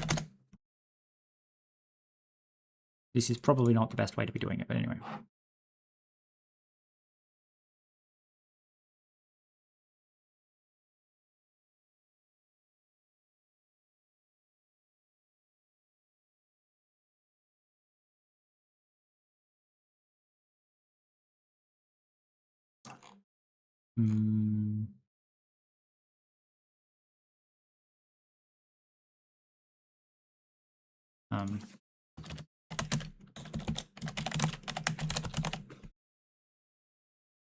Okay.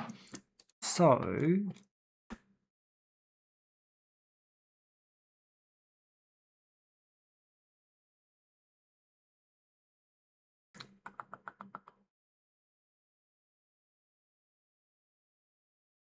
orientated item. That lets me rotate things clockwise and lets you pick things up, lets me move things in. So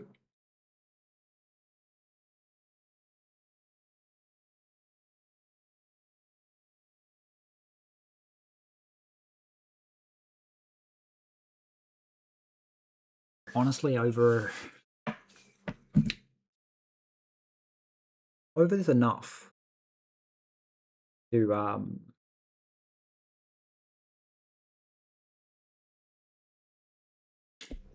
well, part of the issue, I guess, is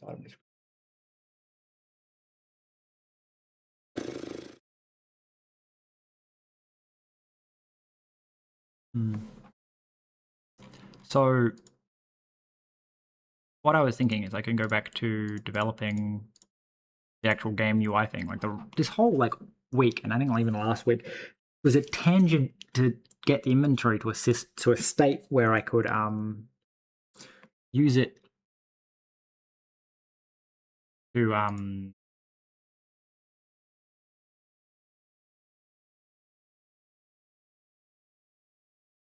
guess transfer between one inventory and another inventory.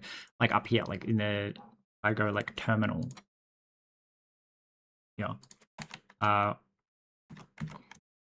Is like cargo run this. When I run this, which admittedly my poly inventory is pretty slow, I think, and there's lots of items.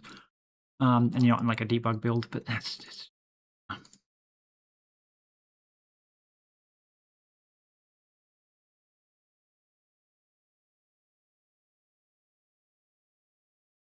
well.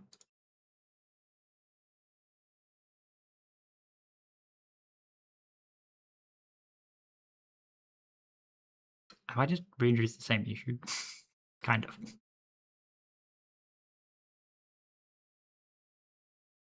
Yeah, definitely.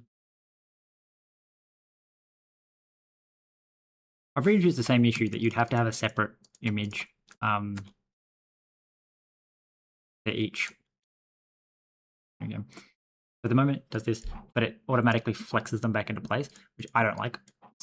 But the issue is that we're back to that needing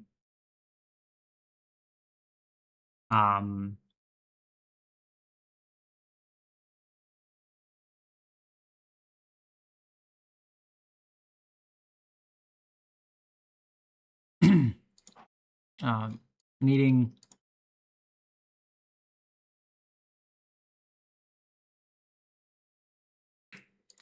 so assets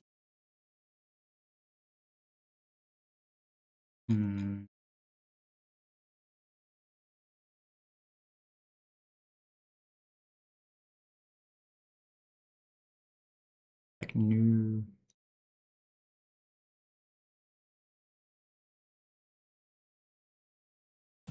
practice.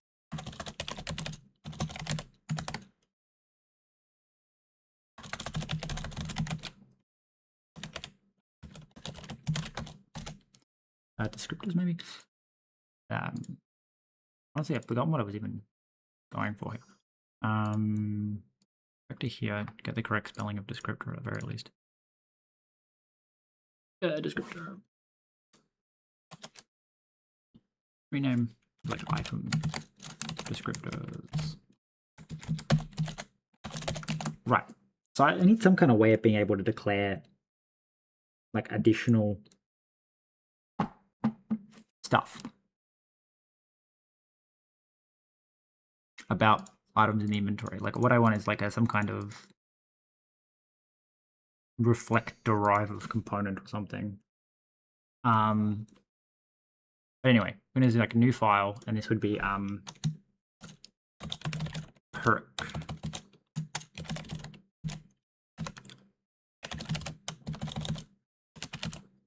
item and new file floors dot item. So at the moment they don't actually have anything in them, which is kind of funny.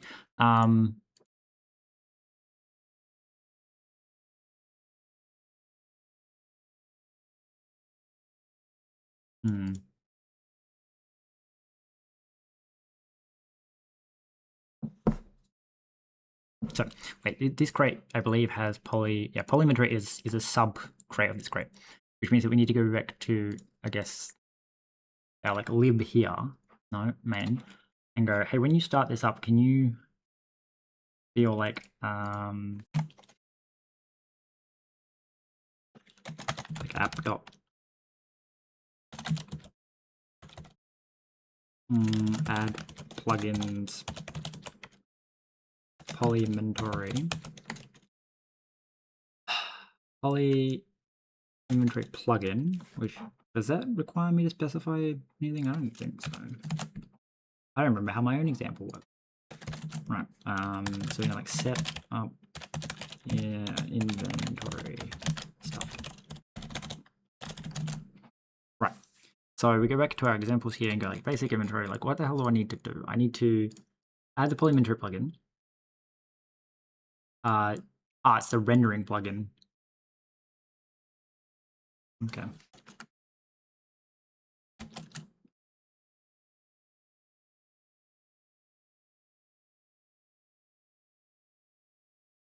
That might just be it though.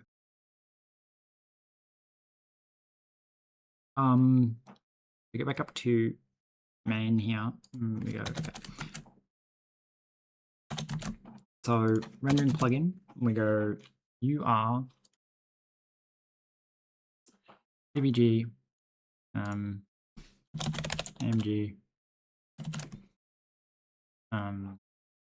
bring backgrounds, no background, pipeline is poly inventory inventory render pipeline. No.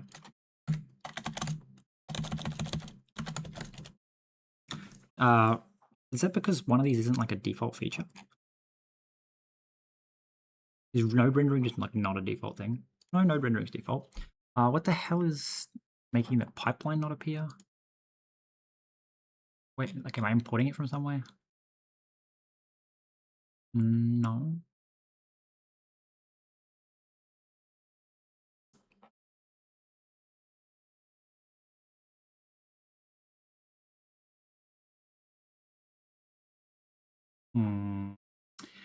Inventory rendering pipeline.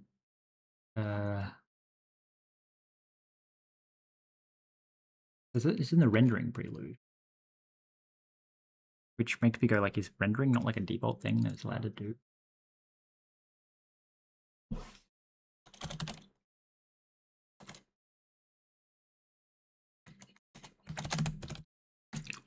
No. All right, so that should spawn in all the kind of inventories and stuff, kind of.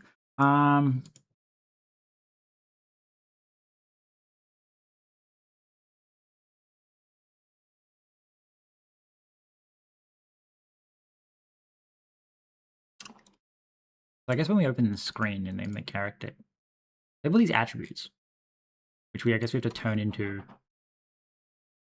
things at some point. Open character creation.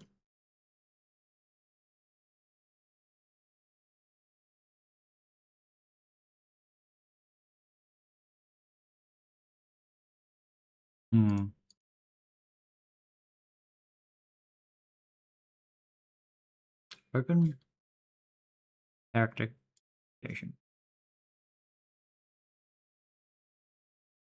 That would be a reason for an item to be able to be in multiple inventories at the same time, is that you could have an inventory that's rendering like everything that meets some kind of filter. But that doesn't mean that the item's only exclusively in that inventory.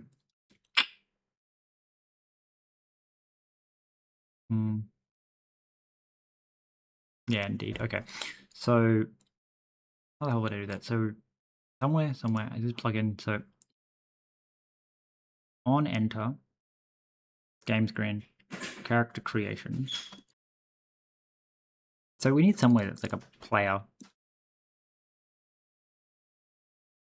So we need like pub mod player.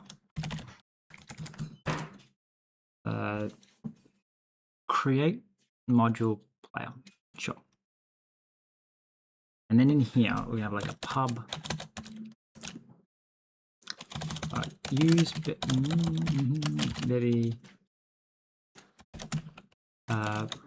prelude, like that, and then when like pub struct player inventories, question mark.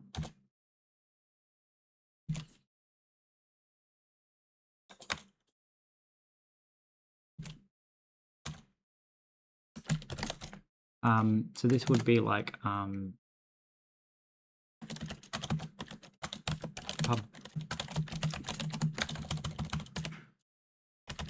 crates, which is then a handle to an inventory.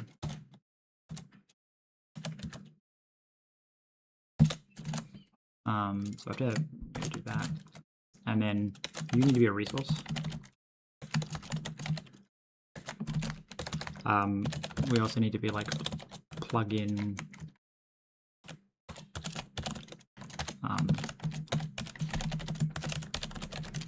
player plugin. Here it is. The player plugin is just going to be in charge of doing player related stuff. So it's going to be like app.init resource player inventory. Now, initializing this at the start of the game is probably not the best idea. It should really be initialized when you start a new game. But also, you know, whatever. For now, I don't care.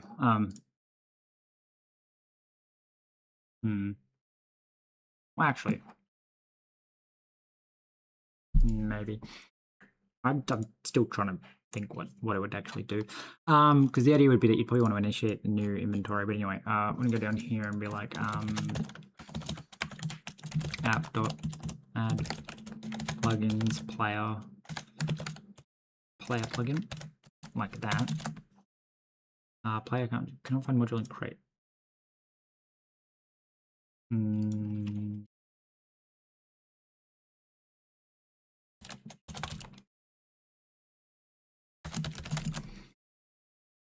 That can work.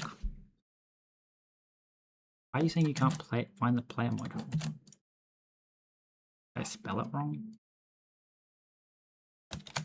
Probably import from world for player inventory. Then from world, and then we say like let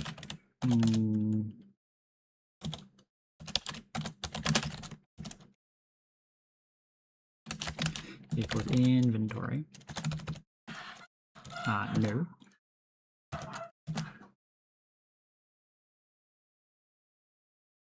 This function takes one argument. Yeah, then so player traits inv dot add plot. So this is semi-cell type custom.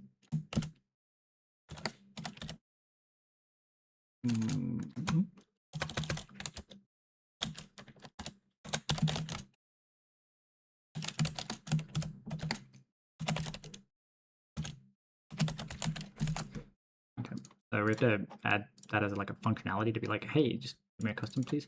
And then your shape is going to be shape. So your offset, I think, is going to be IVEC 0. Your orientation is obviously going to be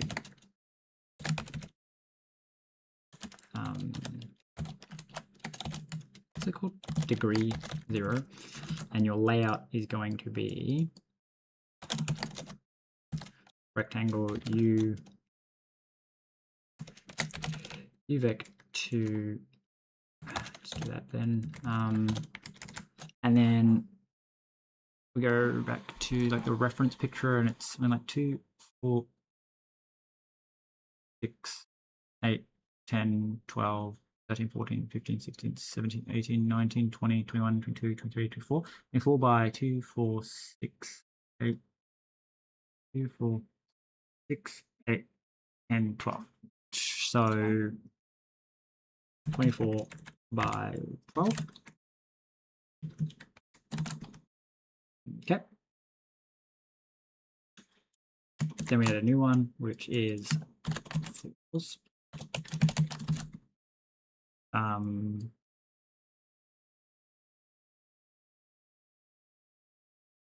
We have to go back to U, and then we have to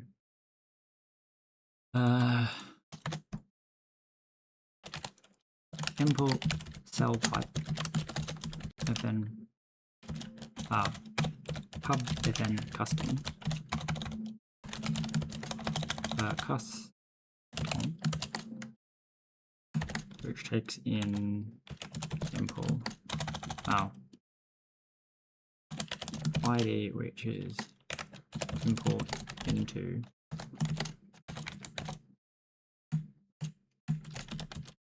Arcster.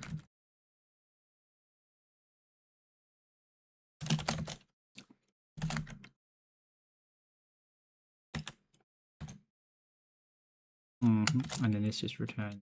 Well, you just need to return cell type, and this would just be cell type custom ID dot.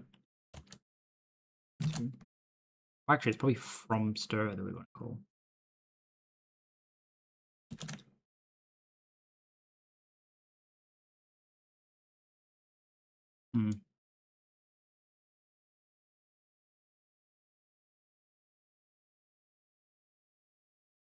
Actually, that's probably a much smarter way of doing it.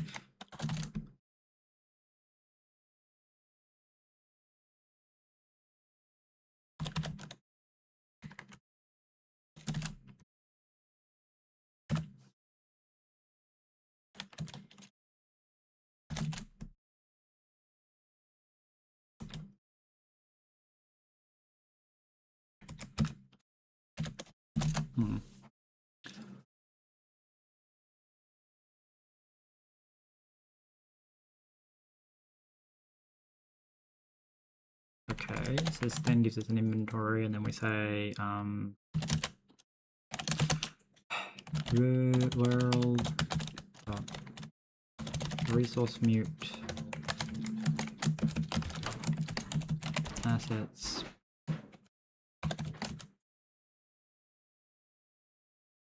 assets inventory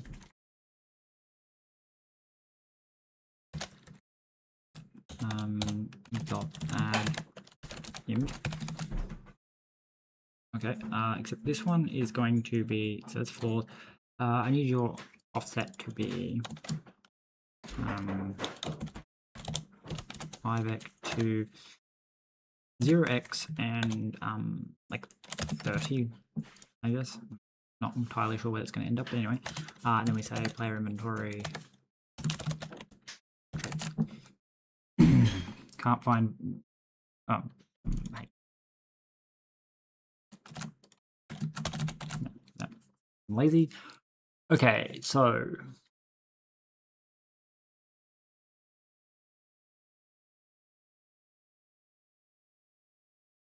that loads up all the player related stuff.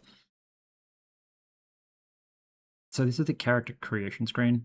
This does the plugin for the character creation screen. So this is obviously going to need a resource that loads up all the possible skills.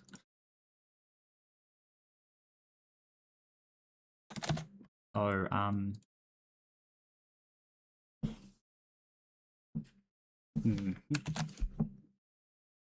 so like pub struct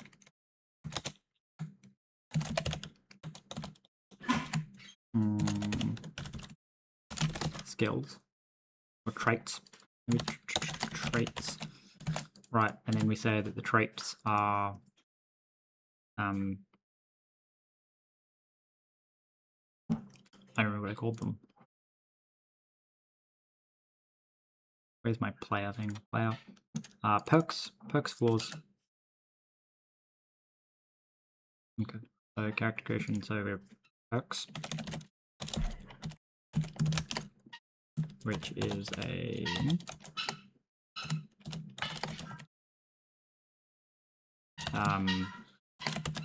vector of handles to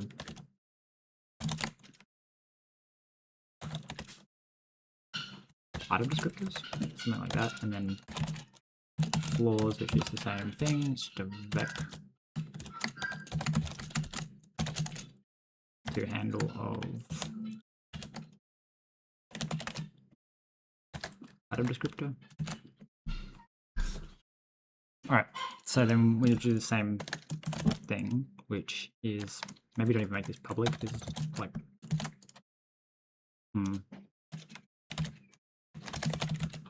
throw resource, import from world for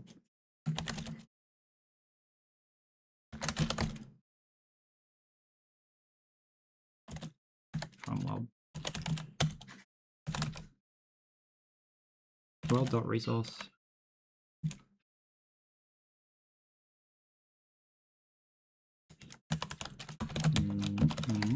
asset server.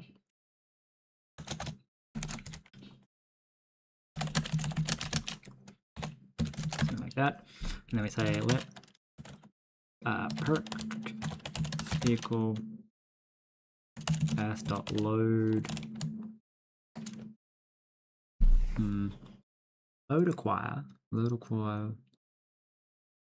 load override.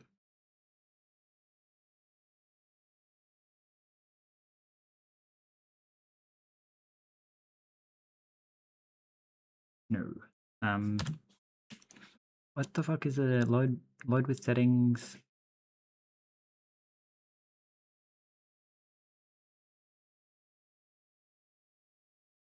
Get recursive dependency load. State? No. I want to know how to get like all of the fucking. So load would return me the primary handle.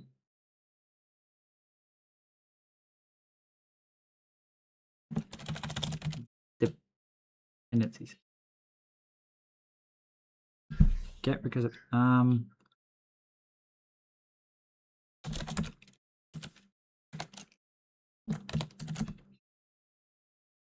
Okay, so we need something that's like Bevy load and get all labels.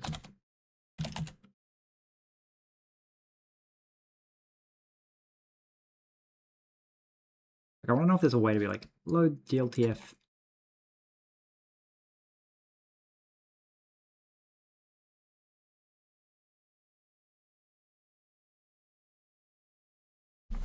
Check if the GeoTIFF has finished loading.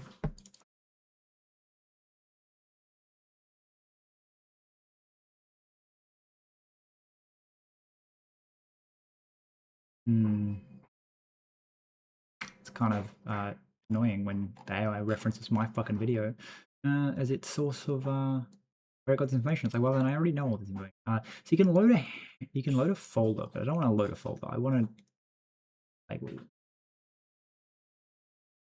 No, wrong kind of label. Bevy asset.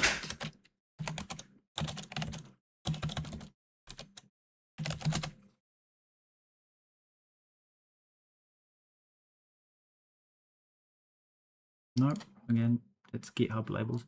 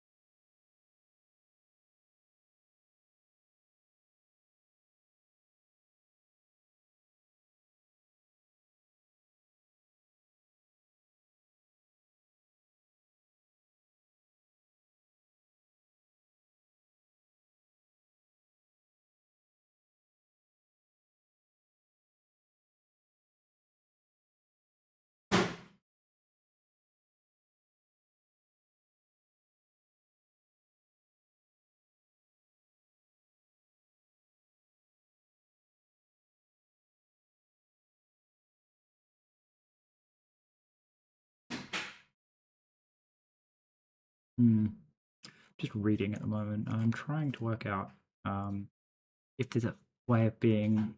I don't think so. What's annoying about it is like it doesn't appear to be like there's any kind of way of returning like all of the handles. Like one would think it's like load. Is that load folder? So loads all assets for the specific specified folder recursively. The load folder asset, when it loads, will contain handles to all assets in the folder. You can wait for all assets to be loaded by checking the loaded folder recursive dependency load state. Loading the same folder multiple times will return the same handle. If the file watcher feature is enabled, loaded folder handles will reload when the file in the folder is removed, added, or moved. This includes files in subdirectories and moving, adding, or removing.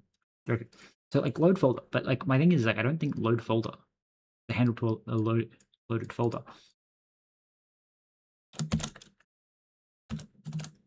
I don't think there's a way to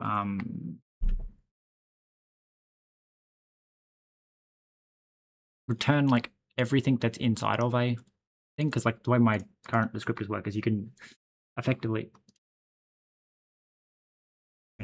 flaws.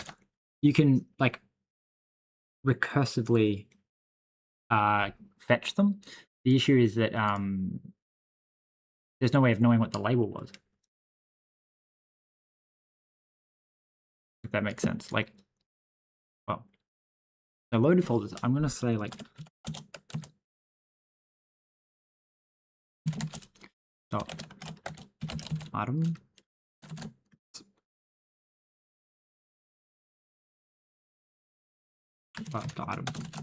dot item yes. So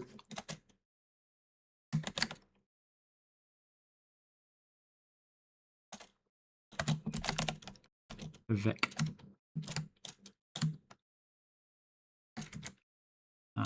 well, be like vec new, and you'd also be like vec new. See, the issue is that you point to the folders, which I guess is like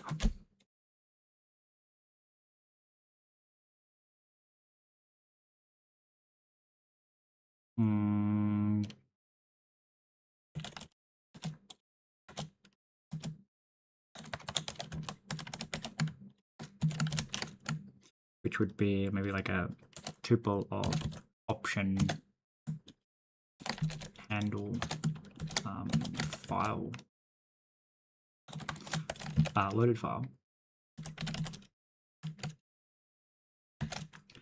loaded folder. Wow, it's gonna maybe just do this then because it's I'm lazy and in the same type. So 2. All right.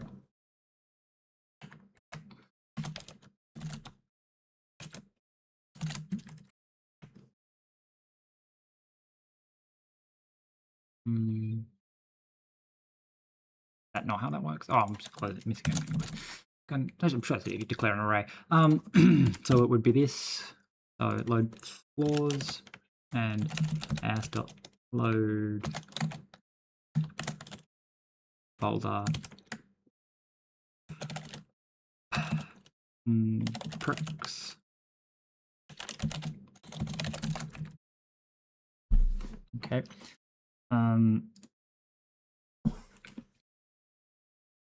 So and we're going to say folders, and then it's just pricks.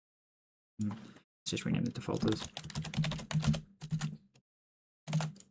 like that. Right. So this would be sum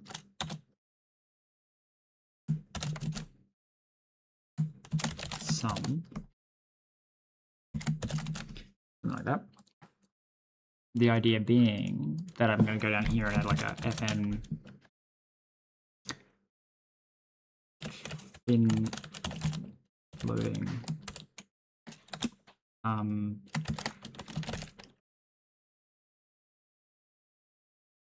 traits.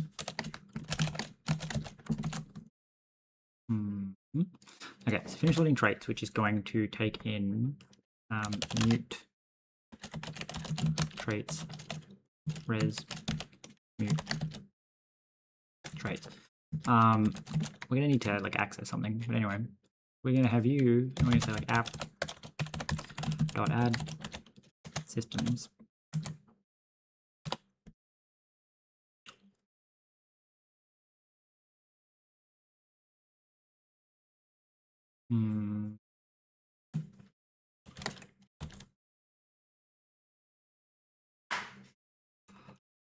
so it's gonna be like update, and then it's gonna be like on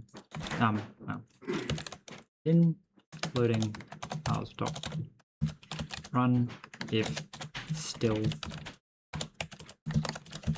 loading.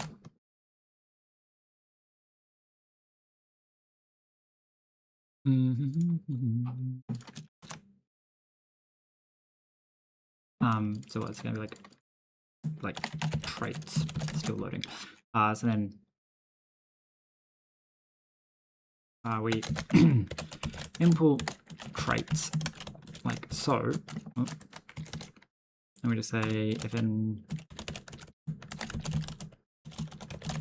loading, which is self, and returns a boolean. Well, no, it doesn't take in self, it takes in res traits. I think that's how that works. And then we say self traits dot folders does not equal none to. Okay. And so it's that, fuck you.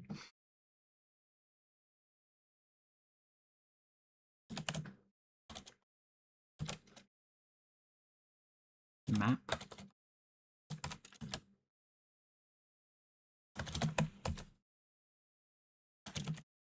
All.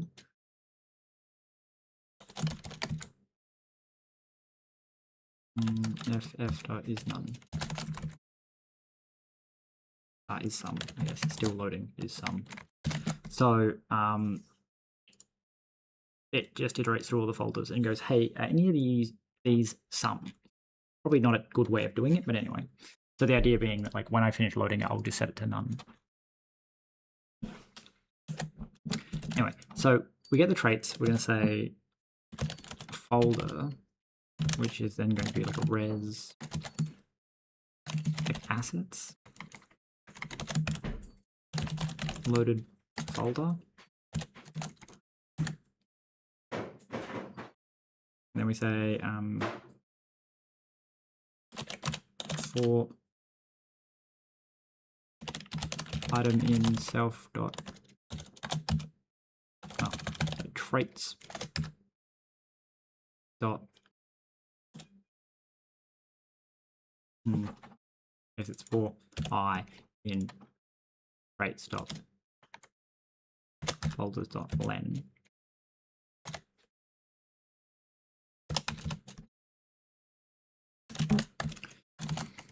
Let me say let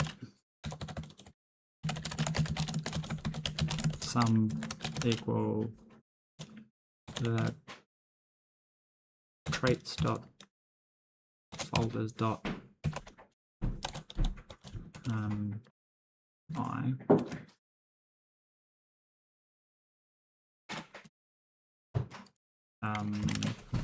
else continue. Reference. Then we say let sum folder equals folders dot get f else continue.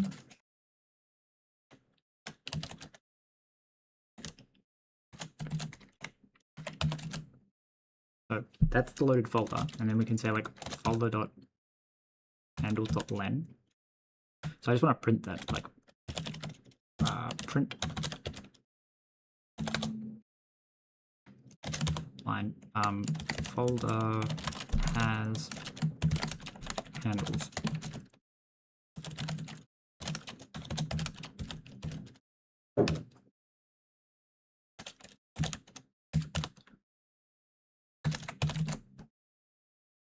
And then traits dot I equals none. Right. So this will just tell me how many things are in each folder, which I don't think it might just yell at me because it's going to tell me that floors is in a folder, would be my assumption.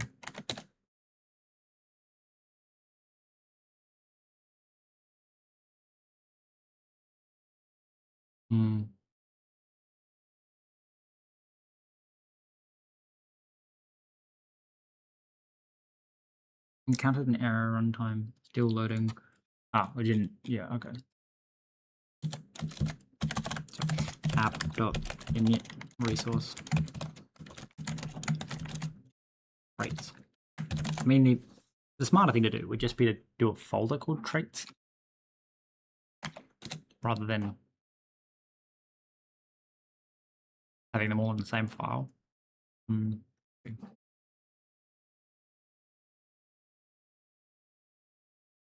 Yeah. Failed to load folder. Path not found. It's also not floors, it's item descriptors, isn't it? I just don't think it's allowed to load.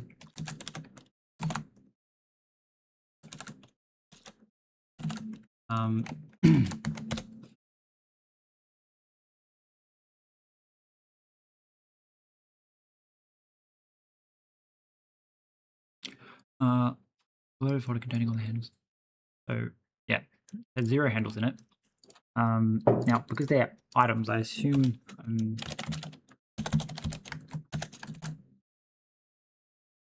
can come down here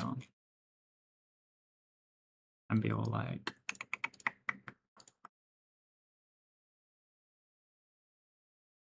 where is it?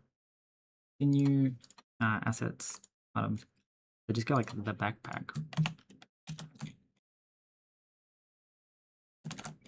Because it has multiple items. My question is, if I force you because it worked loading a file. It's like, I want to know, did it has 0 handles? Because I guess it's just saying it's not a folder. I tried to load the folder and said that's not a folder. Because otherwise it should have, in theory, returned multiple handles. So I guess we just go folder. Traits. And then new folder. Perks. And a new folder. Not inside of perks, inside of trait. New folder. Alright, and then we just I'm gonna drop that up there.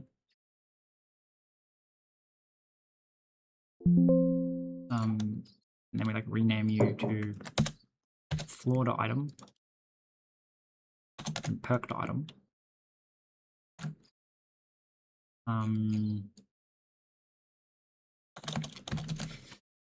So this would go like this, and then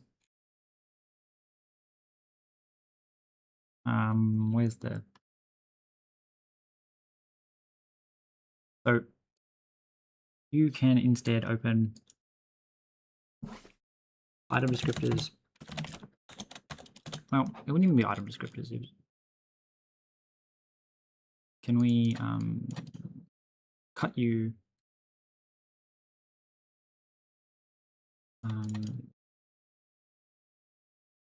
paste and then delete item descriptors, and it's just called traits. Right. So then we just go traits slash so I guess perks first, and then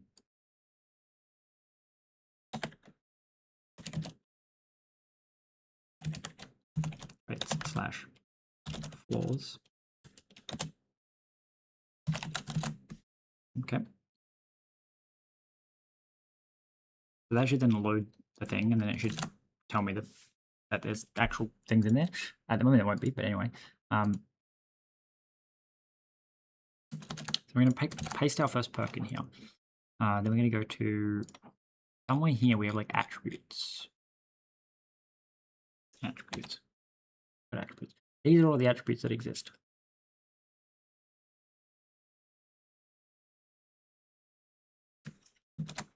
Now we could probably pretty easily make a little thing that does this automatically. I wonder if the game actually has data for it.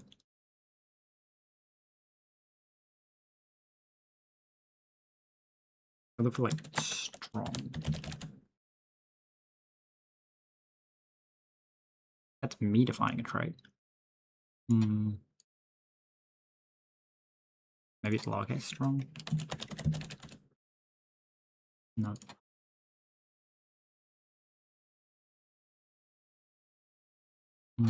Recipe. It's not gonna be recipes. Items.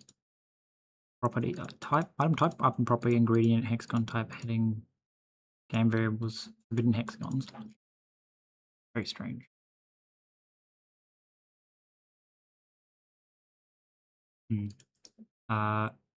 Actions. Ludo. Okay. Encounter triggers. Encounters. DMC places. Data file. Database. Oh no, these are just files. Creature sources. Creature. Container types. Container. Conditions. Change profile. Camp types. Battle. Barter hexagons. Attack.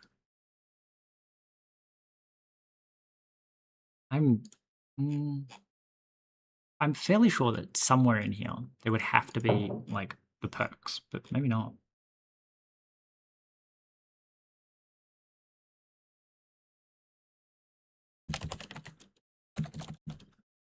Also, maybe stop trying to rename everything.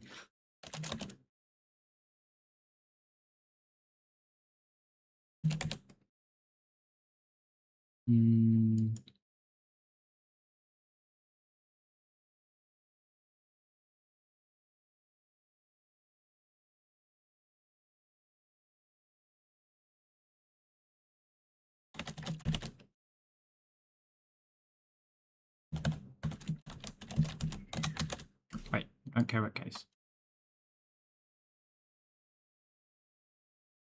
So it's only my stuff. It doesn't turn up in any of these things.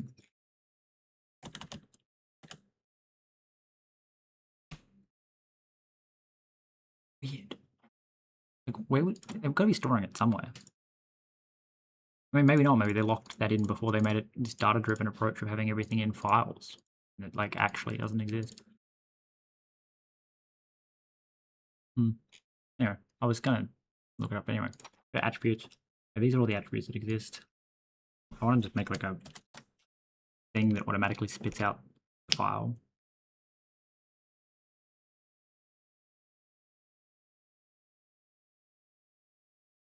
Let's go here, go to like examples, new file.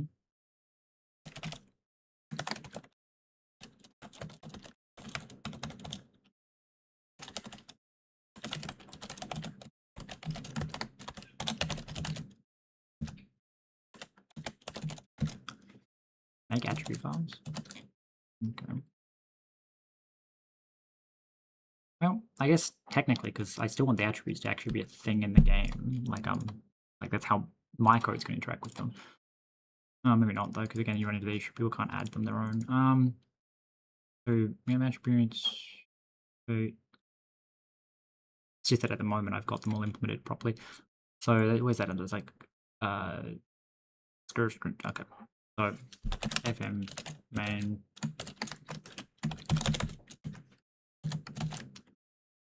We're gonna say like for in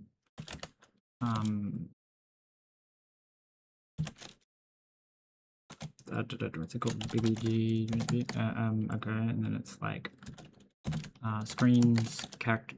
Oh damn it, the screens are all hidden, aren't they? Mod screens.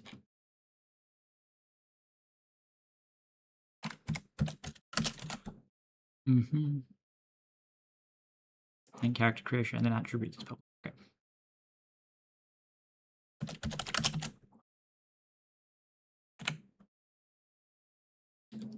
Okay, cool. So we go like screens and then character creation. It's probably not where the attribute should be, but anyway. That's it. Should iterate through all the attributes, and then we're gonna be like up here, like const item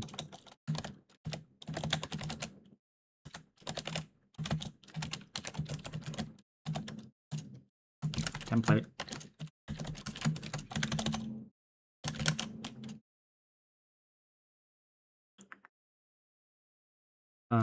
It's like r hash quote hash. Right. So item template goes item. Right. And then we just go in here and go, what does an item template look like? Go to our wherever our examples went. Load assets, scan. Okay, so paste this. So, like name. I feel like these should all be tabbed in one, but I don't think it actually matters. My code just trims it anyway. So name is going to be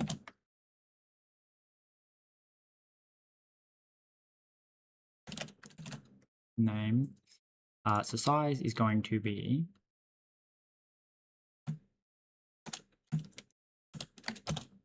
something like this, which is going to be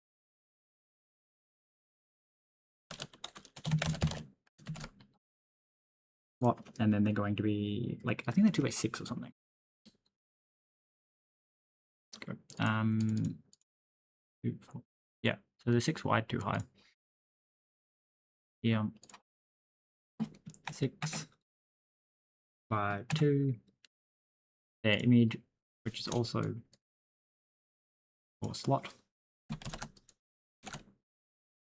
is going to be inside of assets is UI skill dot dot png. Same, where it's also 6 by 2. Description. It's gonna be like the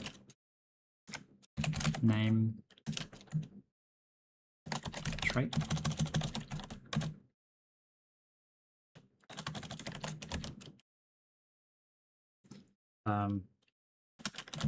Cost, maybe. And then it doesn't have an inventory like that. So we go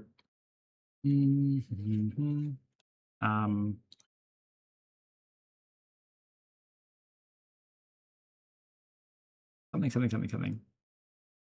And like let new file equals std file system open options new create okay, let's say new create new. I think no, it's you can create true.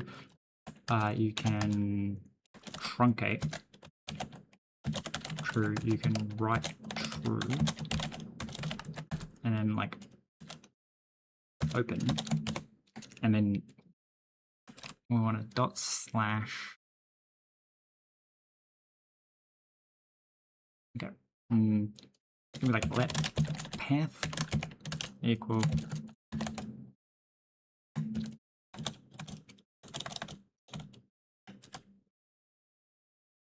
maybe there's an option to make dir. No. Okay, path equals format. So it would be assets slash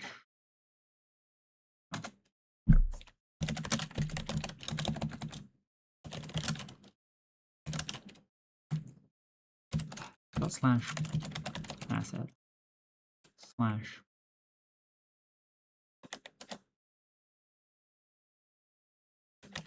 traits.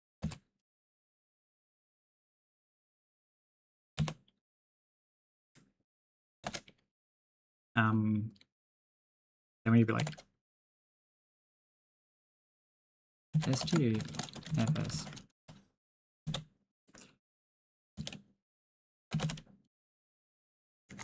create dir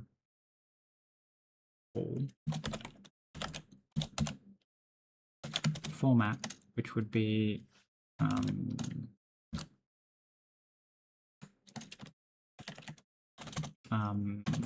perks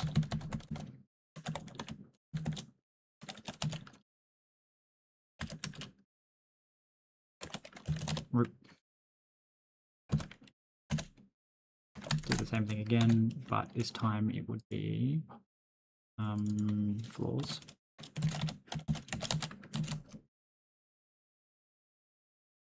And technically, but like an hidden or an like I don't know.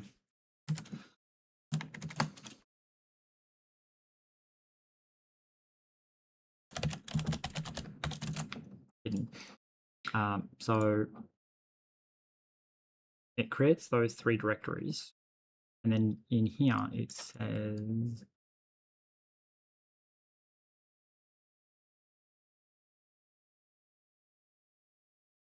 right, so you would be root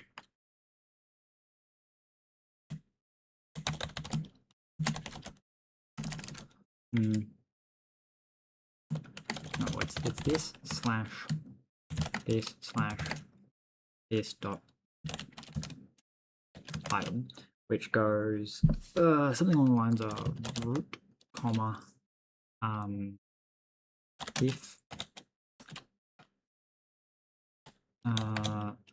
at dot cost equals 0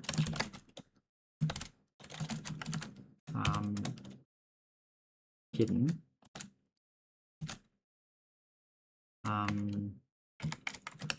else if sometimes if at dot cost is positive it's perk. Else if that dot cost is negative, it's a floor. Else it's hidden.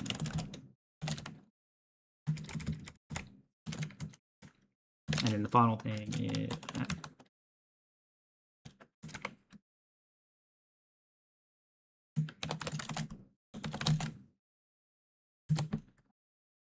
okay. So that should then generate our path, I think.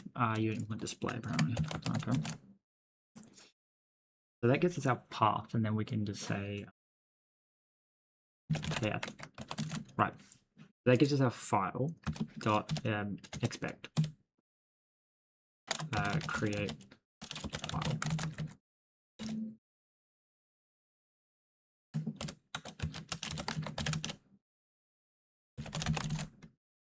That not work? No.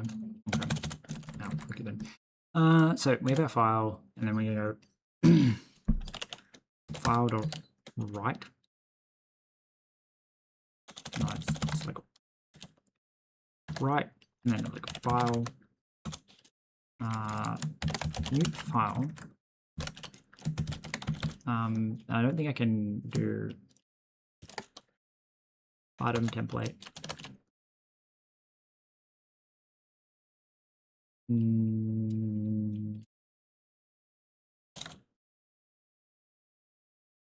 Well, got this.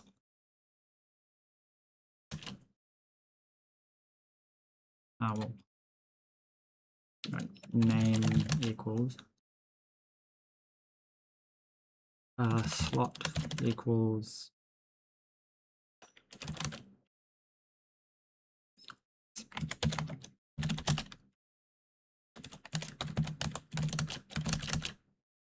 if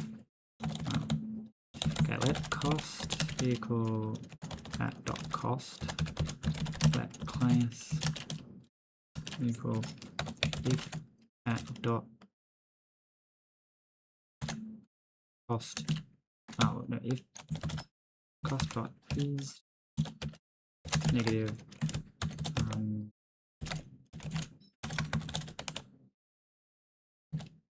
floor else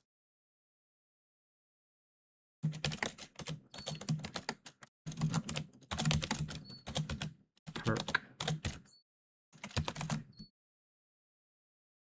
I guess this one would be if cost equals 0, you're hidden. Otherwise, you're class. Just to make sure they don't end up with weird things all over the place. So then slot is equal to class, and then cost.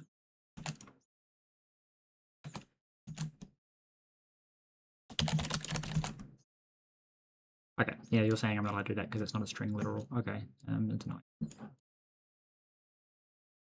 Let's copy that, paste that.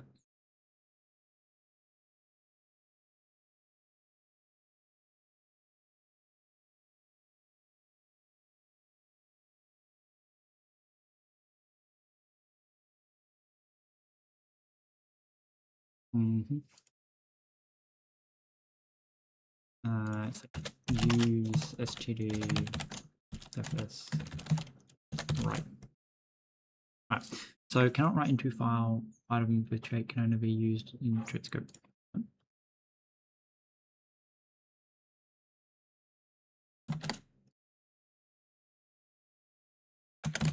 Is it IO? Right. Okay. So you can't do display for some reason, which I find a little bit weird because I'm pretty. Oh no, it's because down here it's not display. Right. And then result must be used, so we're just going to say dot unwrap. Cool. Honestly, underscore equals just trying to shut up. So when I run this, it should just like iterate through all of them and then just make all of them.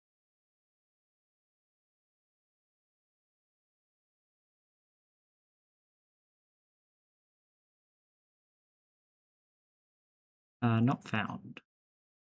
The system cannot find the path specified. What exactly was the path specified?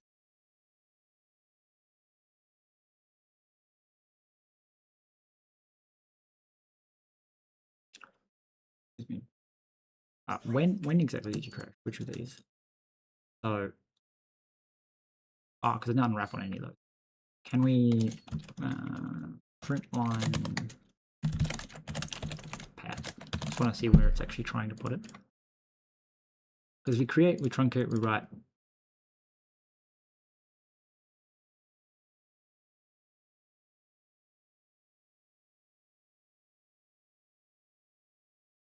Create file. It's got a double slash somewhere. So it's like assets traits slash, which means that it's not that. And we can run that, and then that should have hidden. And then it still failed to make the file.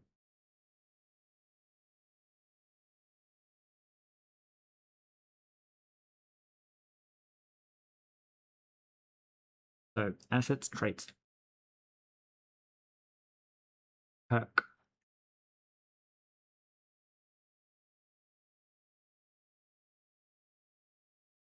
All right, because it's perk floor hidden.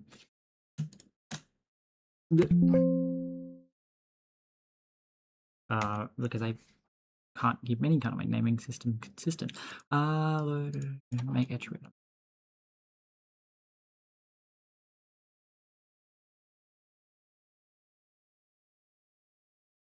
All right, so it created all of these, which means we go into perks and we go to, there's none in hidden, and floors has this, which makes all of these appear. Okay, so then when we go back to running the actual game, it should tell us that there's a whole bunch of floors and there's a whole bunch of perks. I think, at least. I had to rename them in the character creation.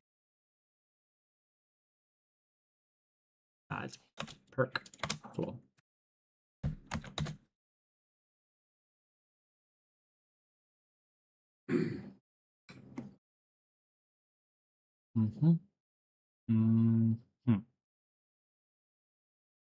Okay, so I found 16 of one and 6 of the other, which is probably correct.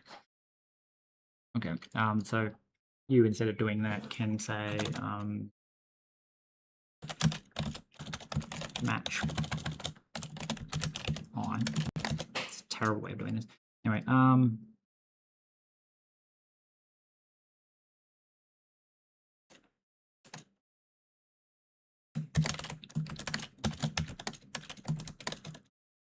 print line.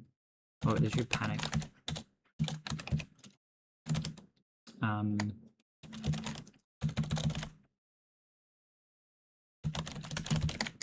I is not specified. Right, so we have 0, which turns into perks. So that says that traits dot perks equals folder dot handles iter dot map h dot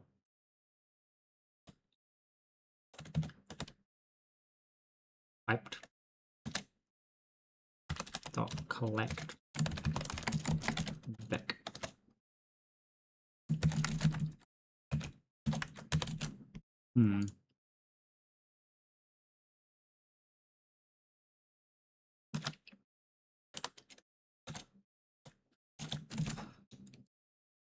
Cloned.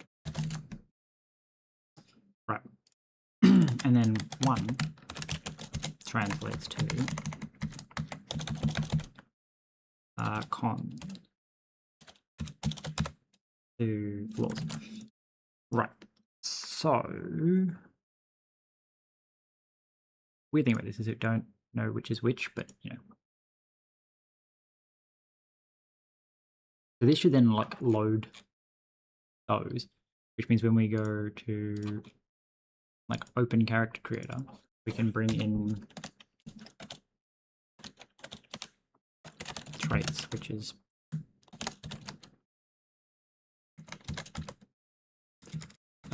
res traits. So this is a whole bunch of weird stuff. It just is weird. So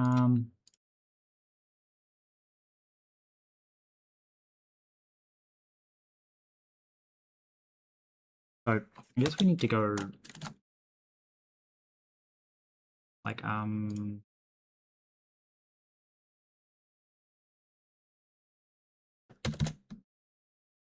actually you don't even need the traits, you just set up to render the two. Okay, so we go like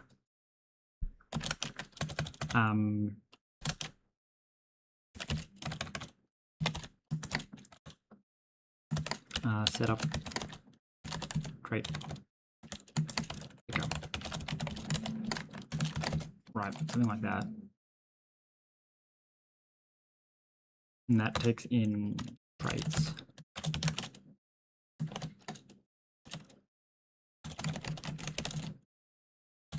Like res traits, maybe res. Yeah, res traits. We need like a new one with pub struct. I'll static struct.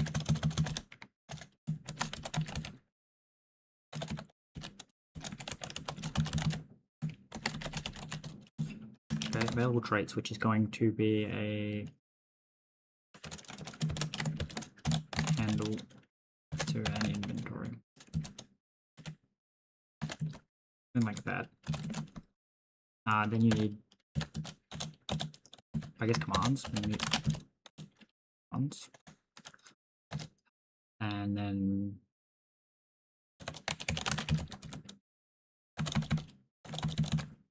so we go new inventory manager.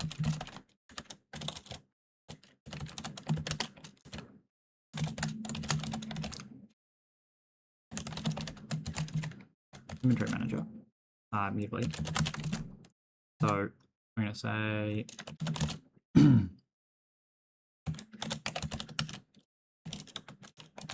let inv equals let manager equal manager to create inventory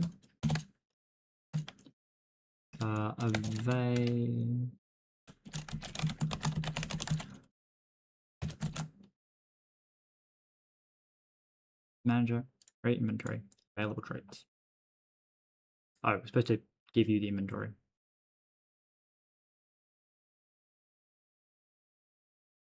Okay.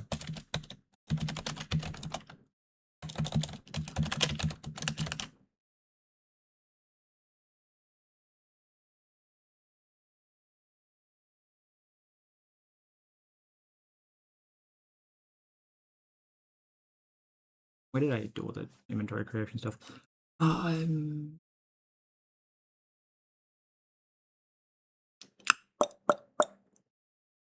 What's it? It's like poly inventory examples, basic.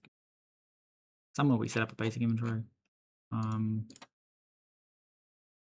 Loop table, no, it's like here, just like this.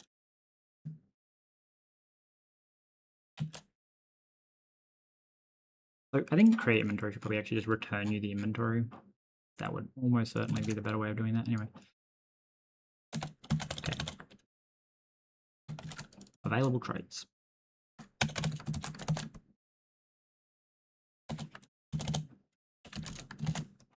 Right, and then inv.add slot. Can we bring in the poly inventory as a preload? Please just bring the whole preload in. Parameters.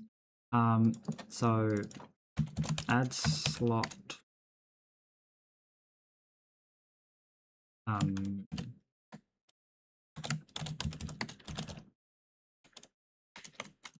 from string. Right, actually no.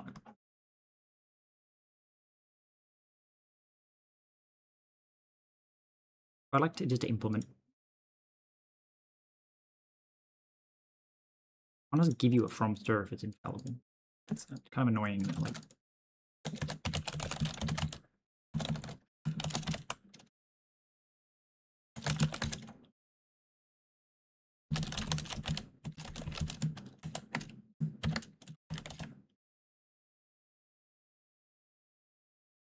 I did just a reference to stir, which just returns self, and then just says.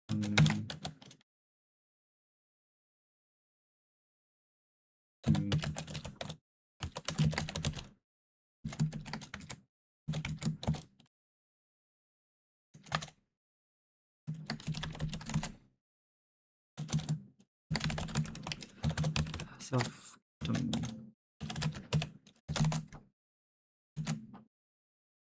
Okay, so I think that means that like static string can do it, maybe. And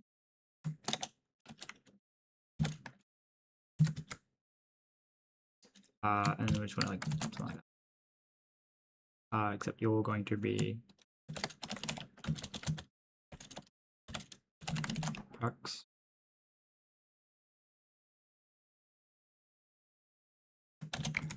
No. Perk. That's the annoying part, isn't it? In here. So it's floor perk.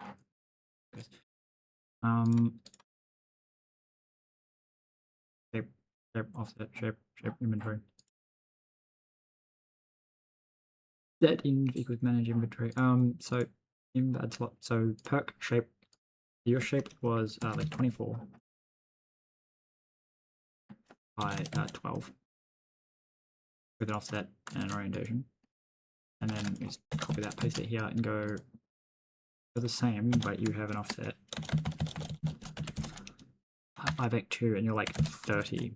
No, 0 and 30. So that should put you lower down. So then we create this inventory, and then like let new vehicles manager dot open inventory.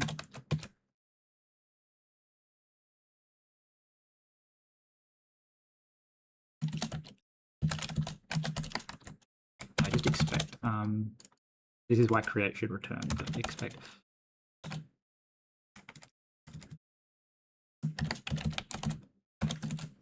okay. Expect just made. Right. So we say inv dot spawn item. So we go for perk in traits dot perks.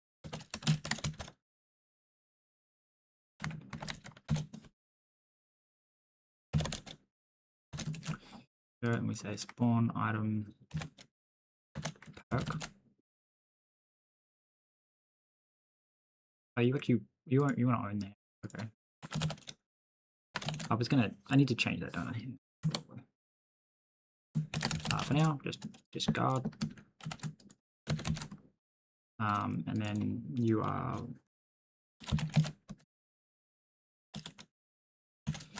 floors, and then well, yeah, because the inventory is the only one that would ever need a handle to be directly carried with it.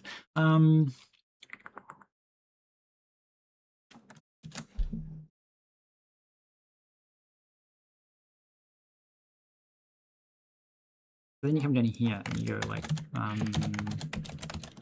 commands dot insert resource, and then that's going to be whatever the thing was called, available crates, something like that.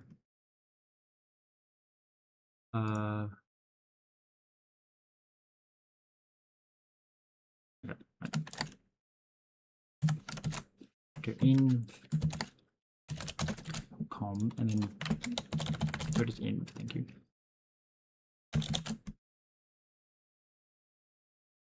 Apparently you're not a not a resource. That's fine. Drive resource. Right. So you insert that, and then the idea is that we do that.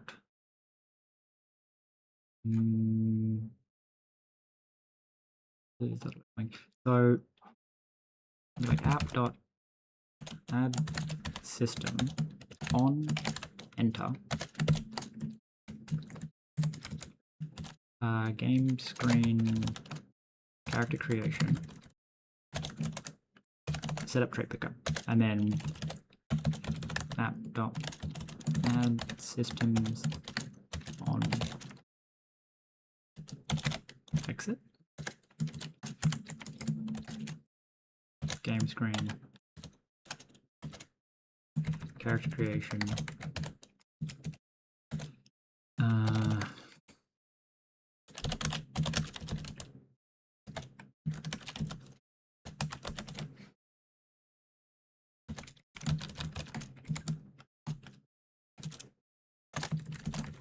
This seems like a terrible way of doing it, but you know, what you can do. So effectively, when we leave the character creation screen, it just cleans up the inventory. Should just be fine. So this sets up our perk inventory. And then we come over here and be like on character creation. Can we just not do any of this stuff?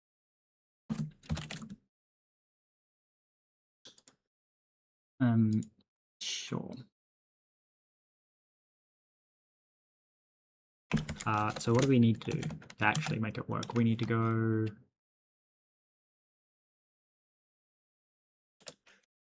menu manager dot new menu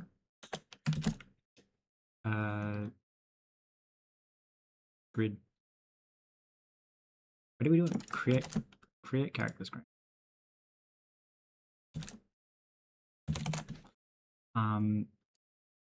Then add style vertical. We need to make like a vertical. Okay. So menu manager dot. Oh, okay. Add menu equals, and then it's like menu.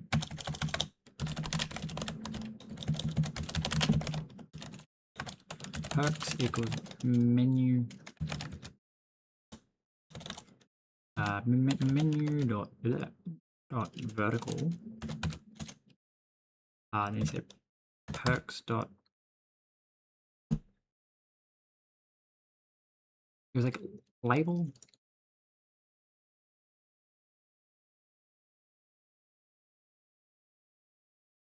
Label.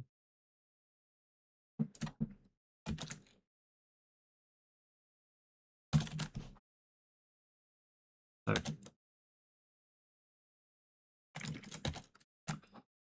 like label to choose from. Spawn. Menu. Render inventory.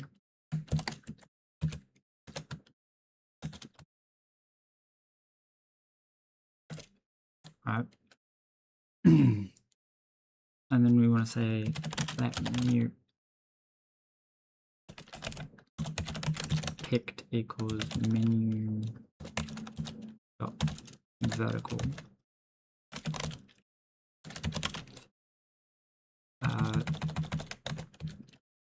Picked dot label frozen. What's this over here? Attributes you can choose from. Grid attributes. Somewhere up here is going to be another one that says like a label. Add a bunch of styles. New cons menu. Floors you can choose from. Middle. New trait. No, we're gonna be like.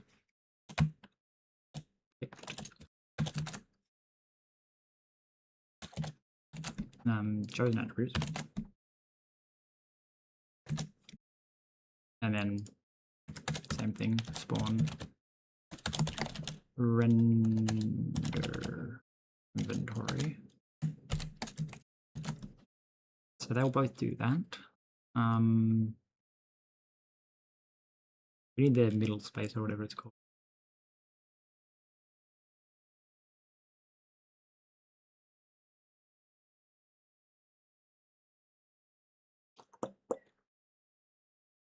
Pause, select grid, vertical, somewhere, chosen attributes, be higher than that up. Somewhere it's like middle.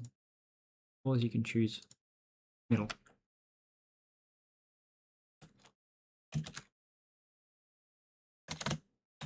And obviously middle needs to spawn between like that.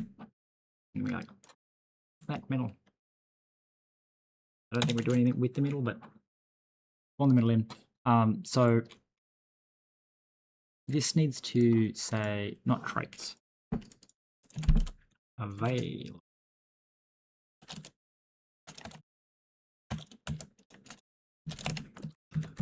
Is res available traits. And then player is res player inventory, plugin, or animation player.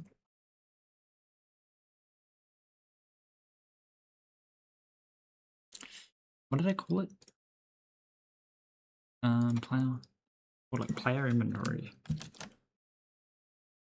All right. Somewhere. Player inventory. It was like, I think it was qualify player inventory.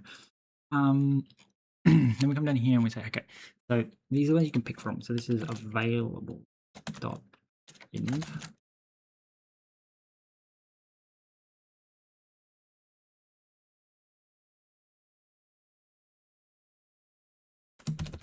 New.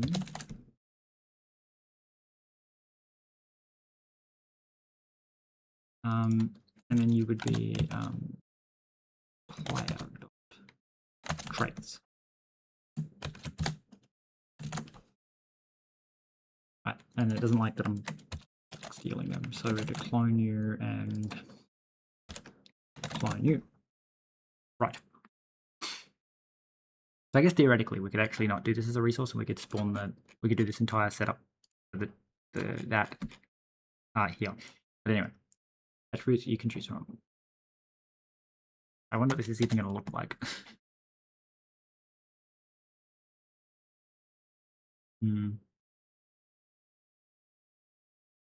I actually don't know at all what this is going to look like, because effectively I'm just plugging in the new UI code. I'm just kind of thinking that, oh, well, apparently it's going to crash. That's what it's going to do. Something coming parameter. Available traits failed to validate resource does not exist.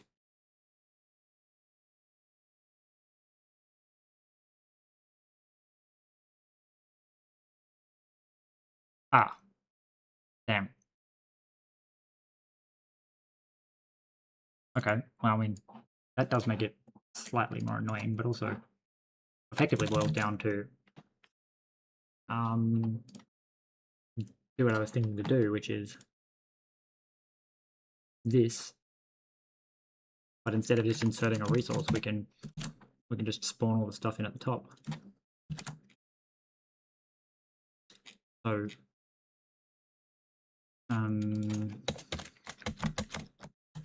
put it up here, like do that. So you're going to need to set up an inventory, which means that you need mute manager.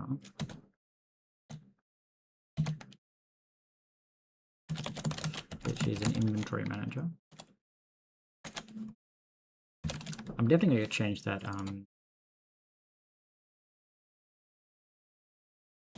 So this is the menu manager. Let me just come down here and a little quick and go. Apparently I spelled that differently. Back up here. We need traits as well. Let's go back. Let's go back. Okay. And then this is res traits. Right. And then available.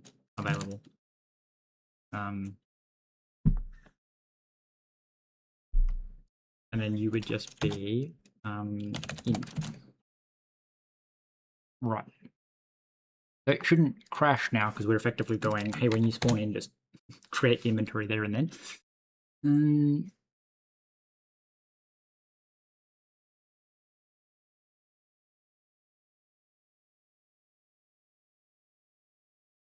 So we go play, we go new. Hey. It does look a little weird. Did I mess something up? Which one's which? Checking ancestor for sale. So this should be the player's inventory. Why is this? Also apparently I can't put it back. Item with shape, orientation, layout does not fit in inventory. Slot type custom perk.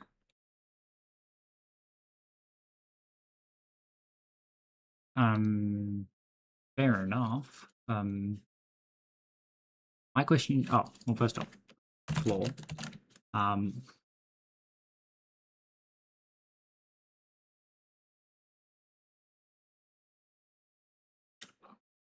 my question is, why do you not have a? Because like, this is clearly. Oh, there you go. But I can't put you here because you're saying you can't fit floor. You've also got capital floor, which is kind of funny. Slot type, okay.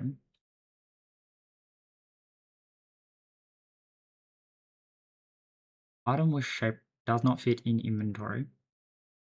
Why are you capital floor? Also, they can obviously go in here, but they can't go in here. What?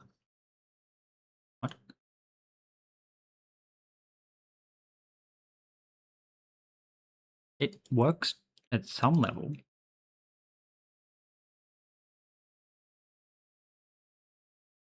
So if I click here,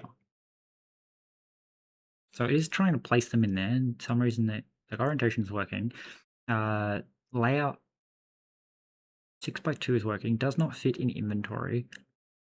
So you have lowercase floor, you have capital floors, which I mean would explain why it wouldn't fit, but like it clearly works one way because it lets me spawn the items into there, but it doesn't seem to want to let me pull the items back out, which is strange. So we go player. We go, okay, when we spawn you, it's perk and floor, which is part of it. I want to replace the custom with like a hash and also a thing that like stores the hash. Like stores a lookup if you've got it enabled. So like it can keep a hash map for like debugging purposes, but I need to read that. But like it hashes it for the actual use, so that like the custom is just a U64, but it does keep a backwards hash.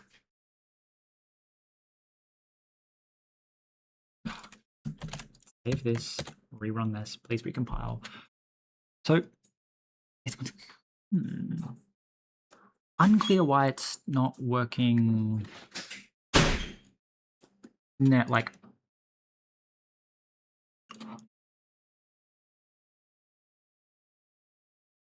when I pick you up, but it should have been removed. Yeah. So you're saying that it doesn't fit. Why are you even saying custom type? Like I don't get. Unless it's saying its own floor. Valid to move. Yeah, no valid slots. So you're saying it didn't fit.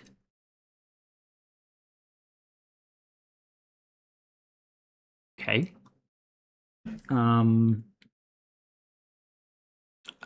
I don't quite understand that one. Size is 6x1. Your image is skill 6x1. In the perk slot. I do want to have like a color or some kind of tint maybe that can be applied as a like when it's in this slot.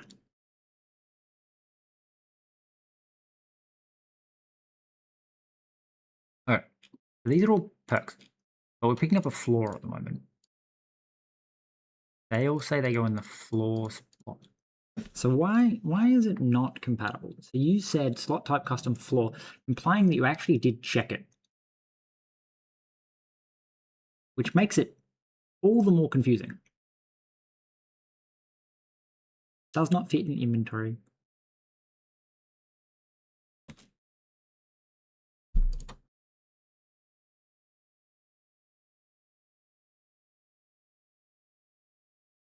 But it should have been removed. Wait,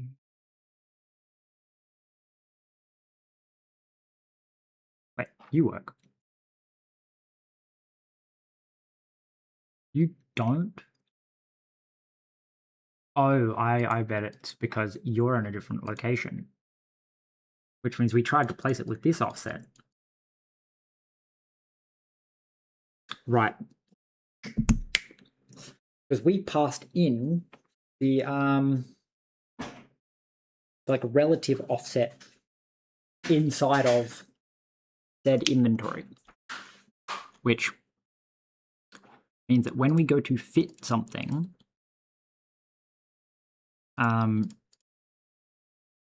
we need to actually make sure that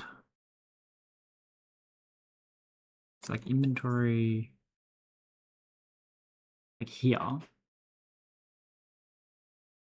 Hence, when I'm spawning them, it doesn't matter because it's all relative. So when I say add item, apparently nothing ever calls that. So new with slot, add item at. This is just calling to do. So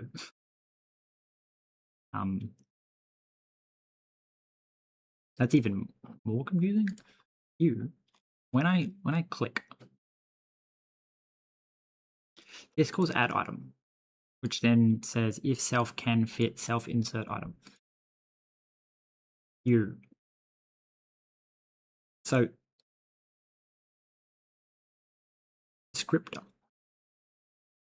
So you get the descriptor. Descriptor. Add.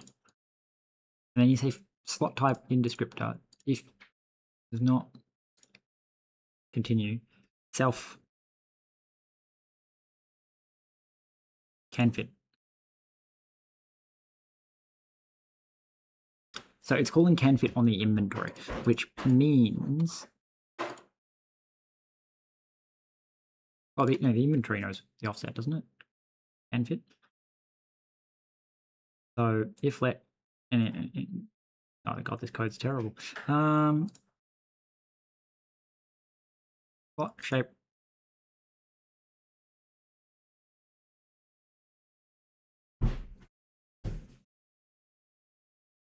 So slot shape can fit item shape.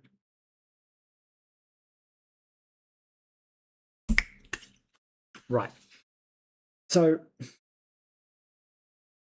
it's more that we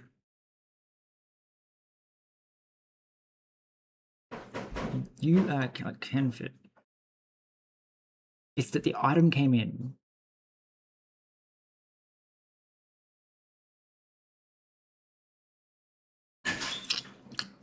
That's annoying.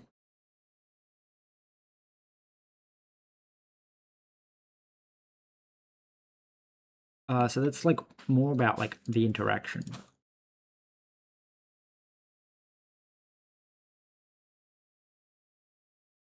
So when we say like detect drop, read all this stuff, and we work out where exactly you clicked, and then somewhere we have access to the slot, right? Like size. Yeah. So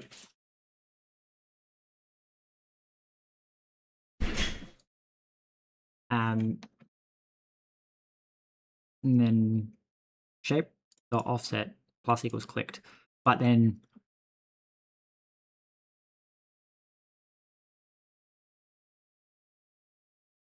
drop item. This is where we're trying to drop it. So we worked out where we clicked. But then we want to say like minus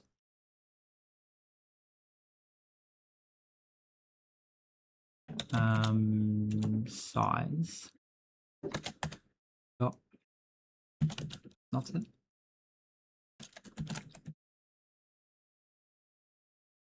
Is it plus size dot offset? Because we want to go where we clicked in you plus your offset. Because if it's lower, hence we can put the perk in the perk spot because the perks are at 0, so they have no offset. So where we clicked on the image is where we're trying to place it, whereas the other one. So now when we pick up the floor, we can put it back down. Yes, yes, yes. It also shouldn't be erroring checking ancestor for style, but that's a okay. So I want to do like a couple more tweaks before I commit to the poly inventory stuff. So one of the things we need to do is go into inventory here, go to like manager and be like, okay, so when you call create inventory, this needs to return a handle and also a inventory commands. Like so. And then you say let h equal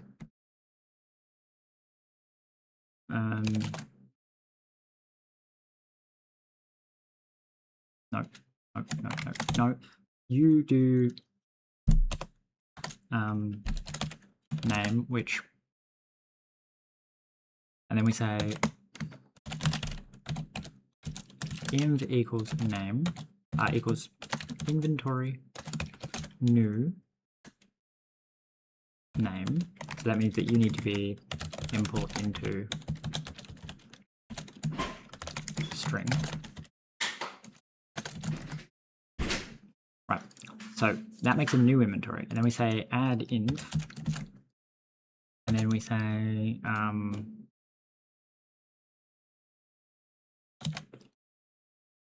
self dot open inventory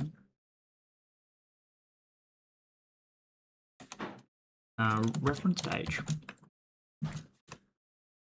dot, and then we can just return h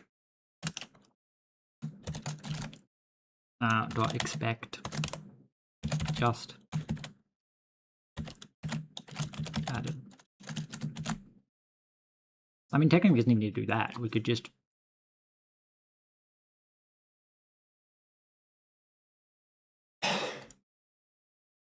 drop. As are the inventory commands? How do we make you? Like when I call open.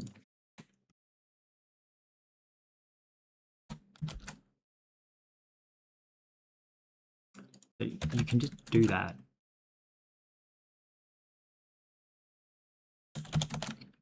You need to actually return the handle. So no, you're right. That doesn't work. So you're saying that, okay, so then we select ID equals H ID, and then we don't have to borrow H, we can say ID. Right, so this then hidden lifetimes, yeah, so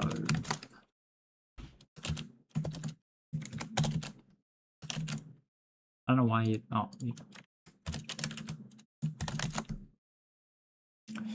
okay, so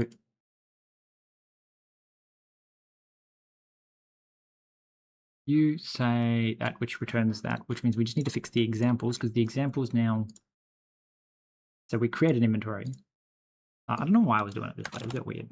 Yeah. So we say test inventory handle and also test inventory, which is then manager inventory manager, create, and then test inventory, which means that this goes here, this goes away, and then this weirdness goes away. We're just going to make you immutable. Right.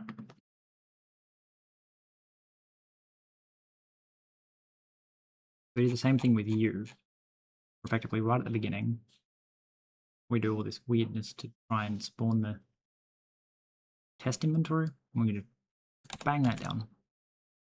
We say that the test inventory handle, the test inventory, we immediately create test inventory, and then we add a slot to the test inventory.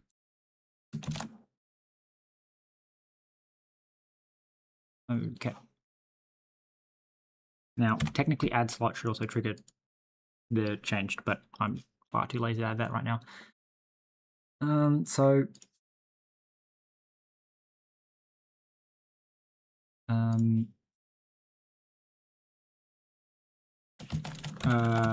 Create img now returns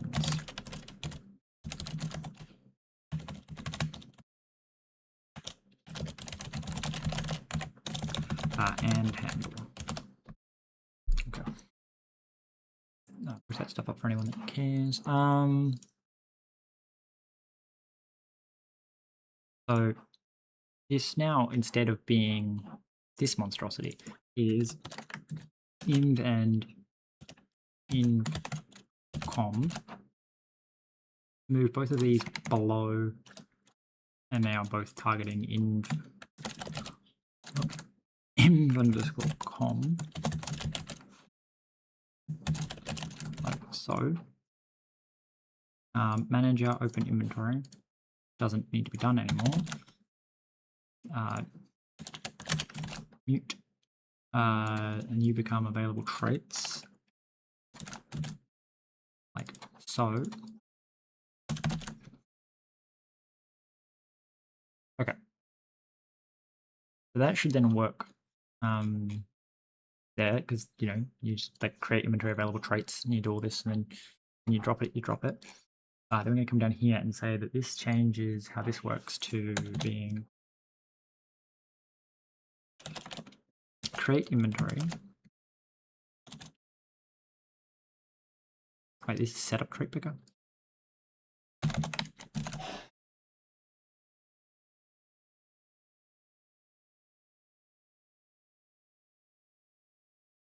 Okay.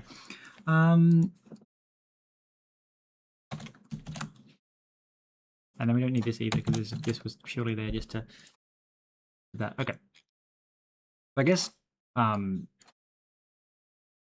unless I want to have a separate image, which I mean, no reason we couldn't. I just feel like maybe tinting the image would be a smarter idea.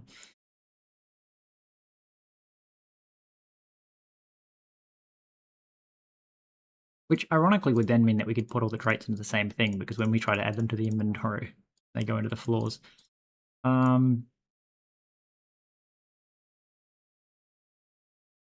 mean, it's not even going to be a hard change to be all like, we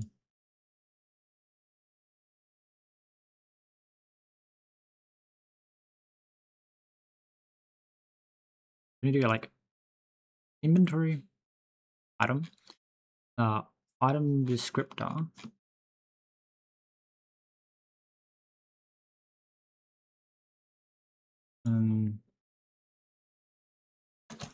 So this would be like I use int.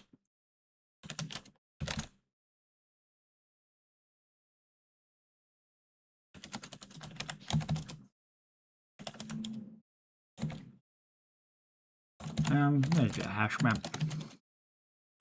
that links cell type and color, like so. And it's the same thing here, where we're just going to have like a int, which takes in self a cell.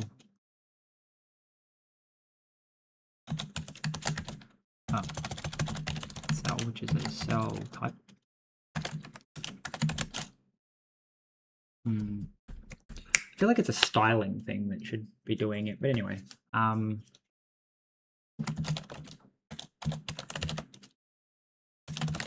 then it just says so like self dot tint dot get cell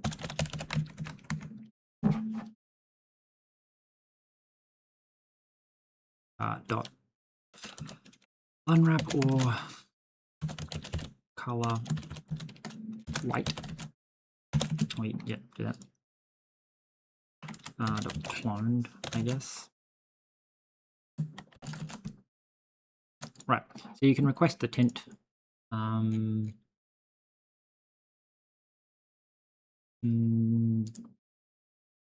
Loading descriptor. So again, there's this weird thing about like let new tints, which is just a hash map of cell type and color. Okay, so missing field tint. Tint is tints.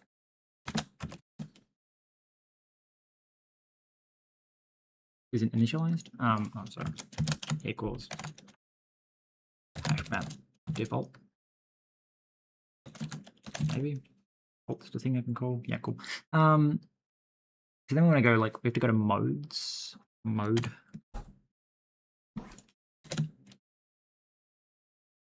I did call it tint, right? I think. So I think a mode switch thing. Yeah, mode. So lined up to lowercase. If line starts with tint else.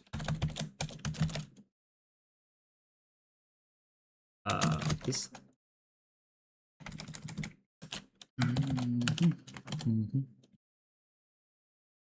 I don't think these need to actually return every time. They can just fall through.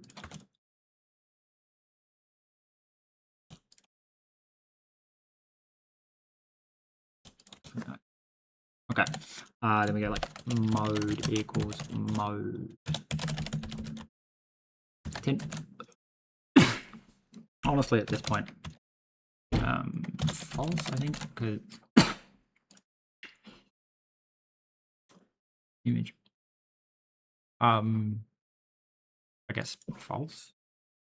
True. I think tint means skip skip everything else. Okay, so tints, and then here this is where we describe it. We should just use Ron or something to fucking describe this. It's just get it out of hand. This constant, like, this is how we describe a file. So you go tint, and then the tint, and then I don't know how the other ones are parsed. So name.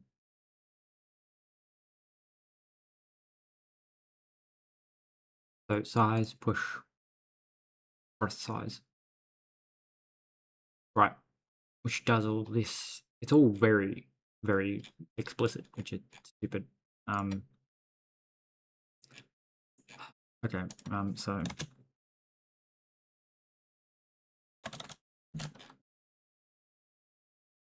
it's something like let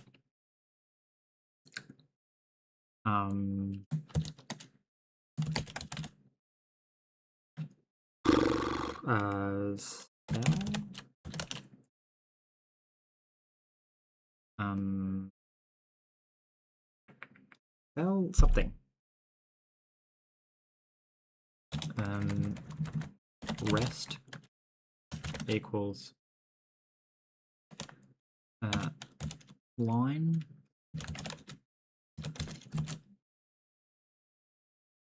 What is your problem?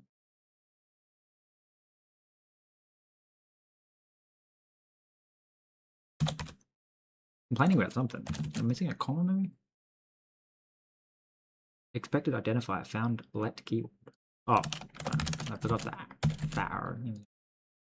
Alright, so let something line dot split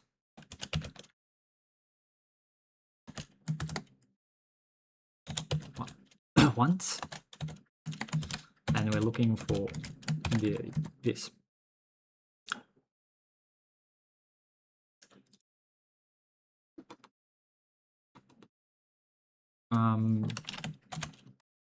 The split once returns an option, doesn't it? Yes, like this. Else, I think we have a line number, don't we? Nope. What do you even return? Load item descriptor error.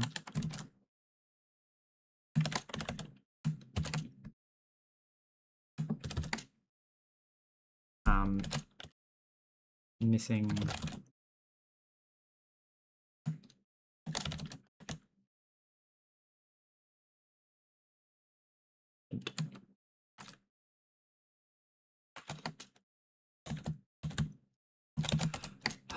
missing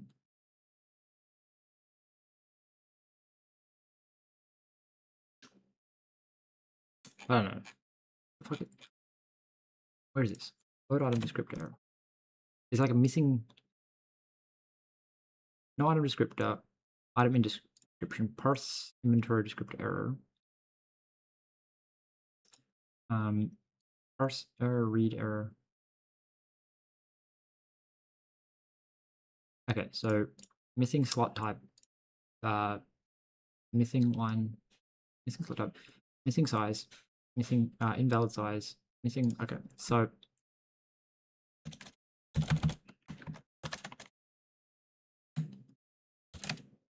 missing colon, missing colon that separates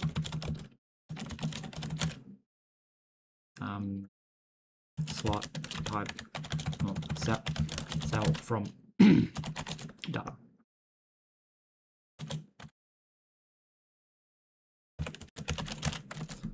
From data. I feel like they should have like line numbers on them so it can actually like print out what line it went wrong on, but anyway. Missing colon.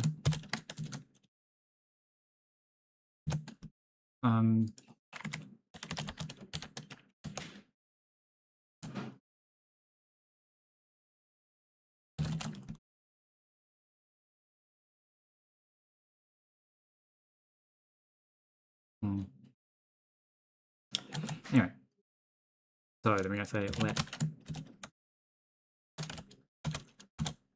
cell equal cell from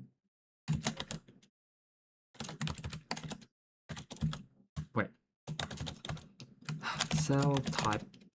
It's a good sign that I've been doing this for too long. From stir cell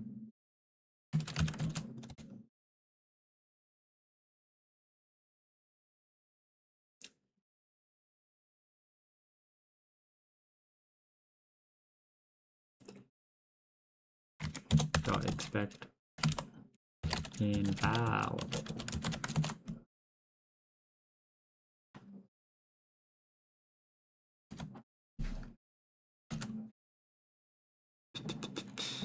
Where is that? Where the fuck were we? I don't like jumping around like that. We go. Not cell type, it's item. Invalid. Right, so we get that cell, and then we're gonna say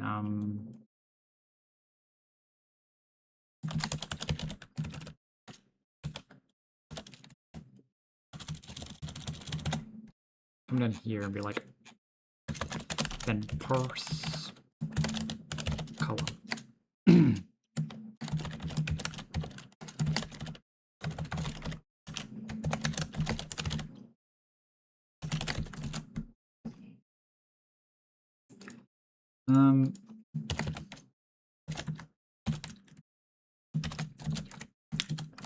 Alright, we'll parse the color.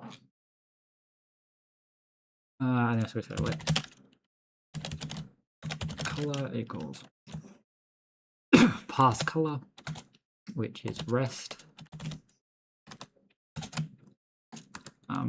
dot. So it's like OK or E, and then this would load script error.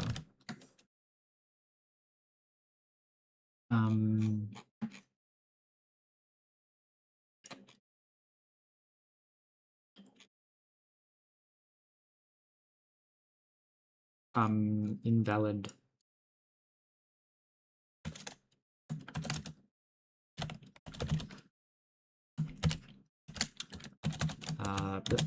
In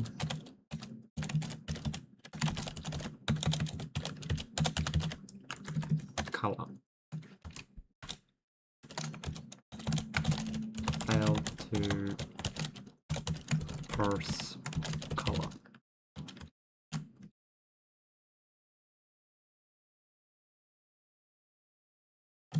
Sudo. Right.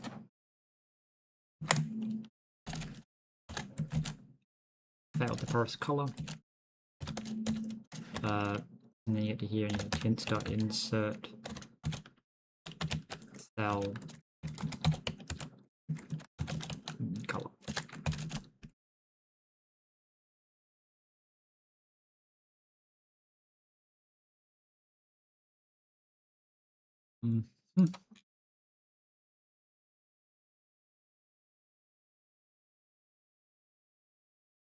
Okay, so we could parse the color. I'm going to say if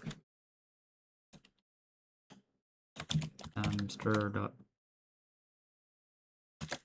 starts with a hash.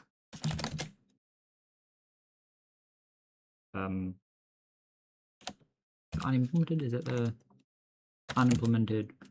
Okay.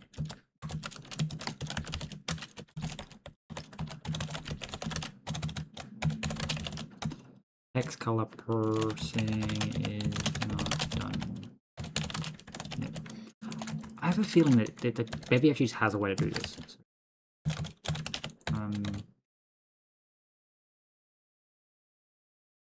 And then we just return, I guess, none.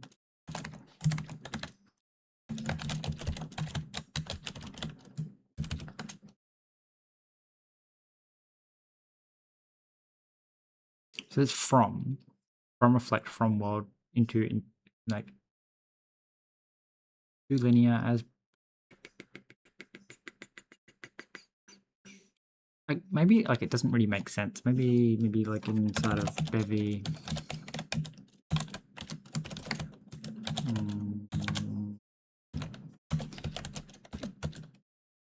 No. Where the fuck is color come from? Oh, wait, the color, there it is.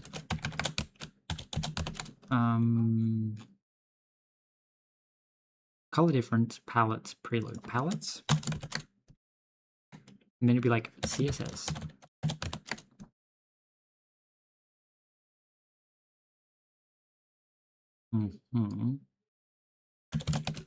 Basic.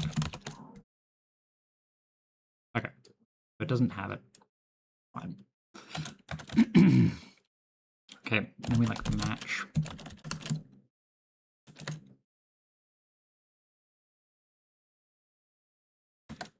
Okay, well, first up we're gonna be like let stir equals stir dot trim.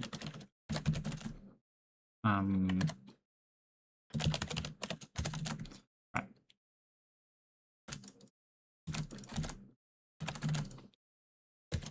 If color dot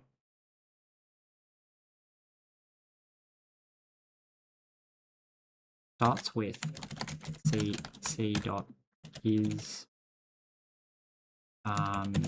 numeric unimplemented hex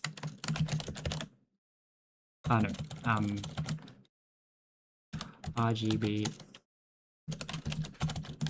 like it's raw color processing is not done yet.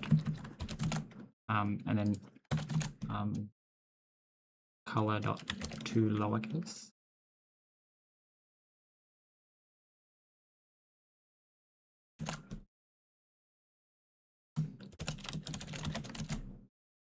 Oh god, brain is not working. Okay.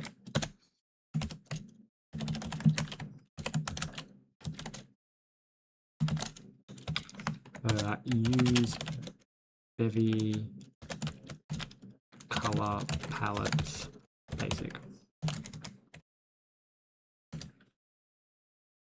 Ooh, lovely. I like that. Anyway,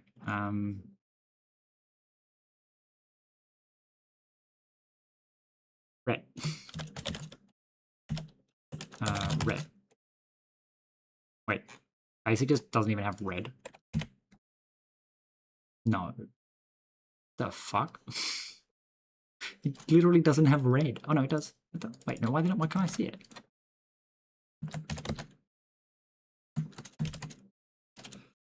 Blue.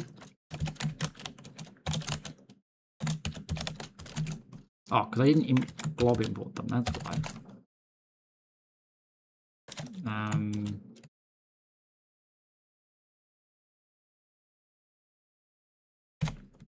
Can I, by any chance, just be like, copy all of these, paste all this in? This should be fairly easy to, like, oh, that's a pain in the ass. Okay, we want to go delete each of the in-between lines.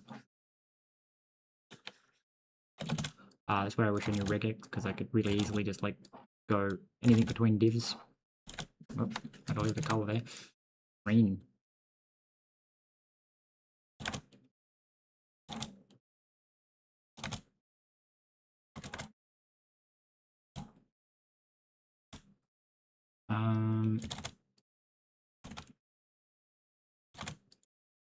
Honestly, because I think it's funny, I'm just going to hash anything that doesn't match. Okay. So it goes something like Control Shift. Okay, so like that.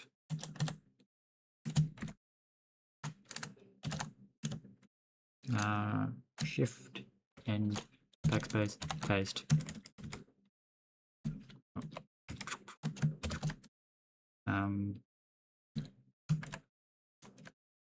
Well.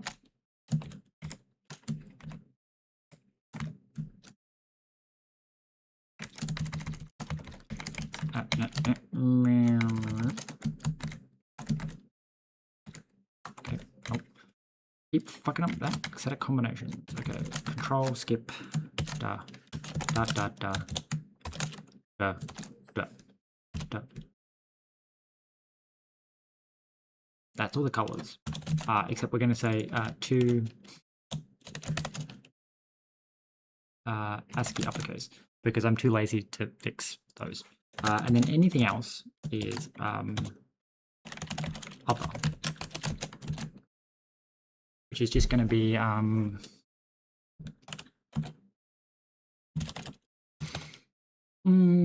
it's like std hash. Right.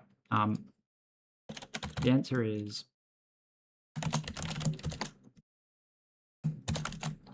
I guess we can just make this not return. We literally just always return a color.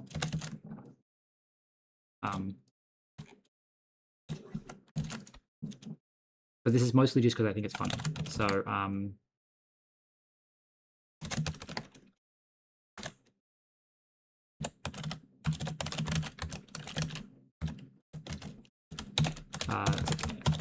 dot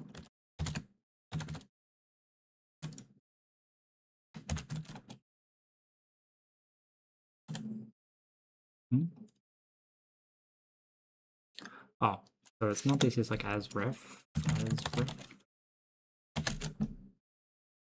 Okay, cool. What?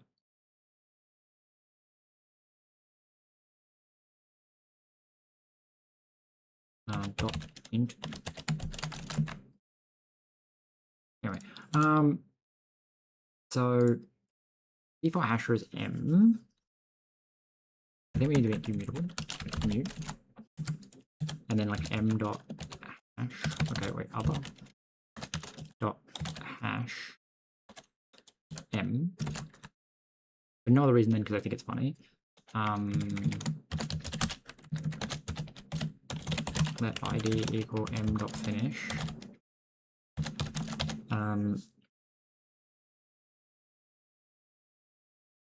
And then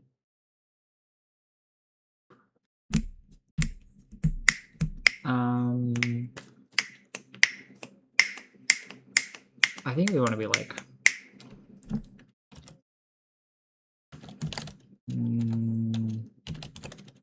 color hue saturation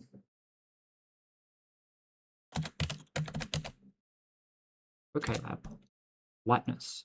So creates a new color object stored no capital color with alpha of 1. So lightness,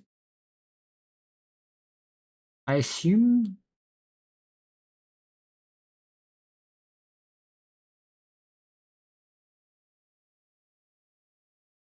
not entirely sure. I assume a lightness of 1 isn't just going to give me white. Primarily because it then gives me plus or minus green, red, plus or minus blue, yellow, which tells me that it doesn't have the same situation where, because the color wheel goes all the way around, so you can't have 0, because 0 red, 0 blue, like the 0 in the middle here should actually be white, I would assume. Anyway, maybe this is the wrong thing, but anyway, we're going to say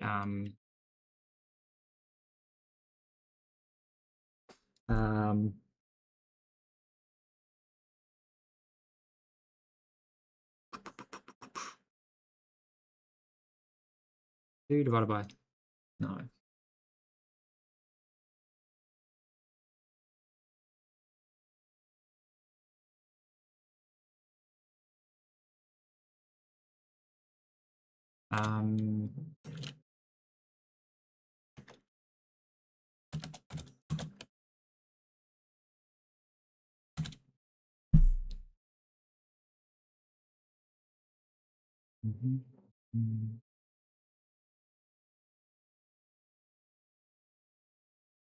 I want to do something really dumb for no reason. It'd be like, let a equals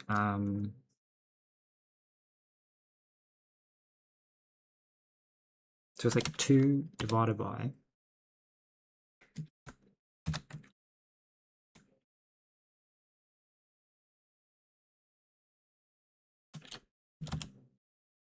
well, it's gonna always just almost always exclusively be 1. God damn it. Fine. A is equal to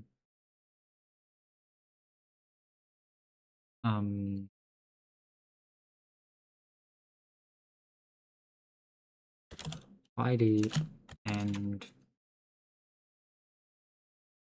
0xff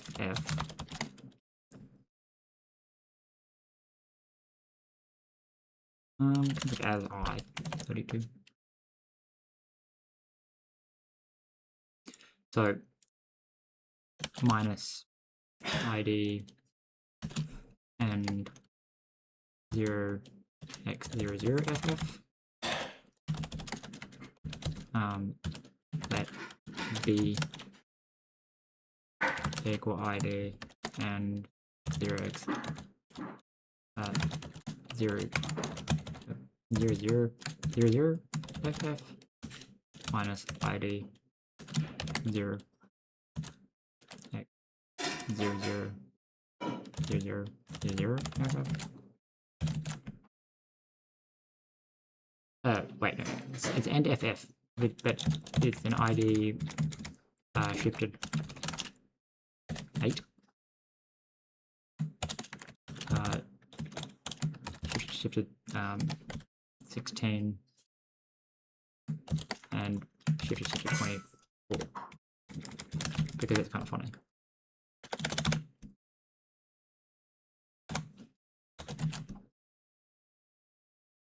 So then it would be, so you can be anywhere from 255 to, I guess, 0.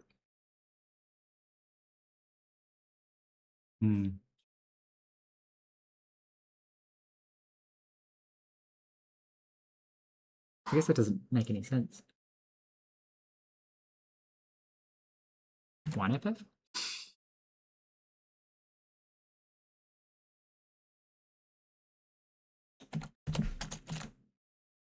No, you shift 8, so then you'd shift 17, and then you'd shift 26.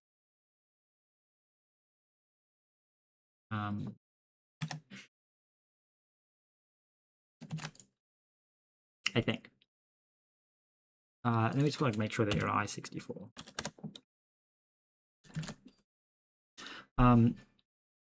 So this can be 0 to 255, and then we're subtracting up to 511, which means you can be up to negative 500, up to negative 256. Because if this rolled 256, I think that's how that works. So if you roll 255 and then minus 511, yeah, so you can get to minus 256. This is so stupid. Why am I doing this? So then it's A as F32 divided by 256. Then it would be B as F32 divided by 256. So the idea is it can be plus or minus 256. And then dot the linear. No, to sRGBA. Okay. Alright, they all return a color.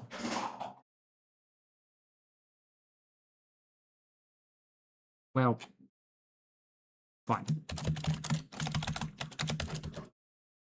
I do need it to return effectively none,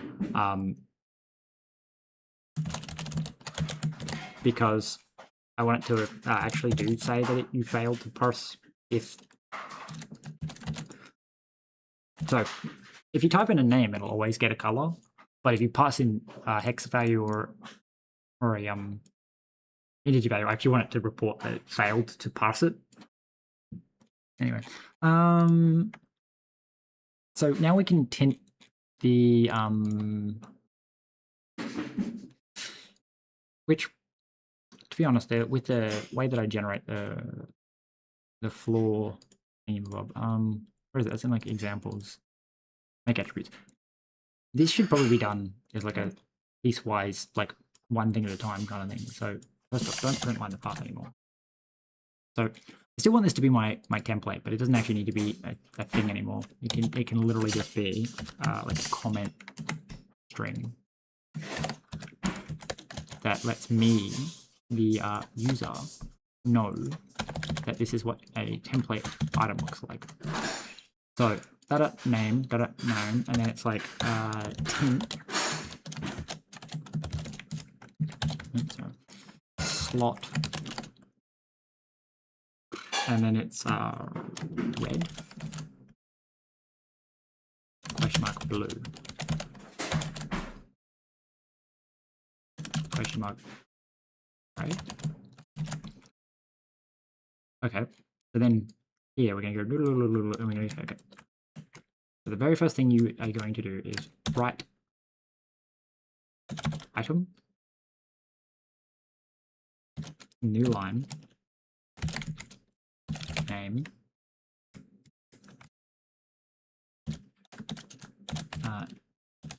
name colon name. Right. Well, don't even need that. We're good. So item name. Don't even bother debugging that. So we're just going to say like this. What are you complaining about? Right. Let name equal. I don't even need that. I can do it here. I can just say like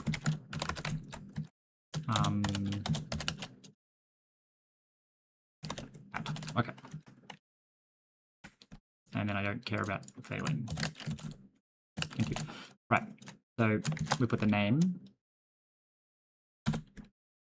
I guess right line. Or are you going to tell me that's not a thing? Okay, cool. So we have the name. So then it's like size, and then all of them are the same size. So all of them are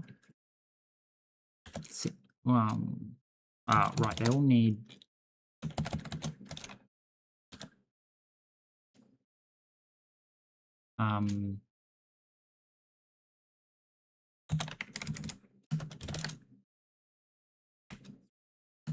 colon 6,2,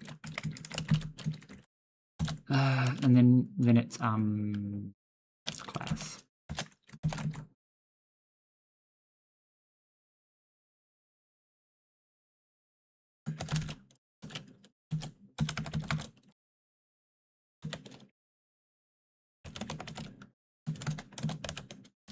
Right line, mute file,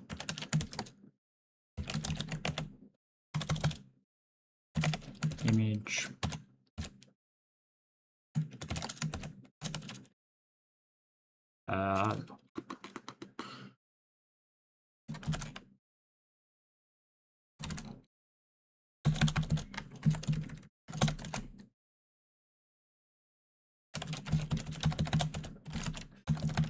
class. Alright, and then it's like underscore.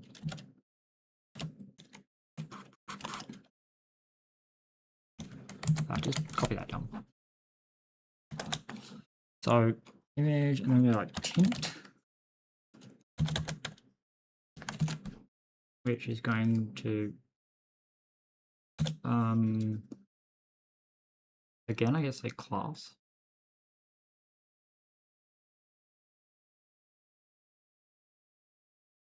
Red, blue, green. So class, and then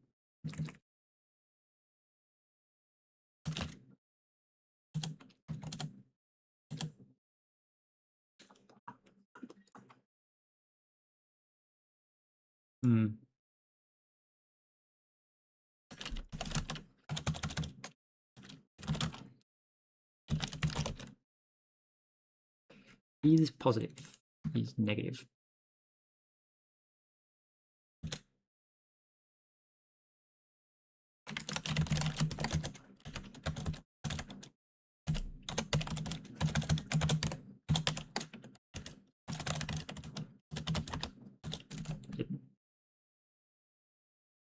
Right, and then we don't need to bother with that. We can just say class.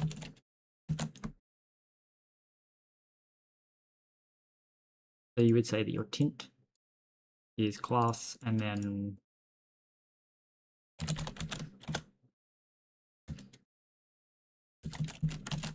class.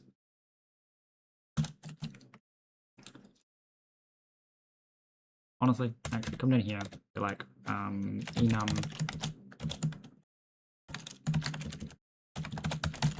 class, and then be like perk.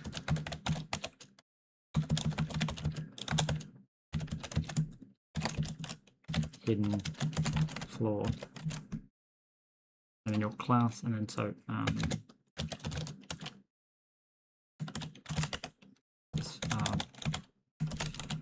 display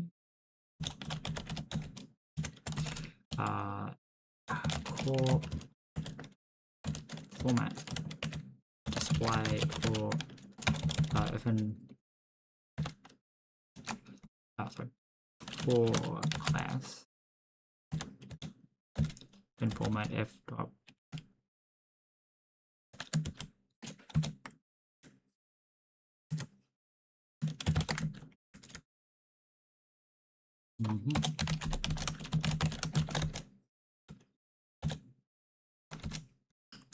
f dot writer perk f dot writer hidden, and then f dot writer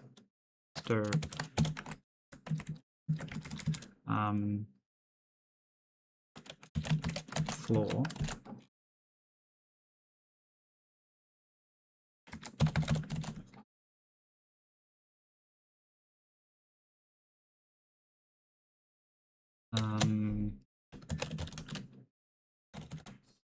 Simple class from cost, which then returns a class.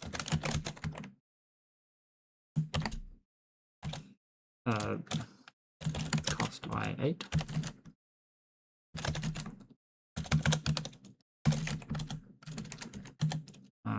If cost is negative,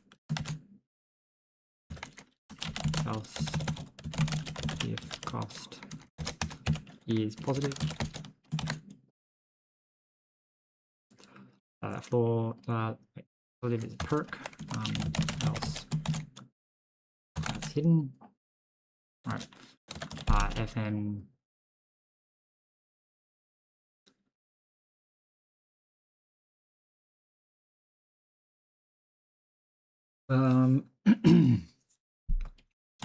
skip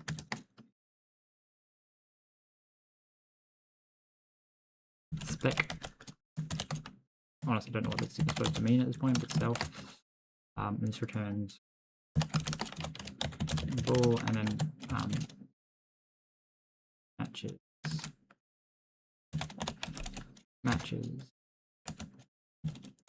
self class hidden. Right, so if not, so plus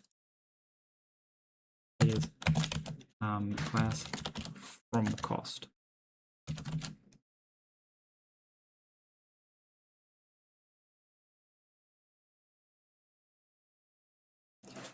Okay, come on. So if not class dot skip spec,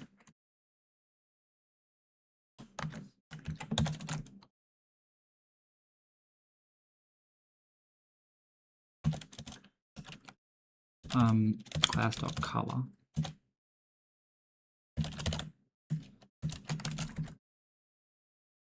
and then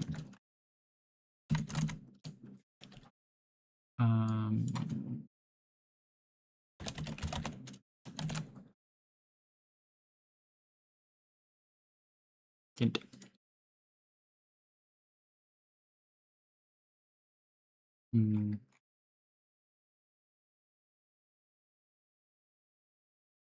I guess technically they could be a perk, I'm not sure. Trait, and then class dot color.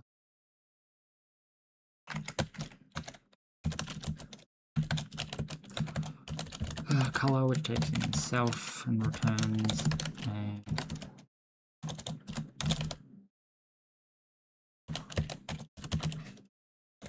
well, I guess technically you return a string, don't you? Which is going to be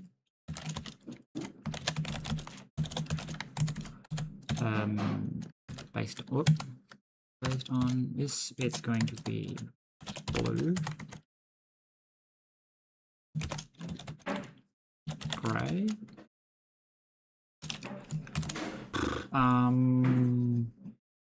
red. Okay, so perk. So then you would say class.color. So then your class is specific to your class, which is interesting.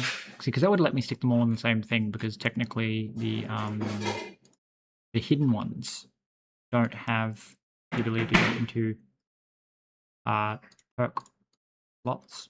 It's an interesting kind of way of doing it. But they can all go into trait slots because they're all traits. So from cost, skip spec, color.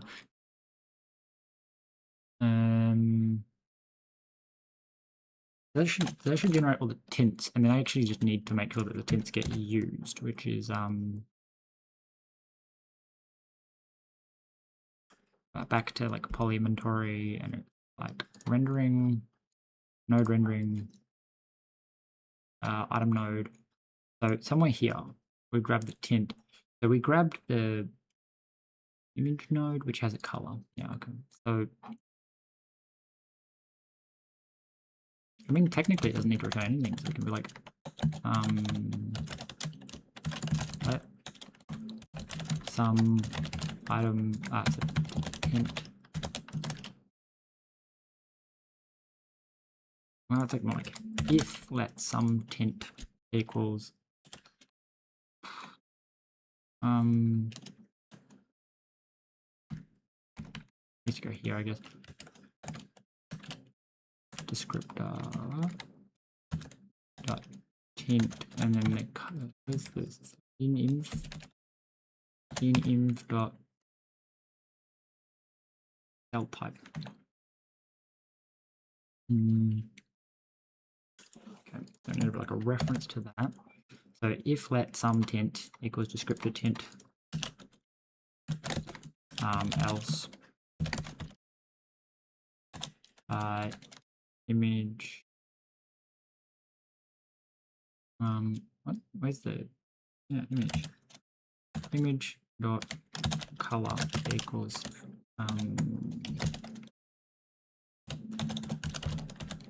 color white, and in other words it's image dot color equal tint, like that, and then we go back to tint here and we say hello tint, what tint does.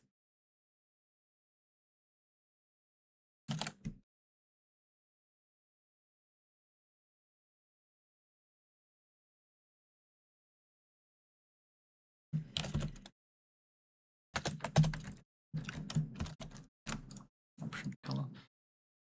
Okay. Because that just like technically gives you slightly more control over whether it has a tint or not. Like, do you act differently if it has no tint versus it actually specifies the color white tint?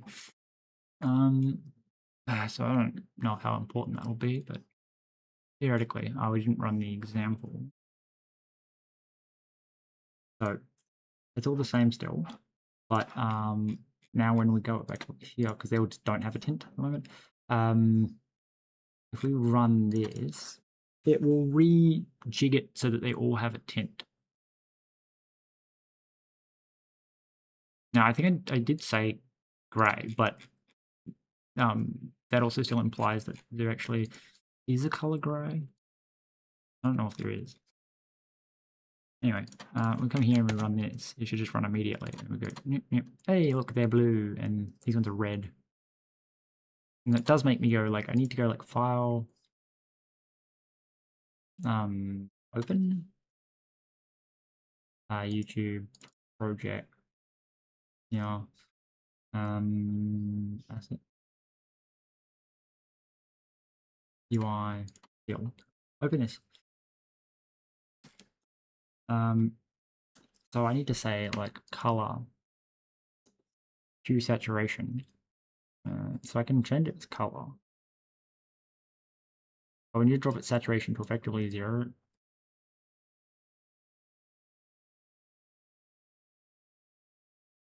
maybe don't fuck with its lightness. Don't fuck with its hue either, to be honest.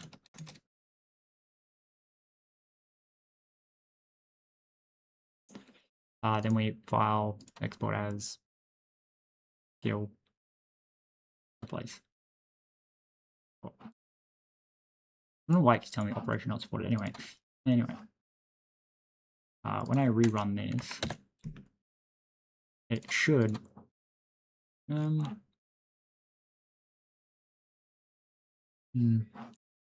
think the blue needs to be not so intense.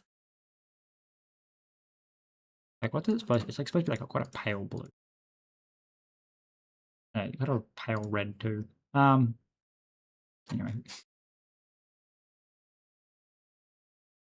Fine.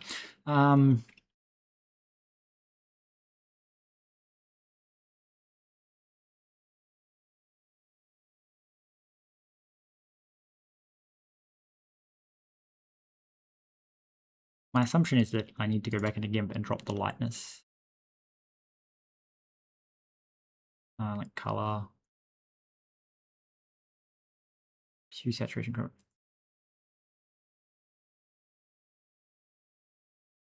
Like negative 75. I feel like that's just going to result in them. It's all very same.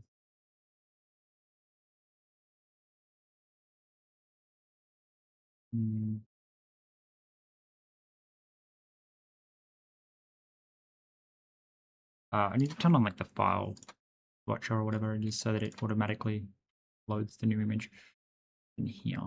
Bevy file watcher. It's going to take a while to recompile that. God damn it.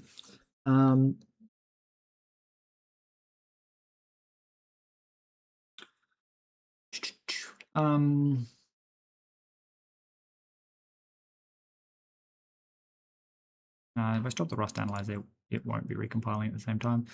Restart you. Yeah, so this will mean that like when I save a file, it automatically re-updates it. So what I think I need to do is like increase the difference in contrast, because I feel like just making it darker is just going to result in the whole thing being a smeared, like tinting this blue. Like if we go to hue saturation lightness and we change the hue, apparently changing the saturation doesn't do shit.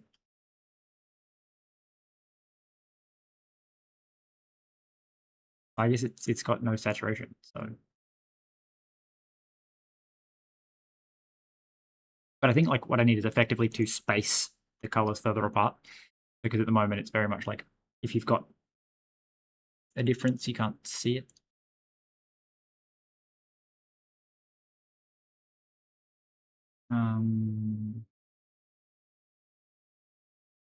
Maybe I'm just wrong.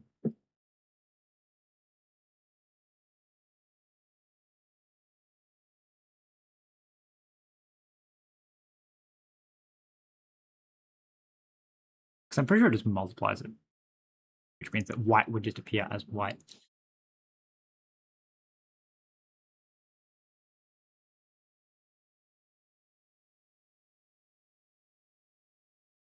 So maybe I've gone the wrong way. Maybe I should have gone really high, because it's going to be like a really dark red, really dark blue.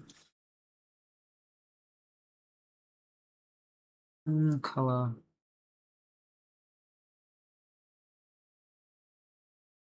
Contrast.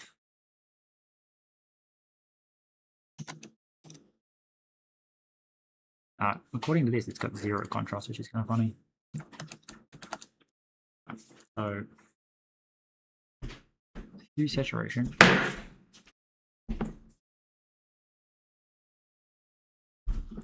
Brightness contrast.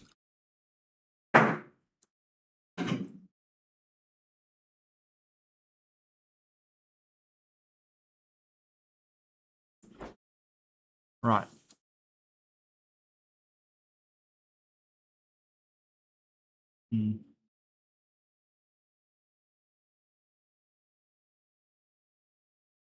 And then color saturation. That seems more like what it's supposed to look like.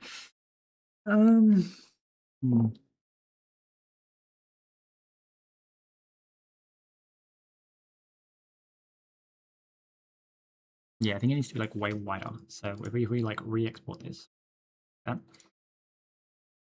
it's still just ending up very blue.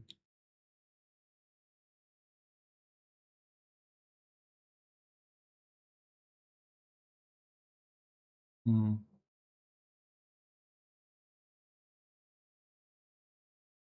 Brightness and contrast.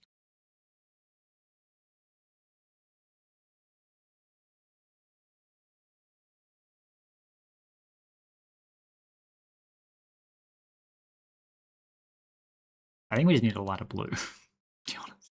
It's a little bit aggressive. Anyway. Oh, that's interesting. I wonder what. Oh, we're giving it any. See? This is why I guess we don't want to set it back to none.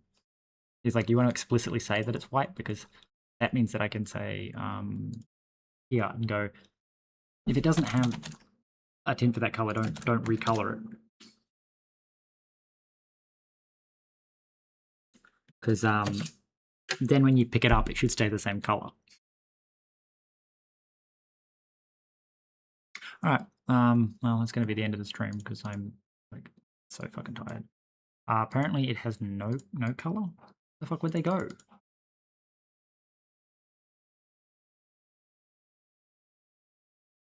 Oh, you just continue. Yeah. Right. No. Tint doesn't continue. Failed the load folder. Work. Athletic. Okay.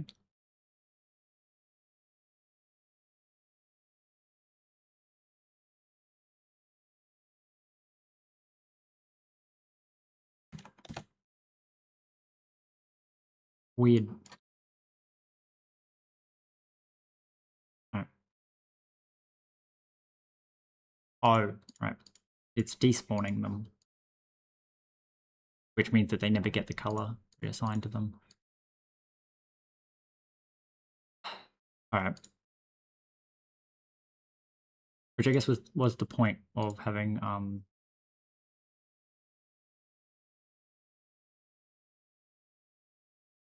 right. I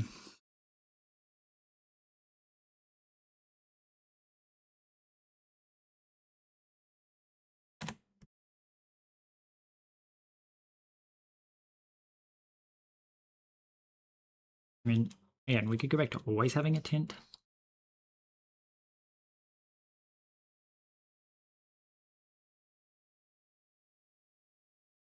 Hmm.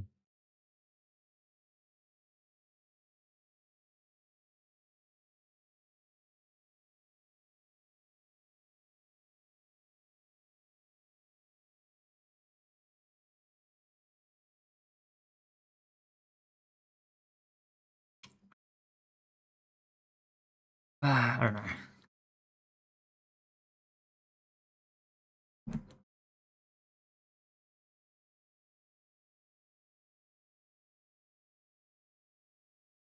I guess that is the issue with despawning and respawning the item each time, is that you lose that kind of bit of information. I mean, there's no reason it has to be any when I move it to my inventory. Actually, that's a good point. Inventory. Like here, when I like try pickup, we go like, hey, so I think, I'm pretty sure, mostly entirely sure. And when we say hold, we do know. No, damn it. I was going to say we can look it up because it's like in inventory, but I was going to say we know what it's where it is, but yeah, okay. So it's more like we just need to specify that they have an any. I don't actually want people to have to do that. It's so hard because what it is it's like because we're despawning, it means that when you pick up an item, it loses its tint. Otherwise, it'd be awesome just to keep its original name.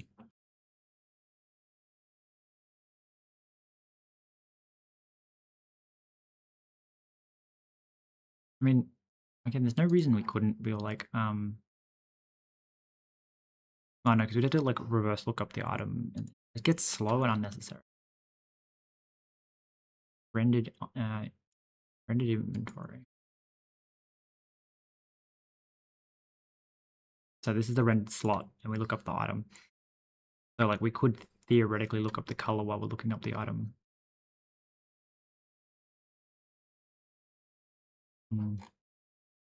Yeah. Entity, no.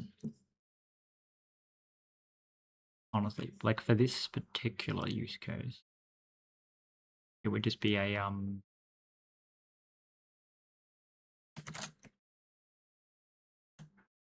that was any being when it's in the hand. Oh, we have to run this first, and then it should be fine. It does make more sense for it to keep the slot type that it was in. Because honestly, I'm surprised everything else hasn't broken.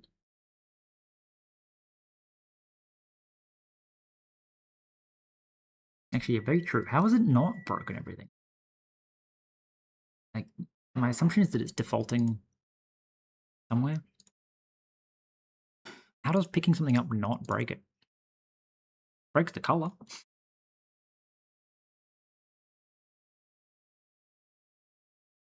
Render node. So where do you get the image from? Inventory gets shape. Where do you get image? Inventory description, image handle. Wait, we have access to image. Oh, it's in here. Wait a second.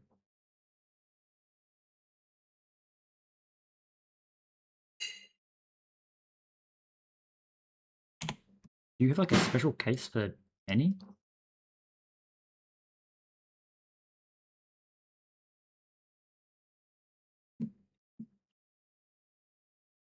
No, but you have a special case for.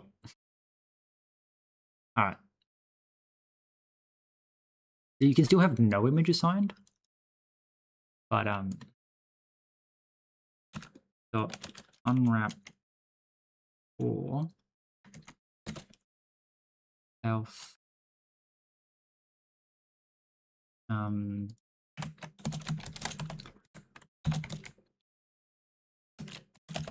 self dot tint dot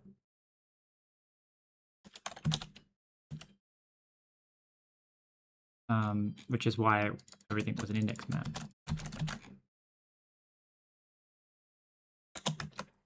Tint dot tint dot first.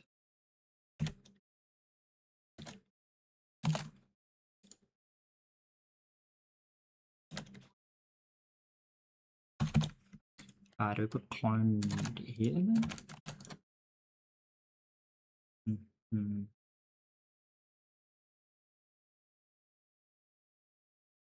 Right, dot map.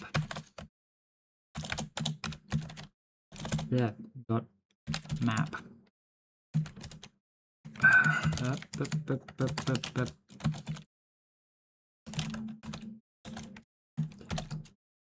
Actually, that's like. Okay. Fine. You're cloned, and then you're dereferenced. Okay, mismatch type expected Bevy color found option Bevy.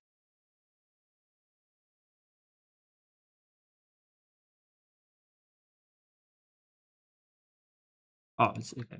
Right, because you're or else. There we go. Right. That translates to when you pick it up, it will get the whatever color it comes across first if it doesn't have a color for that specific spot.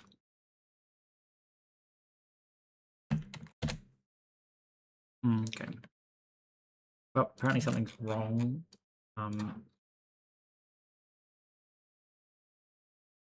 Right, because you're now a hash map, which means that yep, means you need an index.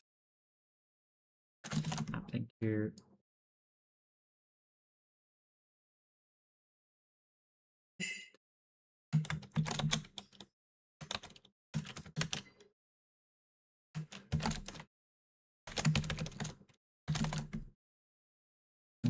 try that. Okay, and then that should be good, and we can end the stream and be happy. Ba-dum, ba-dum, ba-dum, ba-dum, ba-dum.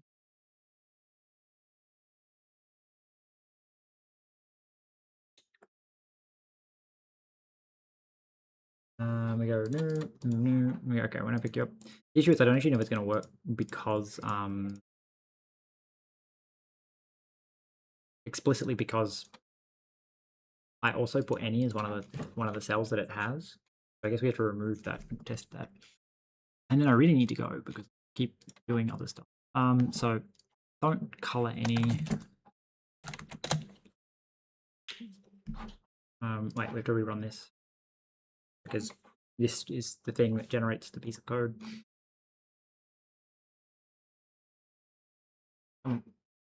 Yep, cool. What's nice about that is because it modifies the save file. It doesn't actually recompile here. We just, yeah, okay. All right. Ta-da! Okay. Thank you all for tuning in. I will see you maybe tomorrow. I'm feeling quite tired, so maybe not. But yeah, I hope you enjoyed the stream, and I will see you next time I am streaming.